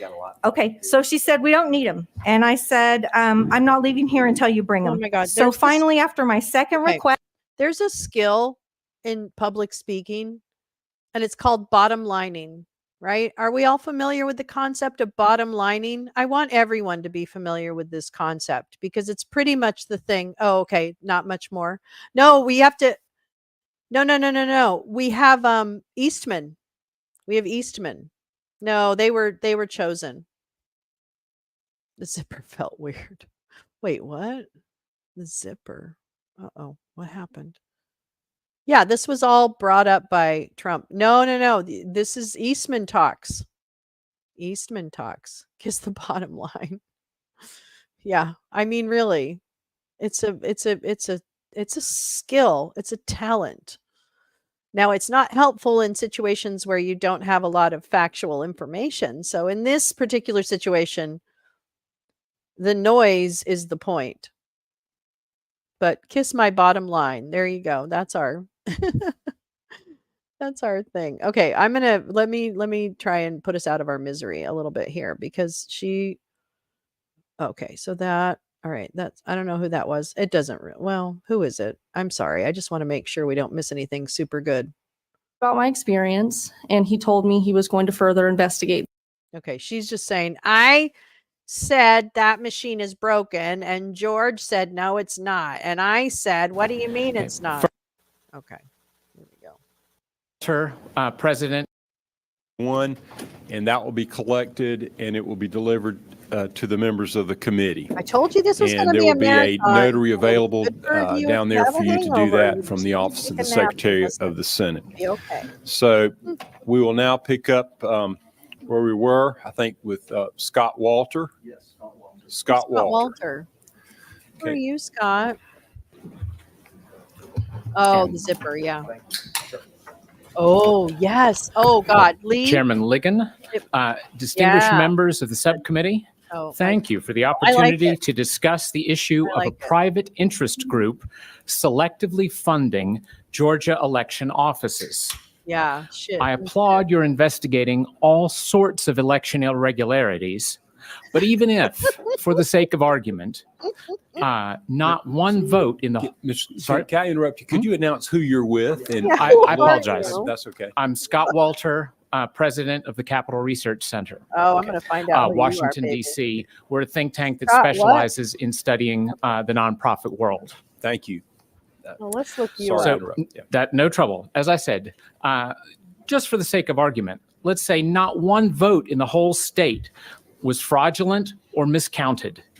You would still have the problem that I'm here to describe, which is and what? It did not occur only in the past. As we speak, the very same private nonprofit is continuing to offer local Georgia election offices money.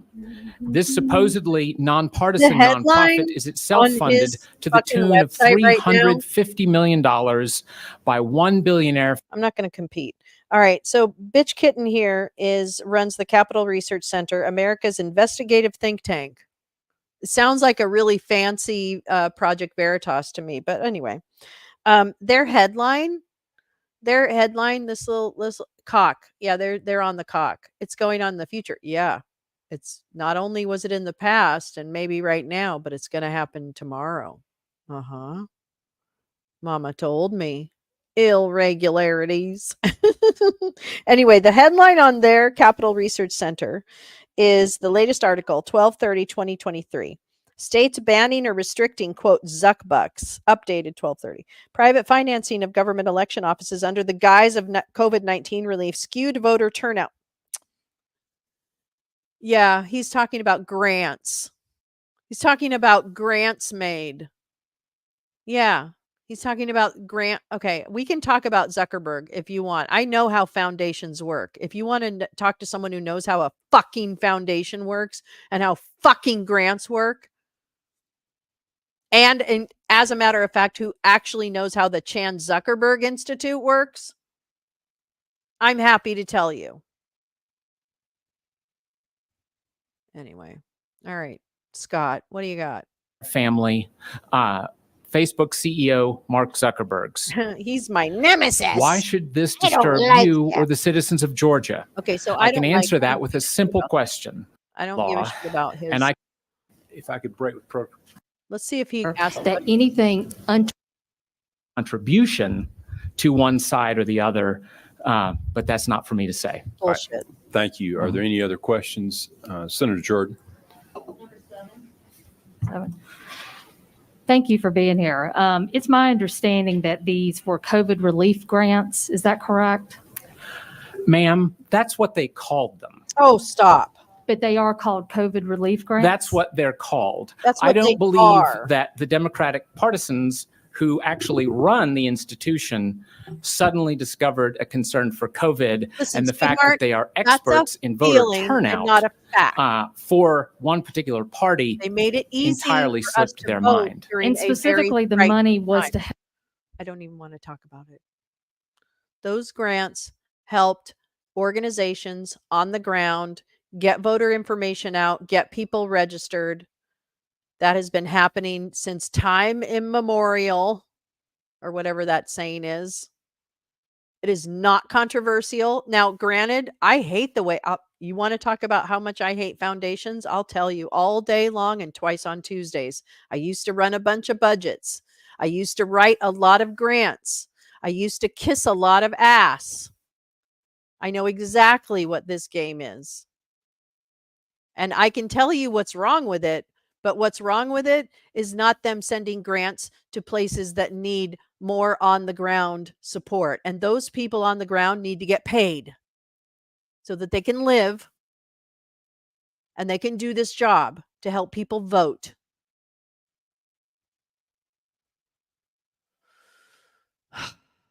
I know, I'm just talking to people that know all of this. It is suspended animation.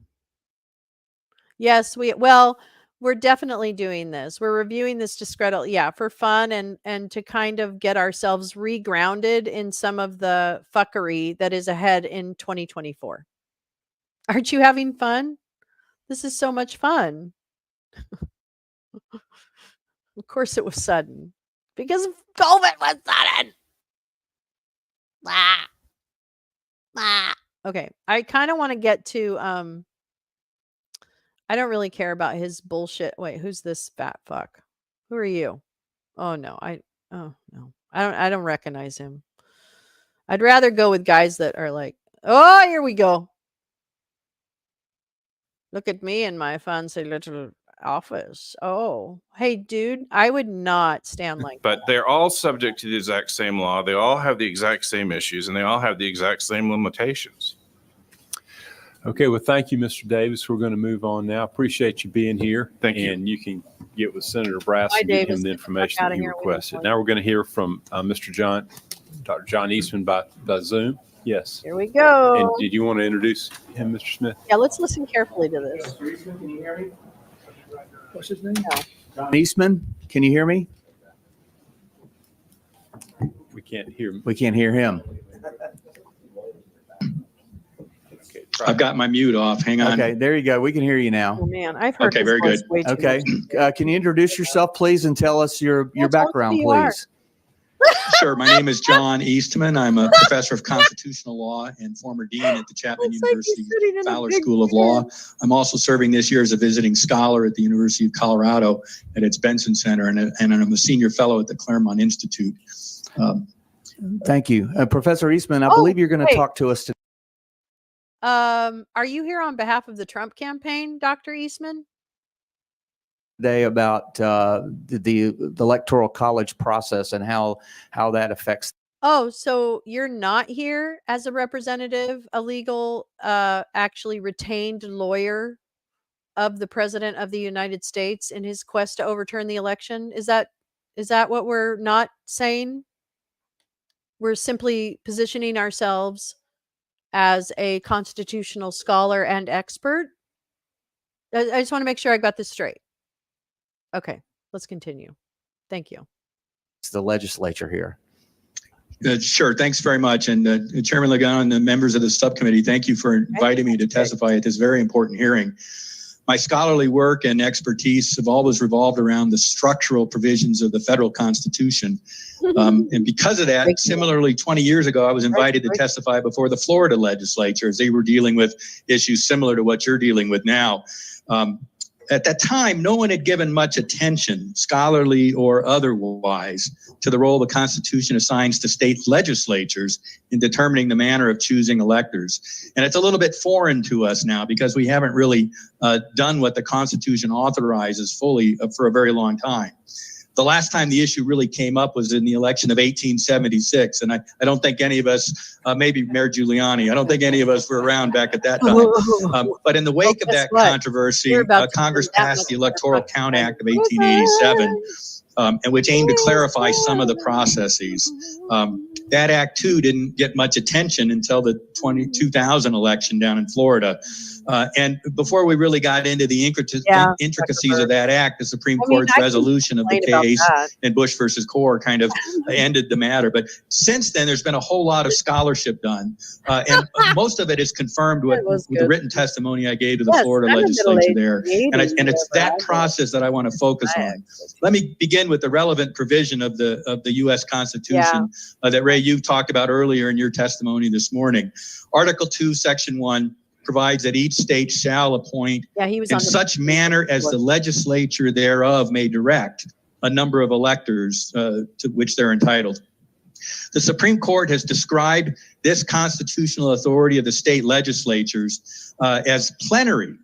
That means it knows no other limit. That the legislature gets to do what it wants. That was in a 1892 case called McPherson versus Blacker, and it was reiterated by the Supreme Court in the Bush versus Gore case back in 2000. Tell me, explain it. It even is noted that whatever provisions may be made by statute or by the state constitution to choose electors by the people, there is no doubt that the federal Constitution gives the right to the legislature to resume that power at any time. That's again McPherson, and the Bush versus Gore decision reiterated that. Is there an insurrectionist? In the early decades of our nation's history, most state legislatures selected their state's presidential electors themselves. Only after 1824 did a majority of state legislatures move toward choosing their electors by popular vote. But your neighboring state legislature up in South Carolina continued to choose its state electors by itself all the way up until 1860.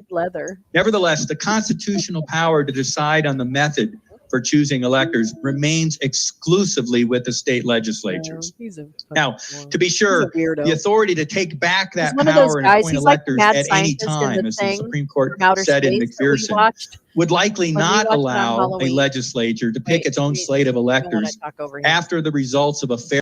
So he's kind of like, if you were part of the movie watching on Halloween where we watched The Thing from Outer Space, 1951, I think, or maybe earlier. But anyway, if you watch that movie, he's like the mad scientist who wanted to pull the prehistoric monster out of the ice just because he wanted to see what would happen. So I'm going to tell you right now, we're watching that movie. Okay, bye. Fair election, which have been conducted pursuant to the legislature's existing statutory procedures, merely on the ground that the legislature didn't like the outcome that the popular vote had chosen. I like this. As the Supreme Court said in Bush versus Gore, when the state legislature vests the right to vote for president in its people, the right to vote as the legislature has prescribed is fundamental. Somewhere on the floor. But that's not the case when the existing procedures are not followed. And when significant statistical anomalies and other evidence raising serious questions about voter fraud and about whether the election was fair. In such cases, the manner for choosing electors set out by the legislature was not followed. The constitutional default of the legislature exercising its plenary power, or rather resuming that power, is therefore again brought to the forefront. As the court noted in Bush versus Gore, the right to vote in an election for presidential electors is fundamental when done in the manner the legislature has prescribed. Now, what you've been hearing today is a lot of testimony about how the statutes that you had prescribed for the manner of choosing electors were not complied with. Oh boy, this is. By the way, this is all in perfect line with federal statutory authority as well. Section 2 of Title 8 provides that whenever a state has held an election for the purpose of choosing electors and has failed to make a choice on the day prescribed by law, the electors may be appointed on a subsequent day in such manner as the legislature of such state may direct. The failure of state election officials to follow the manner you had set out in statutes in conducting this election, as well as the intermingling of illegal and legal ballots in significant enough numbers that the election can't be validly certified, quite simply means that the state has failed to make a choice on election day in accordance with the manner that you prescribed. And the appointment of electors, therefore, both under Article 2 and Section 2 of Subtitle 3, devolves back on the legislature of the state, which has plenary power to decide whether and how to exercise the appointment power itself or craft some other mechanism to cure the problems with the state election that occurred. That is what the Florida legislature was prepared to do in 2000, prior to the resolution of that state's election controversy back in 2000. The vote on that day had been certified by the Florida Secretary of State, but the state Supreme Court had, contrary to state law, ordered a recount in only heavily Democrat counties with the expectation that that would flip the vote that had been certified. The relevant committees in the Florida legislature, both houses, crafted identical resolutions that would allow the legislature to reclaim its plenary power of choosing its own slate of electors. Those resolutions passed out of the relevant committees, and they were already scheduled for floor votes where they were expected both to pass when the Supreme Court issued its decision in Bush versus Gore, making that unnecessary. Violations of Georgia election law here, which is to say the manner that the Georgia legislature has established for choosing the president electors are numerous. As you've been hearing testimony all day today, the number of underage individuals who are allowed to register contrary to the statutory authority amounts allegedly up to approximately 66,000 people. 2,500 people who are convicted and incarcerated felons were allowed to vote and have those votes counted contrary to state law. Proofs of identity that are required under state law were not complied with. Voters, as you just heard, moving from one county to another before a 30-day window as the statutes allow. Okay, be quiet. Oh, that's a cute picture. I'm going to take a picture of that. Okay, so everything that I know it's just not the same without Judge Rowland. Oh my God, Dempsey. Okay. Everything that John Eastman is saying, the 60,000, the this many dead people, the that many same day mail-in voting, the dead, the people who voted before they were 18, He'll spout off so many numbers. And I want to tell you, the boring but beautiful, it wasn't boring to me, but the beautiful artistic part of it is that within the disbarment hearing, I'm telling you guys, fucking that part of it in Georgia and the Fed trial is going to be lit, because piece by piece, everything that this motherfucker is saying right now was debunked by the numbers, not on the merits of it, on the actual data, it was fucking bunked. And it's going to be in the transcript, and Jack Smith has that transcript, and I think Fonnie Willis has that transcript too. This man is fucked beyond fucked. And I, for one, cannot wait for the tears, and I hope to God there are some, because I can't fucking wait. Yeah, Cynthia, he is, I mean, the connections, I don't know what the connections are to Ken Starr. But yeah, oh, that's true. He did work for Ken Starr. Sorry, I did know that. Yeah, Kavanaugh's a whole other story with this. I don't understand all of the aspects of it. There's a lot of you that are so much smarter than I am on this, but I just am the schmo that's going to get online and talk about it. So thank you all for making it a smarter broadcast. Okay, we'll keep listening to this ass clown. Were allowed to have their votes counted and cast in the prior county of their residence, contrary to state law. A number of voters don't even have registration of residential addresses, but P.O. boxes, and have been allowed to vote and cast ballots, contrary to state law. I think the biggest one is a result of the March 2020 settlement agreement that was entered into with your Secretary of State and certain Democrat committee challengers that effectively altered the signature verification process for your absentee ballots in ways that are contrary to state law. Those state statutes are all designed to help prevent fraud, and yet their violations now then have created a serious problem with the potential for fraud. Just on the absentee ballots itself, the signature verification process normally results in the rejection of about 3 to 4% of absentee ballots for failing to include a residential address or for signatures that clearly do not match those on registration. Because of the changed procedures as a result of that settlement agreement. And that was agreement that was entered into without any involvement of the legislature, which means it was done contrary to the U.S. Constitution's authority in Article 1, Section 2. The rejection rates in this election were like 1/3 of 1%. With the resulting about 40,000 ballots that would have been discounted or rejected historically were allowed to be cast and counted. That's a significant deviation from the manner that this legislature has set out. These significant statutory violations are, in my view, more than enough in the way of the alteration of the legislature's approved manner of choosing electors to warrant this legislature from taking back its plenary power to determine the manner of choosing electors. You could do that by calling a special election, although the time is very tight for that and may be logistically impossible. But you could also do what the Florida legislature was prepared to do, which is to adopt a slate of electors yourself. And when you add in the mix of the significant statistical anomalies and sworn evidence. Wait, I missed that.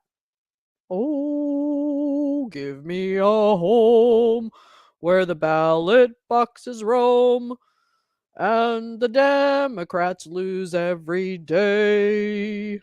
Oh, prove me a smarty so I can do my party on the Supreme Court to stay. I'm a horrible man, and I tried to fuck up this land, and seldom is heard an accurate word from my mouth that looks like an anus. Ooh. I just want to hear what he said. Thank you. I just made that up. I know. I'm pretty good at this. Cast ballots, contrary to state law. I think the biggest one is a result of the March 2020 settlement agreement that was entered into with your Secretary of State and certain Democrat committee challengers that effectively altered the signature verification process for your absentee ballots in ways that are contrary to state law. Those state statutes are all designed to help prevent fraud, and yet their violations now then have created a serious problem with the potential for fraud. just on the absentee ballots itself, the signature verification process normally results in the rejection of about 3 to 4% of absentee ballots for failing to include a residential address or for signatures that clearly do not match those on registration. Because of the changed procedures as a result of that settlement agreement. And that was agreement that was entered into without any involvement of the legislature, which means it was done contrary to the U.S. Constitution's authority in Article 1, Section 2. The rejection rates in this election were like 1/3 of 1%. With the resulting about 40,000 ballots that would have been discounted or rejected historically were allowed to be cast and counted. Except for Twitter. That's a significant deviation from the manner that this legislature has set out. These significant statutory violations are, in my view, more than enough in the way of the alteration of the legislature's approved manner of choosing electors to warrant this legislature from taking back its plenary power to determine the manner of choosing electors. You could do that by calling a special election, although the time is very tight for that and may be logistically impossible. But you could also do what the Florida legislature was prepared to do, which is to adopt a slate of electors yourself. And when you add in the mix of the significant statistical anomalies and sworn affidavits and video evidence of outright election fraud, I don't think it's just your authority to do that, but quite frankly, I think you have a duty to do that, to protect the integrity of the election here in Georgia. Anomalies and sworn affidavits and video evidence of outright election fraud. I don't think it's just your authority to do that, but quite frankly, I think you have a duty to do that, to protect the integrity of the election here in Georgia. Possible. Wait. It's plenary power. No. Prepared to do, which is to adopt a slate of electors yourself. May be logistically impossible. Authority to do that, but quite frankly, anomalies and sworn affidavits and video evidence of outright election fraud. I don't think it's just your authority to do that, but quite frankly, I think you have a duty to do that, to protect the integrity of the election here in Georgia. These violations, combined with the significant evidence of fraud, in my view, strongly support the conclusion that something is amiss here and that the legislature simply must investigate, as you're doing with this hearing today. And then if as a result of this investigation, you're convinced that the election was conducted contrary to state law and too fraught with the risk of fraud to be properly certified, then you should exercise your prerogative to legislatively designate a slate of electors more in line with what the evidence of what actually happened on election day by valid votes demonstrated. Now, I also think it's important that this legislature take the action before next Tuesday, December 8th. And my apologies, I have a typo in my written testimony that I provided that said December 6th, because that's when this deadline for taking advantage of safe harbor provisions in federal law, Title 3, Section 5 of the U.S. Code. Are you getting chills listening to him talk about this? But certainly before December 14th, when the electors are designated by Congress to meet and cast their votes. Only by such action can this legislature protect Georgia's right to choose electors for the election of president and vice president in accord with the statutory manner that you had set out well in advance of election day on November 3rd. And it's those electors that you decide need to be established that should be counted by a joint session of Congress, which begins at 1 p.m. on January 6th in 2021. Thank you very much for your attention. I'll be happy to answer any questions. Are there any questions? Thank you, Professor Eastman. Senator Parent has a question. He is. You're on number 6. Well, now he's not. Yes. Now he's about to be disbarred. Can you hear me? Yes, I can. Oh, good. Thank you so much for being with us. I find all this a very interesting constitutional argument. So correct me if I'm wrong here. Your argument is that essentially we have a failed election that would require the legislature to step in and assign electors. Am I correct? Yes. And what do you say in terms of proving that there is a failed election?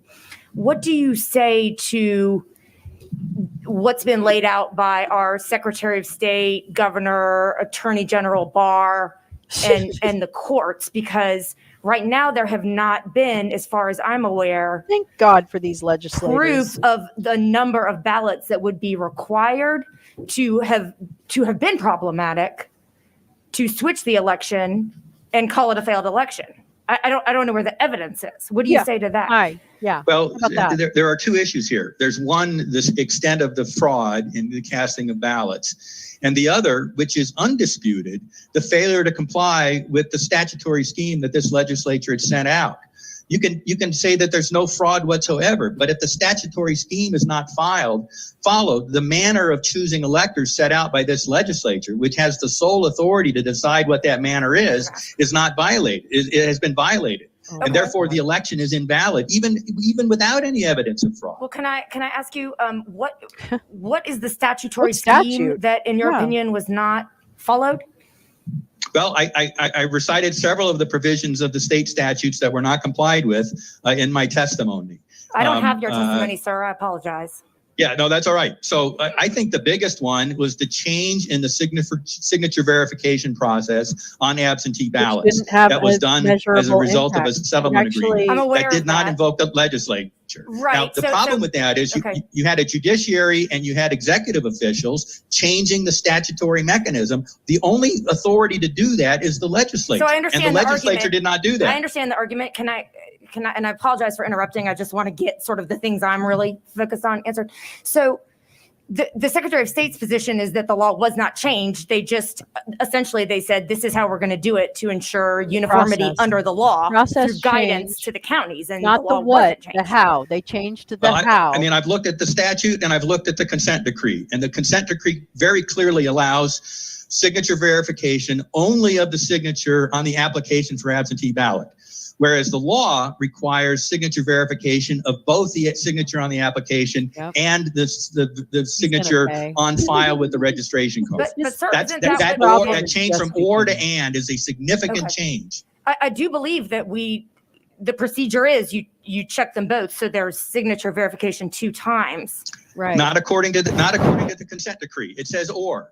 It says or. And that's a significant change over the statutory scheme. No, it's only one of the significant changes that I recite in my testimony. But would you agree that if And the procedure is substantiate his that they check it twice, that's actually preferable? Yes, that's what the statute requires. And I believe but the consent decree allows it to be checked only once. The statute has a double protection there. The consent decree only has a single protection. And that's a change from the statutory protection against fraud that the legislature had adopted that was not complied with. Well, you and I have I'm not sure that's correct. I think it's checked twice. And I think that's what the guidance said. But can we move on? And what else was statutorily not followed that, in your opinion, resulted in a failed election? Scott. He's going to Section 21-2-216 on registration of underage voters. They're allowed to do that up to 6 months before they turn 18, if they will be 18 by the time of the election. That was not complied with. People were allowed to register to vote more than a year ahead of their 18th birthday. What? That looks like more than 66,000 people were illegally allowed to register and vote in violation of that statutory scheme. Felons were allowed to vote in violation of the statutory scheme. That's not true. The failure to check voter identity that's not true. Was, requirements of state statutes were violated. They were not. Those violations of the state statute. And let me give a comparison. In North Carolina in 2018, in the congressional district number 9 there, somebody violated state statutes by doing ballot harvesting that was not allowed under Florida law. Nobody demonstrated or proved that any of those harvested ballots had been illegally cast by people who weren't proper voters. Nevertheless, the violation of the state law was enough for the state election board to order a re-election as a result. I think the same thing has gone here with these violations of the state statutes. And if I may very briefly wrap it up. Yeah, thank you, Mr. Chairman. I'm aware of the North Carolina situation. I think the difference that at least I feel is I haven't seen any evidence of any of the things that you're talking about. So we would need some sort of court intervention. We would need a successful lawsuit. We would need the state elections board to take action the way you described happened in another state. And right now what we have is in our law, 21-2501F, where the legislature has decreed that the candidate receiving the most votes is who the electors will represent. That's what we have in our law. Well, with all due respect, the candidate receiving the most votes in an election conducted in according with all the other provisions of your state election law. When that was not done, you don't have a valid election. And this is exactly what happened in Florida when the state Supreme Court started ordering things on recounts that were contrary to state law. The Florida legislature didn't wait for a determination of a court to say our state law was violated. They made that determination themselves and passed resolution to protect their electoral votes. I mean, and it is their sole authority under Article 2 of the Constitution to do that. So there's a lot of fraud that even the Attorney General of the United States has not found. I'm confused. I'm sorry. And you went back to the very first point you made. There doesn't have to be evidence of fraud, although I think there's rampant evidence of fraud, as you've been hearing all day today. The mere violation of your state statutes is sufficient for this to be an invalid election and to return the power to determine the manner of choosing electors to this body. Senator Jones. Dr. Easton's Burt Jones, Jackson, Georgia. Appreciate you being here today. And I appreciate you educating the members of the committee here on constitutional law, which I'm sure most of us needed to hear. But with the argument that we've been presented as far as the irregularities with the voting and also the consent order that our Secretary of State went into as well back in March, with us also having another election coming on the horizon on January 5th, with all these questions swirling around the November 3rd election, wouldn't it be in our best interest to try to correct these things as a legislative body before the January 5th election? Do you have suggestions on other things you'd like to? I do think it would be in your interest and the refresh our interest of the memories voters on? of Georgia Feel to free to fix just this, to drop, make clear what the notes to me. statutes say. And when the consent decree, if as I read it, is contrary to your state statutes, to determine that consent decree has no validity over the operation of the legislature. The executive officials don't have authority to constrain the manner that you, the legislature, have chosen, because that power is given to you as a plenary power by the federal Constitution. And what the Supreme Court said in McPherson is not even your state Constitution constrain your authority on that. So certainly a consent decree entered into by the Democrat Party and your Secretary of State can't constrain the manner that you have set out for choosing electors. And if I'm right that the consent decree violates those state statutes, it's the state statute that is supposed to govern. Okay, Scott, come Thank on you, now. sir. I appreciate you being here and answering our questions. Senator Dolezal. Okay, I think he's gonna. Should have that memorized by now, probably. Dr. Eastman, thank you for joining us. I want to unpack this settlement agreement a little bit relative to what it changed in our law. And I think the operative word is actually any. And if you look on page 3 of the agreement, essentially what we did is we introduced new source material into the second signature check. Right. So to reference what Senator Parent was saying, the two checks that are envisioned under our code should both be checks against the file that's the signature that's on file in ENET.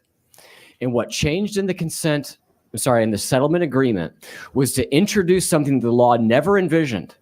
It introduces into the second signature match that is on the ballot, the actual absentee ballot envelope, to compare that and to allow the original signature that was on the absentee ballot request form to all of a sudden become source material, and that we only now require it to match any of the voter signatures on file in ENET or on the absentee ballot application. Our law never envisioned comparing the signature on the ballot with the signature on the ballot application. So essentially what we did was we ignored the double check, because by allowing the first check to essentially match the second check, we only have one check. And the law, to Senator Parent's point, should have two checks against that signature that's on file in ENET. And if we wanted to change that, then we should have dealt with this in June when we were sitting in this building to continue our session this year, and we could have had that debate. But what happened here is a fundamental shift in the signature match process that was passed by this legislative body. And it does fundamentally change the source material and essentially moves it from 2 checks down to 1 check. So I know you said that the operative word is or, really the operative word is any, that we're now only requiring a match of any signature, not the signature that the statute actually I still calls think that for. makes sense. And there are other things in here that were added procedurally. Maybe that he's a may bad be guy. good I don't procedure. know. But to your I thought he point, was a good and I guy. guess this is my question. What do you view in your legal opinion as the bounds by which an executive branch member or a secretary or even a governor has the ability to kind of unpack in guidance and change any shall language or specific language versus their ability to kind of operate within things that are more loosely defined in the code? Well, kind of clarifying what they view the statute as meaning is, I think, normal part of interpretive regulation. But when they change the manner, and I think, allowing for any signature means I could match it against your first voter registration card, I could match it against your latest registration card, or I could match it merely against the application. Of course, that means if somebody is fraudulently submitting applications in the manner that you heard testimony of just about an hour ago by that college student named Grace, and I'm sorry I don't recall her last name, that somebody submitted an application on her behalf and voted it on her behalf. Now, if the signature on that ballot when it came in had to be compared with her voter registration card, the fraud would have become manifest. But when all it had to do was be compared to the application, then the double fraud, both on the application and the vote, gets through, and she could be deprived of her right to vote as a result. The second thing they did with that settlement agreement is the statute says, one election official is supposed to determine whether an application for an absentee ballot is valid. It created a higher burden by requiring 3 people to review it. That may be good policy or not, but particularly in light of the massive increase in number of absentee votes, what it did is induce people to be much less careful in the validation process that they were even doing. And it was a looser process than your statutes allow. So I think on several fronts, that settlement agreement is contrary to your state statutes. Oh, okay then. Oh, Senator Brass, that's did you what have I a said. question? He waived his question. All right. I think I might have peed a little. Go ahead, Senator. Thank I you. recognize you. I'll recognize. So, Professor, I disagree with you in terms of your interpretation of the consent agreement, but we're going to kind of move on from that because I do want to talk about the whole idea of this check, that somehow it's a fraudulent check if you compare the ballot signature to the application signature. I just want to focus on that. You are aware that under Georgia law that the application signature has to be checked against the original registration card or the most current update that the Board of Elections has. Do you understand? I'm aware of that as well. But one of the allegations that has been made is that because of the massive increase in number of absentee ballots and the increased burden on county officials by going from 1 official to 3 in order to validate that check, that meant that process was not being faithfully complied with, which makes it even more important that the double check that your statute sets out, both on the front end when the application is filed, but also on the back end when the ballot is filed, is submitted, that it be checked against the original voter registration signature or the most recent voter registration card on file. And respectfully, Professor, but with respect to that allegation that somehow this need to increase kind of eyes on a signature to make sure that it's a valid signature, that somehow overwhelmed county elections offices and prevented them from actually being able to do the appropriate check in terms of a signature match. That's just an allegation that has absolutely no evidence attached to it. Isn't that correct? Well, it's been an allegation that's been made. I'm not here to talk about the evidentiary proof of it. What I can confirm is that the settlement agreement doesn't, the statute requires the check against the registration signature at both phases, the application phase and the ballot verification phase. The settlement agreement allows that signature verification to be done either against the registration signature or the application signature. There's a double check built into the statute. There's only a single check built into the settlement agreement, and I think that violates state law. Well, you know what? One final. Judge Professor, Rowland are you just proved you wrong. Are you So does a the member state of the of bar California. of Georgia? No, I'm not. Okay, thank you. I'm a member of the 11th Circuit Bar, which has federal authority over Georgia, and I'm a member of the Supreme Court Bar. Not Any other anymore, questions? bitch. Not anymore, bitch. Yes, Mayor, please, Giuliani. Oh, boy. Rudy Giuliani, who does remember that election in 1876. Sorry about that, Mayor. I would love to get more Vaguely. connections between these two. Professor, is it possible for the legislature, Stronger, baby. if they assume the authority that is theirs under Here the we go. Constitution? Here we go. Rudy's just like, can we Could just they make cry findings? out loud? Yeah. They could, of course. Oh, really? They could make Can fine based on the investigation they've conducted today. They had Oh, evidence really? presented today. They've had affidavits presented today. Oh, really? Assume Evidence? What they evidence? had would fulsome that be? evidence of 3 or 4 violations. Could they make those findings? They could. And I would encourage them, if they were to take this step with the resolutions I have recommended, that they preface the resolution with a set of findings. And Professor, presumably action like this will be challenged in the Supreme Court. Here we go. Should they take this action or some other legislation? How do you see that argument? Oh, here it is. Well, it could get to the Supreme Court, or it could be presented to Congress at the joint session of Congress when they begin opening the ballots and counting the ballots. And if you have the governor's certified slate of electors and a legislative certified slate of electors, unfortunately, Section 15 of Title III is embarrassingly ambiguous about which of those slates of electors ought to be counted. And the 12th Amendment is also a bit ambiguous about who has the final say-so in making that determination. I think a very credible argument can be made that it's the President of the Senate as the presiding officer of that joint session of Congress. The rest of the 2 houses are supposed to be there to observe, according to the statute and the 12th Amendment. But of course, this is an unresolved issue, and there's scholarship going both directions on that question. And I think at that point, given the confusion of both of the 12th Amendment and the federal relevant statutes, I think the Supreme Court may very well weigh in. If they do, in fact, have a rational basis for their decision, either based on the law, as you pointed out, or based on factual findings as well, isn't it likely, assuming that that's correct, that the Supreme Court would recognize the power that was being granted to the state in this area and give it some degree of deference?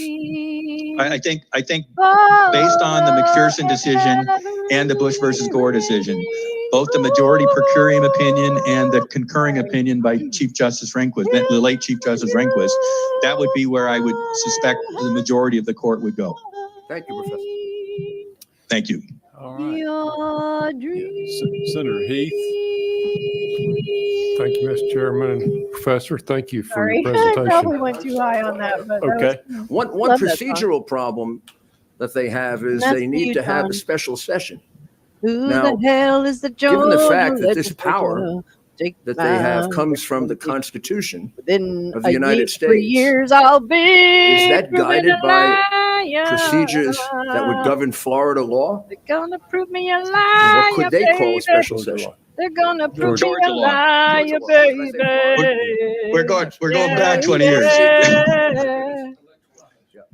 We're going back. We've not had that precise about issue Hawaii? confronted as a Everybody holding. drink if he says Hawaii. But in the McPherson case, the Drink Supreme because Court Hawaii. specifically said the legislature has plenary power, and even the state constitution cannot restrict that power. So if there's some provision in the state constitution that says you can't call a special session in order to exercise powers you have from the federal constitution, I think the federal constitution trumps that. And I think the Supreme Court's decision in McPherson supports that conclusion. I agree that it trumps it. 14, Section 3. Thank you. Senator Heath, now you can ask your questions. Thank you, Professor. Just to give you a little preface here, I'm just a cowboy from West Georgia, so this has been interesting, but I think the mayor just touched on the question that I was going to ask of you. So our Constitution, I believe, states that there's 2 ways to have a special session. One is the governor calls a special session. I know. I'm so sorry, Lee, but you got the beach. Baby girl, you got the beach. Or the legislature by 2/3 vote of the 2 bodies I can wish I was call there to party itself with into you. That would be session. so fun. One of these days, Lee, we're going to do that. Now, I'll come up and hang out in your this appears backyard. to be a I partisan don't mind. issue. I have a feeling we'll find enough We certainly trouble don't to have get a into. super majority in either party here in Georgia. So am I hearing you correct that a less than a super majority of the legislature could convene and appoint And electors actually based appoint on electors? their I know, findings let's of really, let's fact repeat that the this. election was flawed and unacceptable? I believe so. And I think Their Article, own slate? the federal constitution is going to prevail over limitations on your legislative power. Those provisions of the state constitution deal with the state legislature acting in its state legislative capacity. But in deciding on the manner of choosing electors, it is not acting as a state body. It is acting as the federally appointed legislature with direct authority from the federal constitution, which of course preempts the state limitations on it.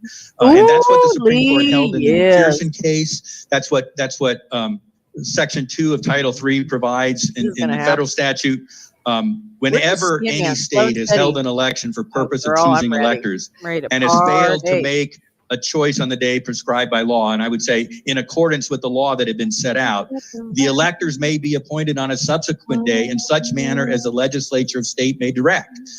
That's Title 3, Section 2 of the U.S. Code. I think that also prevails over any other limitations that might exist in Georgia law about when the legislature can call itself into session. It has a federal statutory authority to deal with the issue when the state's election has not been validly conducted. Thank you. This is their argument, folks. This is their argument. Senator Rhett. Doc, here's Senator Rhett. Just one quick question. Wait a minute. Hey, let me get you cut on. All right, now you can go ahead. Senator Rhett, Doc, just one quick question. If the courts rule that there hasn't been a significant amount of evidence found to move forward with this, wouldn't this be in direct conflict with the judiciary? With the facts. Judiciary? I'm sorry, if the courts rule that there hasn't been evidence of the fraud or hasn't been evidence of violations of the state statutes. Right, not enough substantial evidence, then how could the legislative body move forward? Well, so I think it's important to disaggregate two kinds of things. We're talking about evidence of fraud that was substantial enough to have affected the results of the election, or are we talking about evidence that the state statutes themselves were not complied with? And I don't think you have to have both. I think either one is sufficient for the legislature to resume its authority under Article 2 of the federal constitution to make sure you have electors chosen in accord with the manner set out by the legislature. He's not going to a jail. He's going to a prison. All right, thank you. Hopefully not that one that's may very comfy. Be all of the questions. Sorry, Thank you, not sorry. Professor, for your time All today. right. It's been very enlightening. Let me see. Thank you, Mr. Chairman, members of the committee. Let's see. Where Cannot be allowed to stand. Oh, no, you're We just served because we wanted to get Okay. lead. All right. I'm not going to keep going just because, there's only so much nonsensicals we can take. So I don't want to go we've already gone almost 5 hours of this nonsense. But I do want to say thank you. I'm so sorry. I couldn't get more sky. I'm going to work on the whole camera angle and get some more sky. I think that'd be fun. So thanks. So here's the wrap up for that portion, and why, again, as I said in the beginning, and I appreciate Summer coming in and, like, people who are open to just like hearing, because like one of the things that I talk about is that politics, while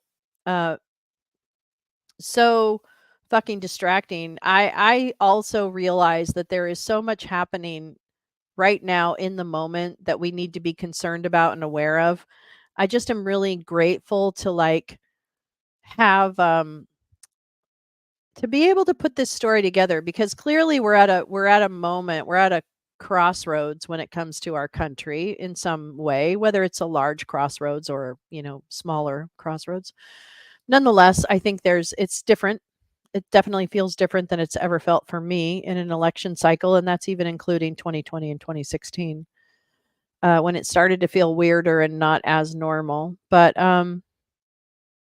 I think that it is just so critically important, especially as we enter 2024 and the amount of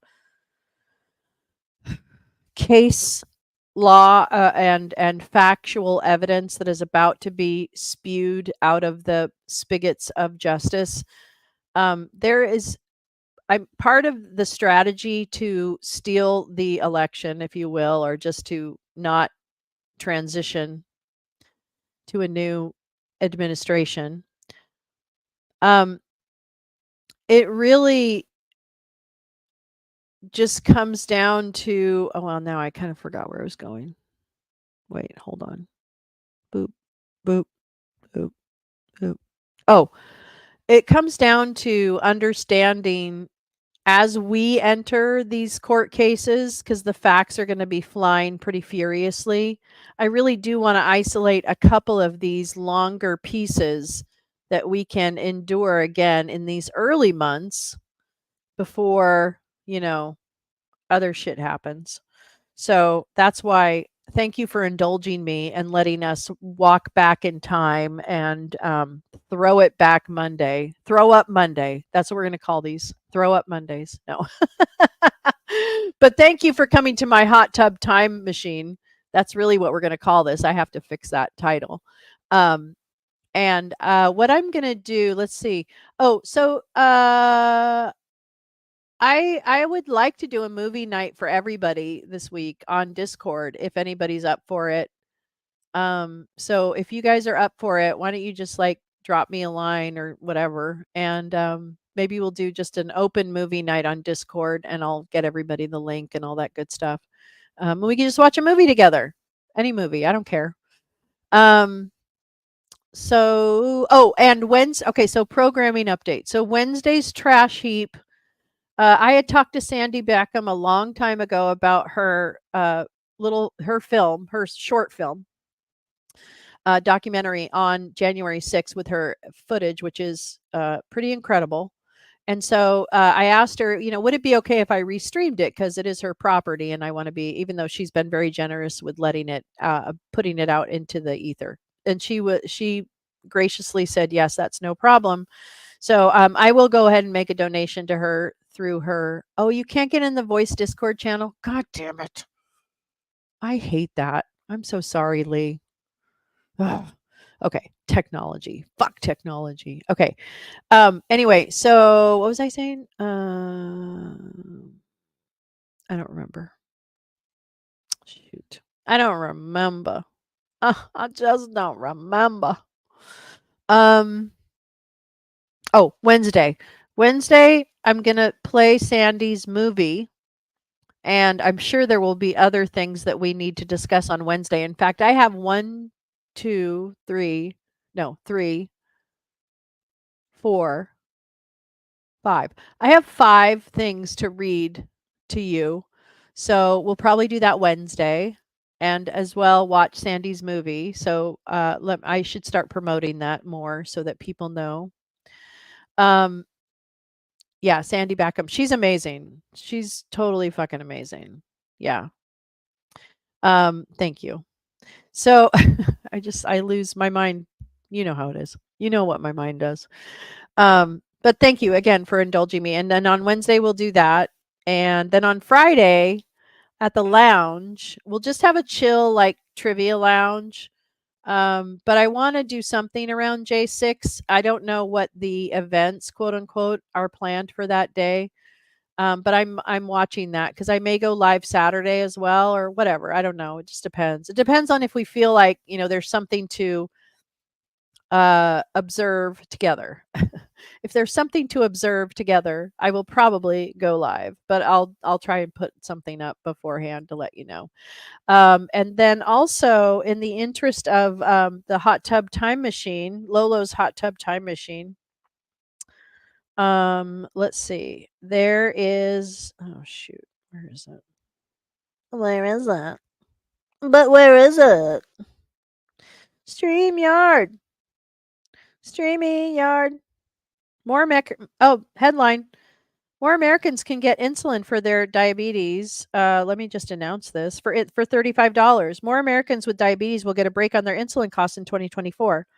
Sanofi is joining the nation's 2 other major insulin manufacturers in offering either price caps or saving programs that lower the cost of the drugs to $35 for many patients.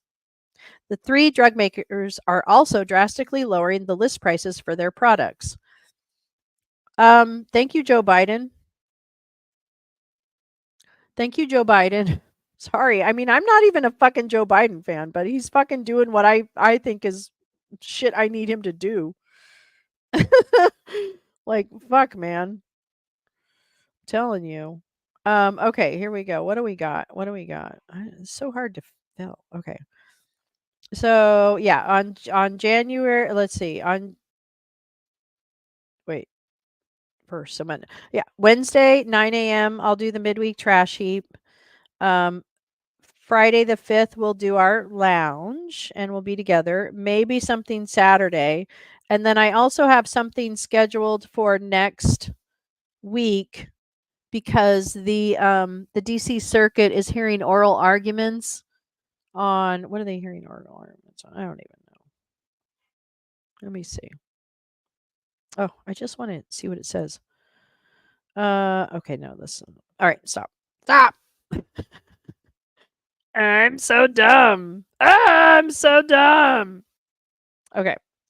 Anyway, so on the 9th, we will definitely do something like that. And then on the 19th, Harrison Floyd is appearing in Georgia, supposedly. So we'll see what happens. I don't really know what that's about, but I have a feeling it's something else. I don't know. We'll see. Yeah. So, and I'll be keeping an eye out for different events that we can stream together. So I plan on, we're on a pretty good roll of, providing shows that are worth tuning into somewhat until they're not. And, then we'll watch them together and get prepared for our 2024 so that we've got our little foundation of understanding, some awareness of some of the nuances of this fuckery. And that will carry us beautifully into 2024 as we attempt to, well, not we, but, as those of us who wish to attempt to improve the media literacy of those around them, those within earshot, if you will. So anyway, and to learn more myself, equally important. I'm not here to, certainly not here to tell you what to do. I will try, undoubtedly, because it's what humans do. But I will not succumb. I will not force you. I want to learn as much as I want to share.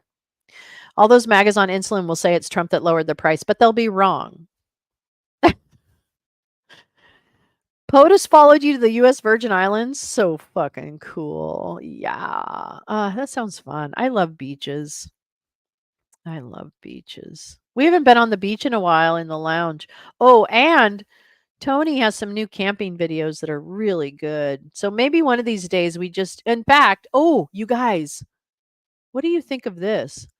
What do you think if I open up just like a chill beach space or something, or a kitty cam or whatever, or both, on Saturday, and we'll just it'll be peaceful.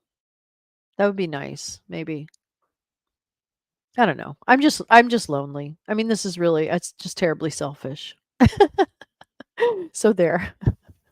But anyway, thank you so much for coming. I so appreciate everybody. Oh my gosh. And you guys are so kind. I could not wish you a happier new year. And I do feel okay about it. I do feel like it's going to be all right. I do. It's going to be hard work to keep your head on straight, but I'm committed to doing it. I will fail miserably. I will backpedal. I will not be perfect. None of us will. But our hearts are in the right place. I know, right? It's just like I learn something every time I hang out on stream with you guys. I really do. I'm not being stupid.